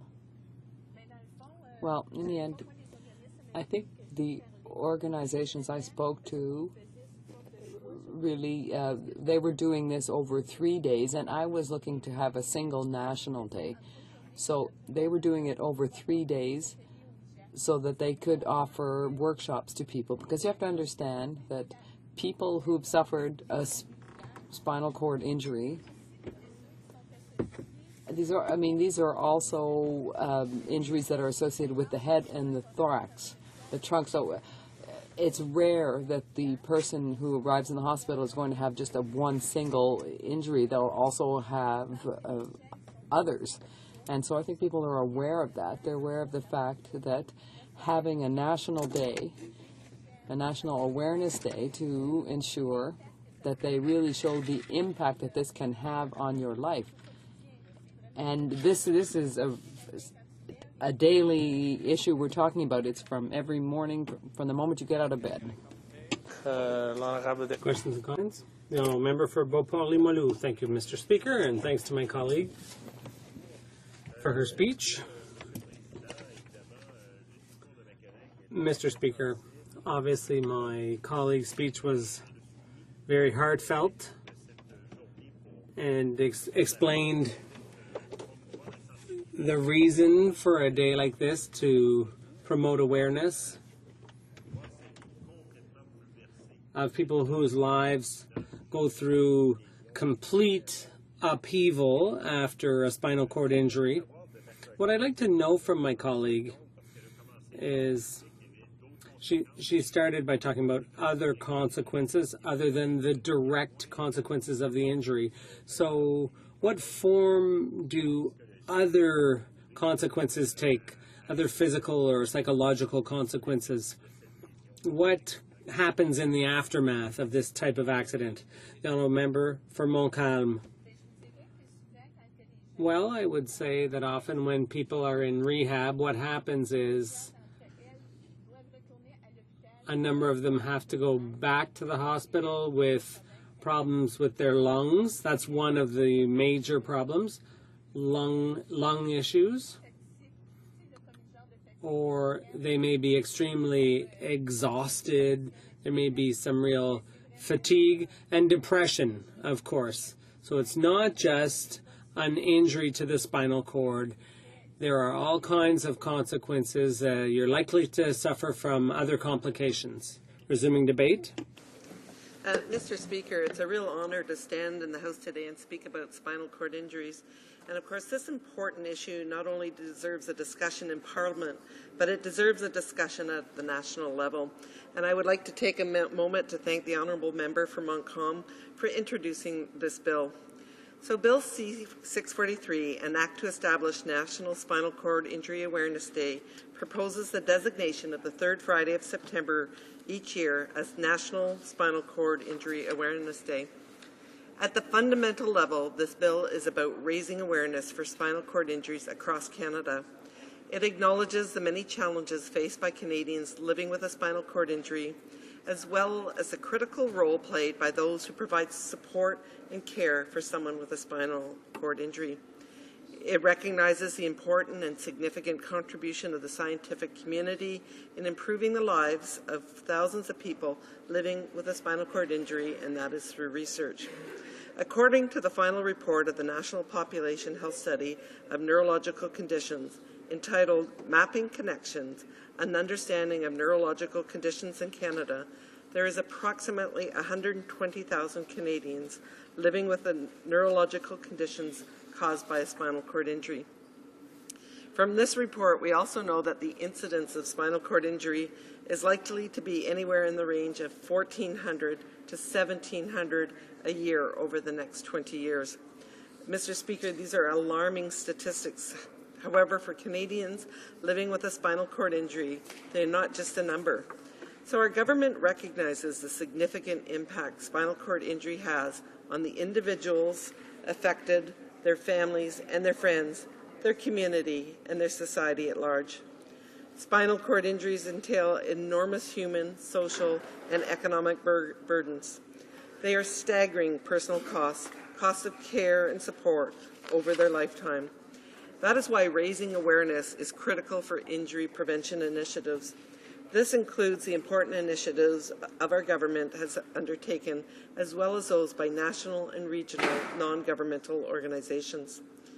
Efforts to reduce injuries for all Canadians, including spinal cord injuries, is important and achievable by increasing awareness of a spinal cord injury and reducing the risk. I mean, who of us has not, in their younger days, dove into maybe a body of water not knowing what the depth was, or who has not, there's many risks that we take, and I think certainly the awareness is very important. Through the Public Health Agency of Canada, our government is involved in enhancing efforts to increase awareness of all sports-related injury among children and youth, which in turn will help to reduce many different preventable injuries, including spinal cord injuries. I'll give you some examples over the next while in terms of some of the interventions that are happening. 2011, our government provided $5 million over 2 years to support injury prevention initiatives that reach Canadian children and youth in the communities where they live and play. The overall goal of the Active and Safe initiative was to reduce sport and recreational-related injuries sustained by children and youth up to the age of 19 years who participate in hockey, snow sports, cycling, and swimming activities. Through community-based activities, this investment increased injury awareness in sports and recreational activities by empowering Canadians to make safe choices for their children and reduce their risk of serious injuries such as brain and spinal injury. We have recently gained a better understanding of the impact of falls on older Canadians with the release of the Public Health Agency of Canada's Seniors Falls in Canada, a second report, and that was released in May of 2014. And this report confirms that falls are the leading cause of injury among Canadians over the age of 65, with approximately 20 to 30% of its seniors experiencing one or more falls per year. And of those seniors who experience an injury due to a fall, 8% involved injury to the back or spine. And that was actually a statistic that I was completely unaware of. So, Mr. Speaker, in addition to supporting injury prevention initiatives, our government continues to support spinal cord injury research through the Canadian Institute of Health Research. The work of its top researchers contributes to the understanding the changes in its neurons, the support cells that could prevent and alleviate chronic neuropathic pain syndrome and improve recovery of limb function following a spinal cord or neurotrauma. Mr. Speaker, there are a number of other world-renowned organizations that work tirelessly towards reducing spinal cord injuries and disabilities. They advocate for improved quality of life for Canadians with spinal cord injury and continue to raise awareness of this issue.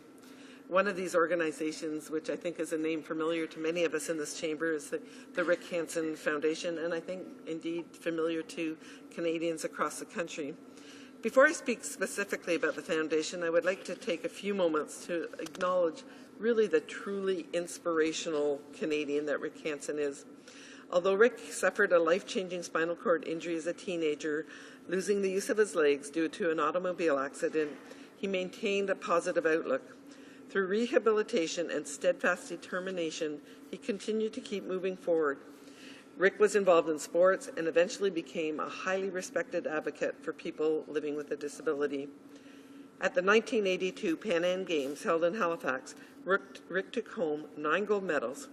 He was also hugely successful at both the 1980 and 1984 Paralympic Summer Games, winning gold, silver, and bronze medals. In 1985, Rick set out on a 2-year journey known as the Man in Motion World Tour. This was a visionary quest to demonstrate to the world that people living with a disability have huge potential and can contribute to society if communities are more accessible and inclusive. This was the raison d'etre for raising awareness of spinal cord injuries and disabilities in Canada and around the world. Shortly after completing this tour, the Rick Hansen Foundation was established in 1988. In addition to finding a cure, the foundation endeavors to accelerate progress in prevention and care of spinal cord injury, as well as raising both awareness and funds to support people with disabilities. On the 20th anniversary of the Man in Motion Tour in 2007, our government announced funding for the foundation in support of search for a cure of spinal cord injuries. From 2007 to 2013, we provided $30 million to the foundation to implement a spinal cord injury data system across the country and to support spinal cord injury research and the promotion of best practices in spinal cord injury care so that Canadians affected by spinal cord injury are able to benefit from an improved quality of life. So this spinal cord injury registry started in Vancouver in 2003 and has since expanded across Canada. As of 2013, the registry was operational in 31 facilities, actually across 15 cities. And really, it's a huge accomplishment for the foundation, and our government is really proud that we played a role in its success. Some of this funding also supported the creation of the Rick Hansen Institute in 2007, which is focused on research and care management. This is the Institute's an independent, not-for-profit organization committed to accelerating the translation of discoveries and best practices into improved treatments for people with spinal cord injury. This means that the Institute leads a network of people with spinal cord injuries, researchers, service providers, and other stakeholders to facilitate greater collaboration within the care and cure communities nationally and around the world. Truly commendable work, and it showcases the steadfast pursuit to achieve a world without paralysis after a spinal cord injury. To keep the momentum going, the foundation also announced $35 million to support some additional work in terms of the Rick Hansen Foundation supporting spinal cord research.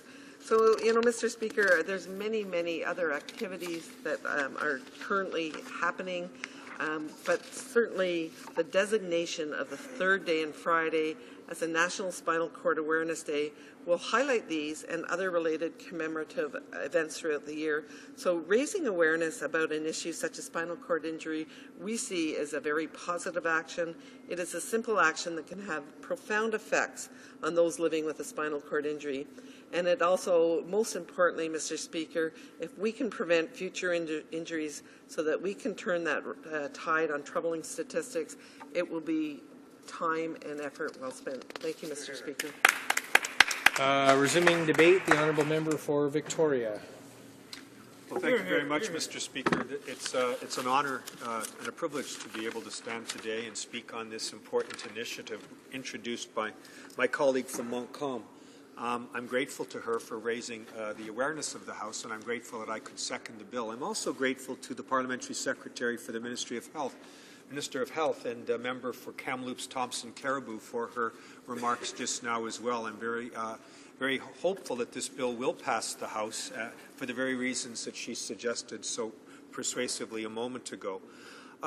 What this bill does, Mr. Speaker, and what it does not do. What it does is it would designate the third Friday in September as a day to remember those who have been struggling with spinal cord injuries. But what it would not do is create a holiday as such, a legal holiday, but rather just a day for awareness, as the title of the bill would suggest. I think that's therefore a very simple and important thing to be done without the economic consequences of another day off. So it need not be of any concern to employers or others who might be worried on that score. I think what my colleague, the member for Montcalm, suggested very persuasively was that the importance of this is not just for the victims of spinal cord injuries, and I certainly understand that, but it's also for the caregivers and for their families. She saluted the critical role of caregivers in her remarks, and I think that is something that really ought to be remembered by all members as we debate this bill. I think it's a tool. People ask, what would this be for? Well, it's a tool for awareness, of course, but also for fundraising, Mr. Speaker. It could be a focal point for those who are trying to raise awareness for spinal cord injuries. And I think that in and of itself would be a good enough reason for us to support this initiative. I want to give a shout out to Spinal Cord Injury Canada.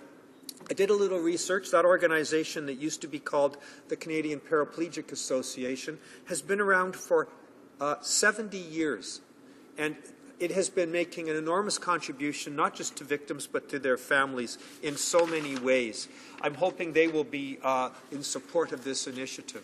One of the things that they do, Spinal Cord Injury Canada, is they sponsor an event on the Hill every year. Mr. Speaker, you'll be aware that on May of last year, 6 members of Parliament and 1 senator got in wheelchairs, even though they themselves were not disabled, in order to understand, in order to have a better understanding of what the reality is for people suffering from this illness. My colleague, the member for York South Weston, and my colleague, the member for Sackville Eastern Shore, spearheaded that and participated in it as well. I want to acknowledge that the government has pledged over $30 million in funding for over 5 years for spinal cord injury research, which I think has been very well received by stakeholders and by the medical community and needs to be acknowledged as an important contribution. The cause of spinal cord injury, as my colleague from Montcalm noted, is most frequently injury, trauma of some sort, but it also has to be remembered that sometimes these injuries result from acquired diseases that cause, for example, tumors on the spine or viral and bacteria infections like polio. So it's not just those caused by trauma, although that is, I'm sure, the majority of situations with which this bill would be addressing. My colleague, the member for Kamloops Thompson Caribou, made reference to one of my heroes, and I'm sure heroes for many Canadians, and that, of course, is Rick Hansen. How many of us will ever forget his Man in Motion tour? I can still hear the Bryan Adams song in my head as I mention it. I mean, I can remember driving into Vancouver one day when he was coming in after his national tour, crossing the country in his wheelchair. And I'll never forget the emotion as people listening to the CBC that day phoned in to try to make a pledge, and no one could get in because the lines were absolutely jammed. He is, in my part of the world, one of our true heroes, and I'm sure I speak for all Canadians when I acknowledge that he has given back in so many important ways since then. Not only has he raised awareness, as my colleague pointed out, but he has also, through his Rick Hansen Institute, done a number of important things, like coordinating a national strategy called the Access to Care and Timing Project, which involves multiple research centres across Canada with the goal of scaling up effective clinical practices and providing more timely access to care for patients in this area. I thought it was important that my colleague from Montcalm noted the reason for the day, the third Friday in September, that was proposed. She noted that it was because it's sort of the end after summer, and so many people are affected by this terrible trauma because of injuries occurring during the summer. Risky behavior, it has to be said, primarily by younger men. It occurs more frequently in that demographic. And so the point of of getting this out in that time would be to message that, remember that, post-summer, people should take greater care. Don't speed while driving. Be careful when playing sports. Don't dive into shallow water. These sorts of things. Mr. Speaker, the number of people afflicted by spinal cord injury is really quite staggering, and the costs both human and economic, are immeasurable. 86,000 people in Canada are living with spinal cord injuries, and expected to grow to 121,000 by 2030.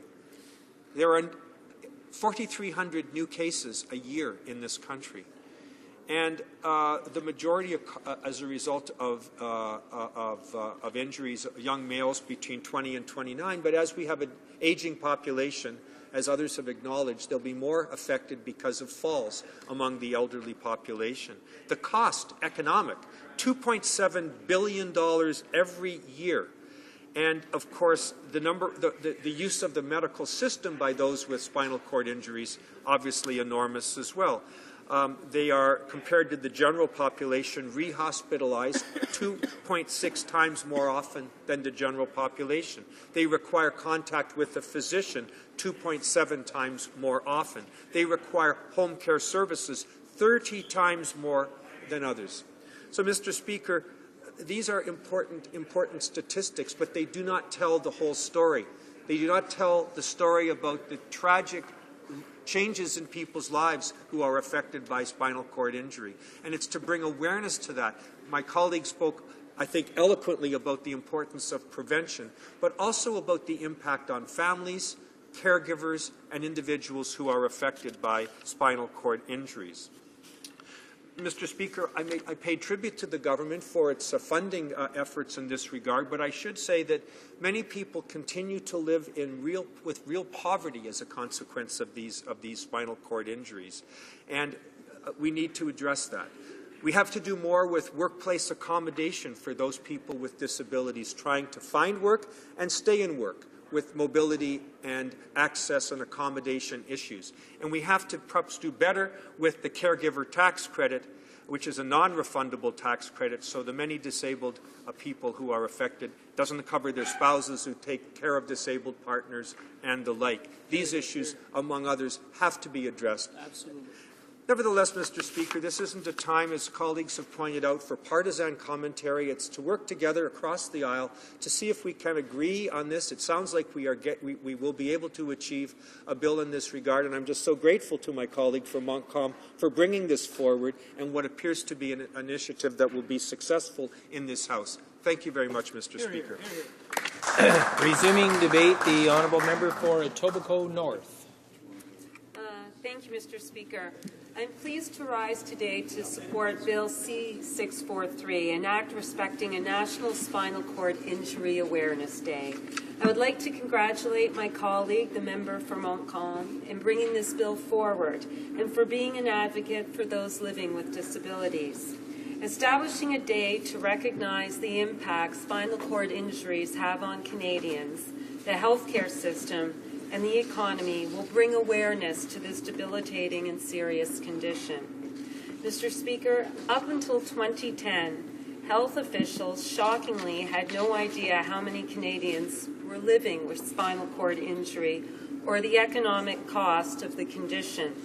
But a report commissioned by the Rick Hansen Institute, I know this House will all want to, and we've heard it already tonight, recognize Rick Hansen, who became a world-class wheelchair athlete before undertaking the Man in Motion World Tour in 1985, during which he rolled more than 40,000 kilometers in 34 countries in 2 years, raising $26 million for spinal cord research. The Institute's commissioned report revealed some startling data. There were over 86,000 people living with spinal cord injury in Canada, or about the same number as the population of Red Deer, Alberta. And there are over 4,300 new cases identified in our country each year. After speaking with Spinal Cord Injury Canada yesterday, I'm informed the number is now 96,000 Canadians. Approximately 51% of spinal cord injury cases are the result of traumatic injury, and 49% are the result of non-traumatic injury, or rather diseases such as ALS and cancer. The report laid out for the first time the scale, magnitude, and cost of spinal cord injury in human and economic terms. This was an important milestone because measuring the extent of the problem is the first step in developing strategies for preventing, mitigating, treating, and hopefully one day curing spinal cord injuries. Mr. Speaker, spinal cord injuries require substantial medical care. Canadians with a spinal cord injury who are admitted to intensive care units have reduced mortality and morbidity, as well as improved neurologic recovery.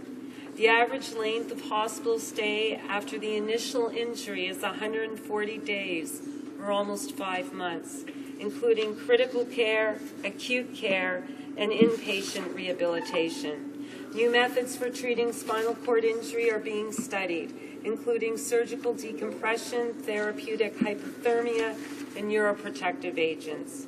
Mr. Speaker, the economic cost of traumatic spinal cord injury is $3.6 billion a year, including $1.8 billion in direct medical costs.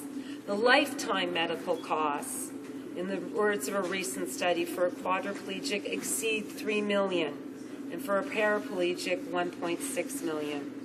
For Canadian families, the average cost of a manual wheelchair is $4,000 to $5,000, and the average cost of a power wheelchair is $10,000 to $15,000. The long-term health care costs are not due to paralysis, but rather to medical complications. Severe depression is also common among people with spinal cord injury. Treatment for depression accounts for almost half of physician visits.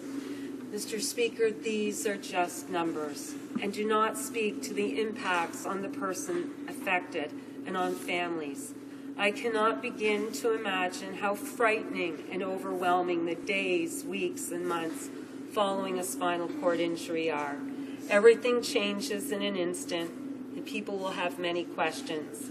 Canadians with spinal cord injury need to know that they are not alone, and that there are people and organizations that will help through acute care, rehabilitation, and return to the community.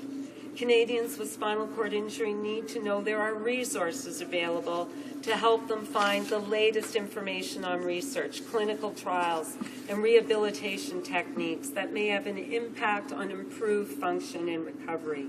They need to know that there are financial resources, peer support, and organizations that can help renovate the home to make it accessible, get assistive devices to help with everyday tasks, and return to the community. But, Mr. Speaker, as a country, we can and must do more to support Canadians living with spinal cord injury and their families. Mr. Speaker, all levels of government must work together to put in place essential measures to secure the right to education, economic participation. We need policies and programs that promote physically accessible homes, hospitals, schools, transportation, and workplaces, inclusive education, elimination of discrimination in educational and employment settings, vocational rehabilitation to optimize the chance of employment, microfinance and other forms of self-employment, benefits to support alternative forms of economic self-sufficiency, access to social support payments that do not act as a disincentive to return to work, and correct understanding of spinal cord injury and positive attitudes towards people living with it. The member from Montcalm's bill will help to raise awareness, and this is positive. Mr. Speaker, the Urban Futures Institute predicts that the number of people living with spinal cord injury will increase sharply in the coming years, reaching 121,000 in 2030. The expected increase is largely due to the aging population. Older people have more falls and suffer disproportionately from illnesses such as cancer. Mr. Speaker, I've had the honor and privilege of working with Canadians with physical and mental health challenges my whole life, and every day I learn from them and am inspired by them. I also want to recognize the work of all health practitioners and organizations which work hard to improve the quality of life of Canadians living with a spinal cord injury and their families. I know many of us have taken part in Spinal Cord Injury Canada's cheerleader event, during which we spend the day in a wheelchair and live firsthand what accessibility really means. We learn very quickly the obstacles Canadians in chairs face. Everything is harder. It is hard to manage the chair. It doesn't always turn well. Getting into an elevator is hard. Managing in the washroom is hard. Reaching counters is hard. Getting up and down Parliament Hill is really hard. And cars do not always see the chair. Mr. Speaker, the Chair Leaders event is extremely important to get exposure for people in chairs, to raise awareness, to see the obstacles people face, and to understand that there are financial hurdles and that we as a society must do more to help. The member from Montcalm's bill will ensure that annually there is a day devoted to raising awareness about spinal cord injury.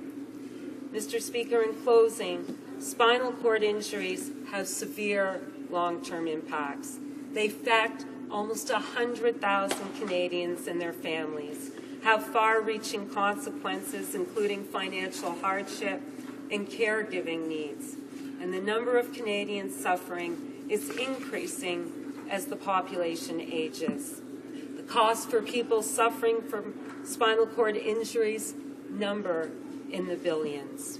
Mr. Speaker, spinal cord awareness will foster an environment for greater research into new treatment options. Awareness will help provide doctors with improved options for treatments. Mr. Speaker, let me once again congratulate the member on her bill, and let us all remember there is life after injury. Canadians with spinal cord injuries are active, they are social, and they are vibrant members of our communities. Let us all celebrate ability and fight for more help for Canadians with spinal cord injury and their families. Thank you, Mr. Speaker. Resuming debate, the honourable member for Charleswood, St. James, Assiniboia. Thank you, Mr. Speaker.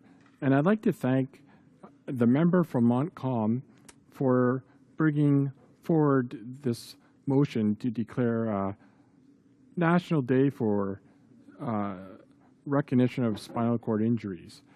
The member of Montcalm and I have become good friends, as far as you can become friends across the aisle, ever since we had that first race down Parliament Hill, which she won, and then in my power wheelchair, I think I won the race going up Parliament Hill.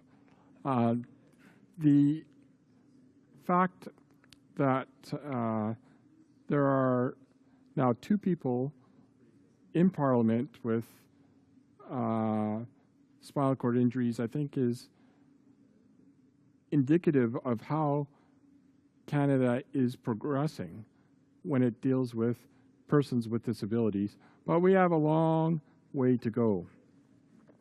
Now, disability crosses a large spectrum, and spinal cord injury is a sliver of that spectrum. But it has a lot of unique characteristics, and I'd like to share some of those with the House. There are, when it comes to acquired spinal cord injuries, the categories are generally you're a quadriplegic or a paraplegic. Quadra, 4 limbs impaired, para, 2 limbs. In my case, as many people may know, though I don't believe I've ever spoken about it in the House, I hit a moose in 1996 when I was 23. So at the beginning of my life, I had a lot of things going for me at the time. And actually, the moose went through the windshield, landed in the back seat. My car went into the ditch, and the moose went over me again. And this was in a part of Manitoba that was remote. There were no cell phones in those olden days. and someone had to find me. Then they had to drive down to the nearest town. Then they had to drive up with the ambulance, then drive me back to Winnipeg. There weren't any helicopters or anything to help. So it was a tough rescue, and for whatever reason, somehow I survived. And the reason I raise that is, if my accident happened probably 10 years earlier, I would not have survived. So people are surviving injuries that historically were not survivable. That's the advancement of medicine. And Canada should be proud of that. However, on one hand, we often save people from catastrophe, and then on the other, not provide the resources or the opportunities to allow those same people to live meaningful and dignified lives. Let me explain. And I'll use, I guess I'll use my injury as an example, but it can transfer whatever I'm about to say to anyone with a spinal cord injury. My injury is what they call a C4 cord injury. So if you feel behind your neck and count 4 vertebrae down, for those of you who are at home, that is where my neck is broken. And so that's a cervical spine, and it was a complete injury, and that has paralyzed me completely from the neck down. So I don't feel anything. It's just pins and needles. So one does not feel touch, heat, cold, pain, pleasure, hunger, temperature, body temperature regulation is messed up. A lot of people have problems with blood pressure,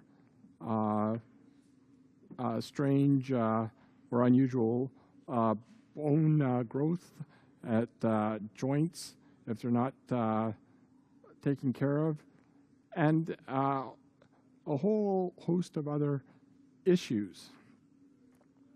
In my case, I need help with all the activities of daily living. Can't move. And so I have someone with me 24 hours a day. Though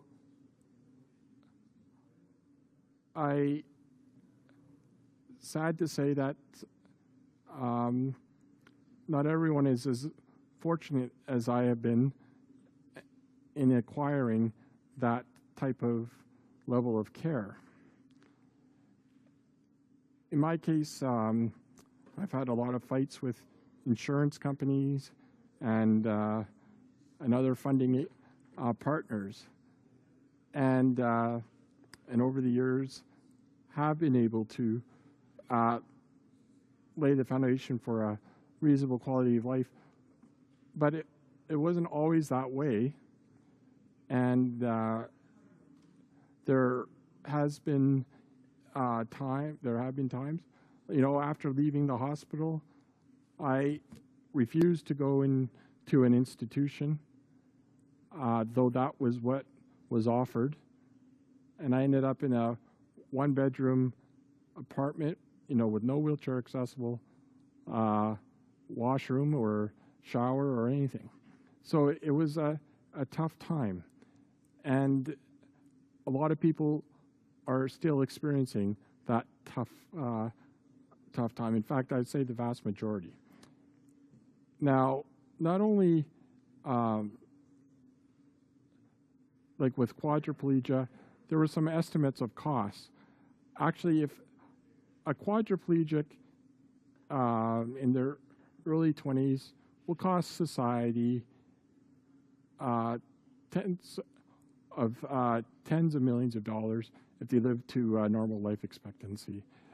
A paraplegic is less than that, but still substantial.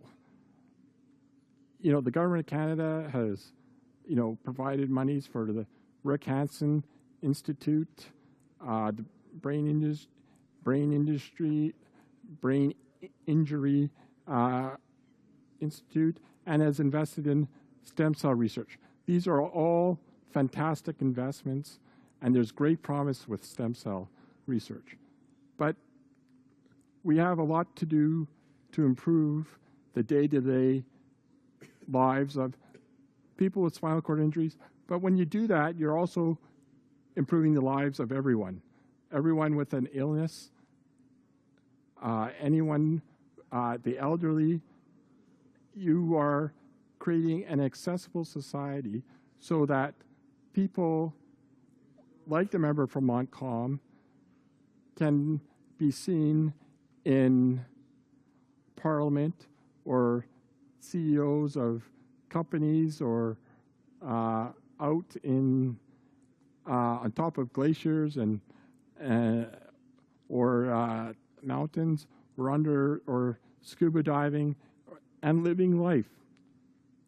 There's a difference between existing and living, and we as Canadians, if we're going to save people, we need to make sure that they have the option to live meaningful and dignified lives, and we need to step up and make sure that the systemic barriers in society are removed, and Spinal Cord Injury Day will help us in recognizing the necessity for making society inclusive for everyone, regardless of what type of disability they may have. Thank you, Mr. Speaker.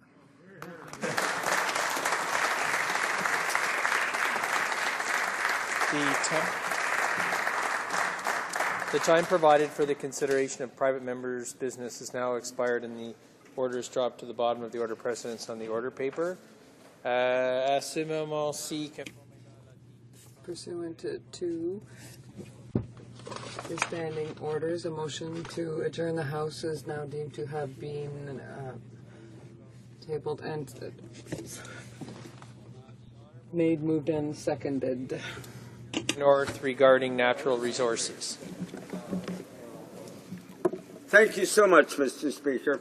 Mr. Speaker, in 1973, an oil pricing crisis broke out. OPEC forced the price of oil to skyrocket. The price of oil quadrupled. That was over 40 years ago, Mr. Speaker, yet we don't seem to learn here in Canada. Eastern Canada imports 80% of our oil from the same countries that caused the 1973 oil crisis, places like Venezuela and Saudi Arabia, which are no more stable today than they were 40 years ago. While this week oil prices are low, tomorrow a crisis in one of these states will raise the price. The USA learned from the oil crisis of 1970s. In 1975, the U.S. set up the Strategic Petroleum Reserve to prevent future disruptions in their supply of oil. Every country in the G20, except us, has created some kind of national strategy to deal with fluctuations in the supply and the pricing of oil. Every country but Canada. We also produce enough oil every year to fulfill all of our domestic needs first, and then continue to be a major exporter. Instead, we're currently importing Brent crude to Eastern Canada, which is risk-prone and also the most expensive oil in the world, Mr. Speaker. Under this government, we're selling off our oil as raw crude in the West at a 30% discount, while paying much more for expensive imports in Eastern Canada. My father, Mr. Speaker, was an investment banker. He taught me from an early age that buy high, sell low is an incredibly dumb economic strategy. That is costing the Canadian economy at least $18 billion a year in foreign trade deficits. The Minister of Natural Resources retorts that the solution would come in the form of pipelines. So let's talk about pipelines. Specifically, let's talk about Northern Gateway and Keystone XL, which are being built to export even more low-value crude out of the country without any plan to relieve Eastern Canada from our dependence on foreign oil. The Conservatives seem quite focused on the short term. Northern Gateway is expected perhaps a few hundred permanent jobs in Canada at best.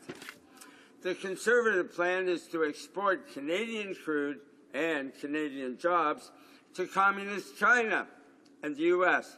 instead of using the resources we already have in abundance to create jobs here at home for Canadians. Pipelines can have serious negative social and environmental effects.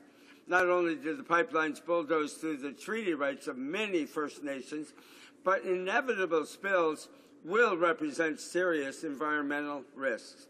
For example, Northern Gateway goes through the Great Bear Rainforest, where a spill will not only threaten a priceless ecosystem, but also threaten and perhaps kill a large portion of the BC economy that depends on fishing and tourism. Then it will be ferried away through the dangerous waters of BC's north coast, where repeated studies have shown a high risk of a supertanker spill. Diluted bitumen is heavier than water, Mr. Speaker, and virtually impossible to clean up. The debate on oil sands shipments is polarized between those who say all pipelines bad and those who say all pipelines are good. Canada needs a balanced approach to energy and the Order.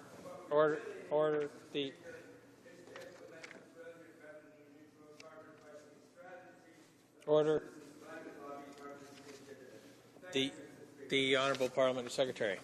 Thank you, Mr. Speaker. As the member knows, Canada is focused on expanding our energy export markets so that we can benefit from the world price of oil. Due to the difference between Canadian and world prices for oil, Canadian oil price producers lost over $13 billion in revenues in 2012. That differential also meant lower revenues for governments that could have gone into housing and hospitals, healthcare, and other vital infrastructure. The solution, of course, is to expand Canada's energy infrastructure, including through the construction of pipelines. Pipelines to relieve the bottlenecks in the U.S. that are causing those price differentials. Pipelines to bring oil from Western Canada to Eastern Canada. Pipelines to deliver our energy to Tidewater where it can reach new markets abroad. Our government's responsible resource development plan is aimed squarely at addressing these issues, develop Canada's resources, create jobs, and grow our economy. Global energy demand is expected to increase by 37% from 2012 to 2040, and Canada is well positioned to support that demand. But without the infrastructure to move the product to offshore markets, our oil will be stranded in North America. Getting access to these markets means building new infrastructure. Through the Plan for Responsible Resource Development, the Government of Canada is taking key steps to diversify Canada's energy export markets east and west while improving the efficiency of regulatory processes, strengthening environmental protection, and Aboriginal engagement and participation in resource development. Every day, energy products travel safely through 72,000 kilometres of federally regulated pipelines. In fact, our world-class safety system boasts a safety record of 99.999%. But, Mr. Speaker, we won't be satisfied until that number is 100%, which is why we have put forward new legislation to strengthen our safety system in areas of prevention, preparedness and response, and liability and compensation. This government understands the importance of developing our pipeline capacity in Canada for Canadians. We want to see our producers get a competitive price for their product and have a safe means of transporting it to markets, both here in North America and around the world. While we continue to monitor closely the recent decline in oil prices, we are also keeping our eye on the bigger picture and the longer view. We've been clear. Projects will only be approved if they are proven safe for Canadians and safe for the environment. And I look forward to that member's support for our pipeline safety legislation. Thank you, Mr. Speaker. The honourable member for Thunder Bay Superior North. Mr. Speaker, the lack of a national energy strategy should be the top priority for Conservatives, who are now costing the Canadian economy billions every year and making us dependent on unstable and expensive foreign oil, as well as postponing and preventing the development of more sustainable resources. The Conservative approach has totally failed. It's time to look at an alternative that will benefit all Canadians, not just Alberta. The Conservatives like to claim they have a good economic track record, but their economic and energy policies simply make no sense at all. We must end Canada's dependence on foreign oil and create a national energy strategy for Canada ASAP. And of course, the real solution long-term, Mr. Speaker, is to reduce our dependency on foreign oil through the Green Party's plan to implement a revenue-neutral carbon dividend, which would reduce both poverty and CO2.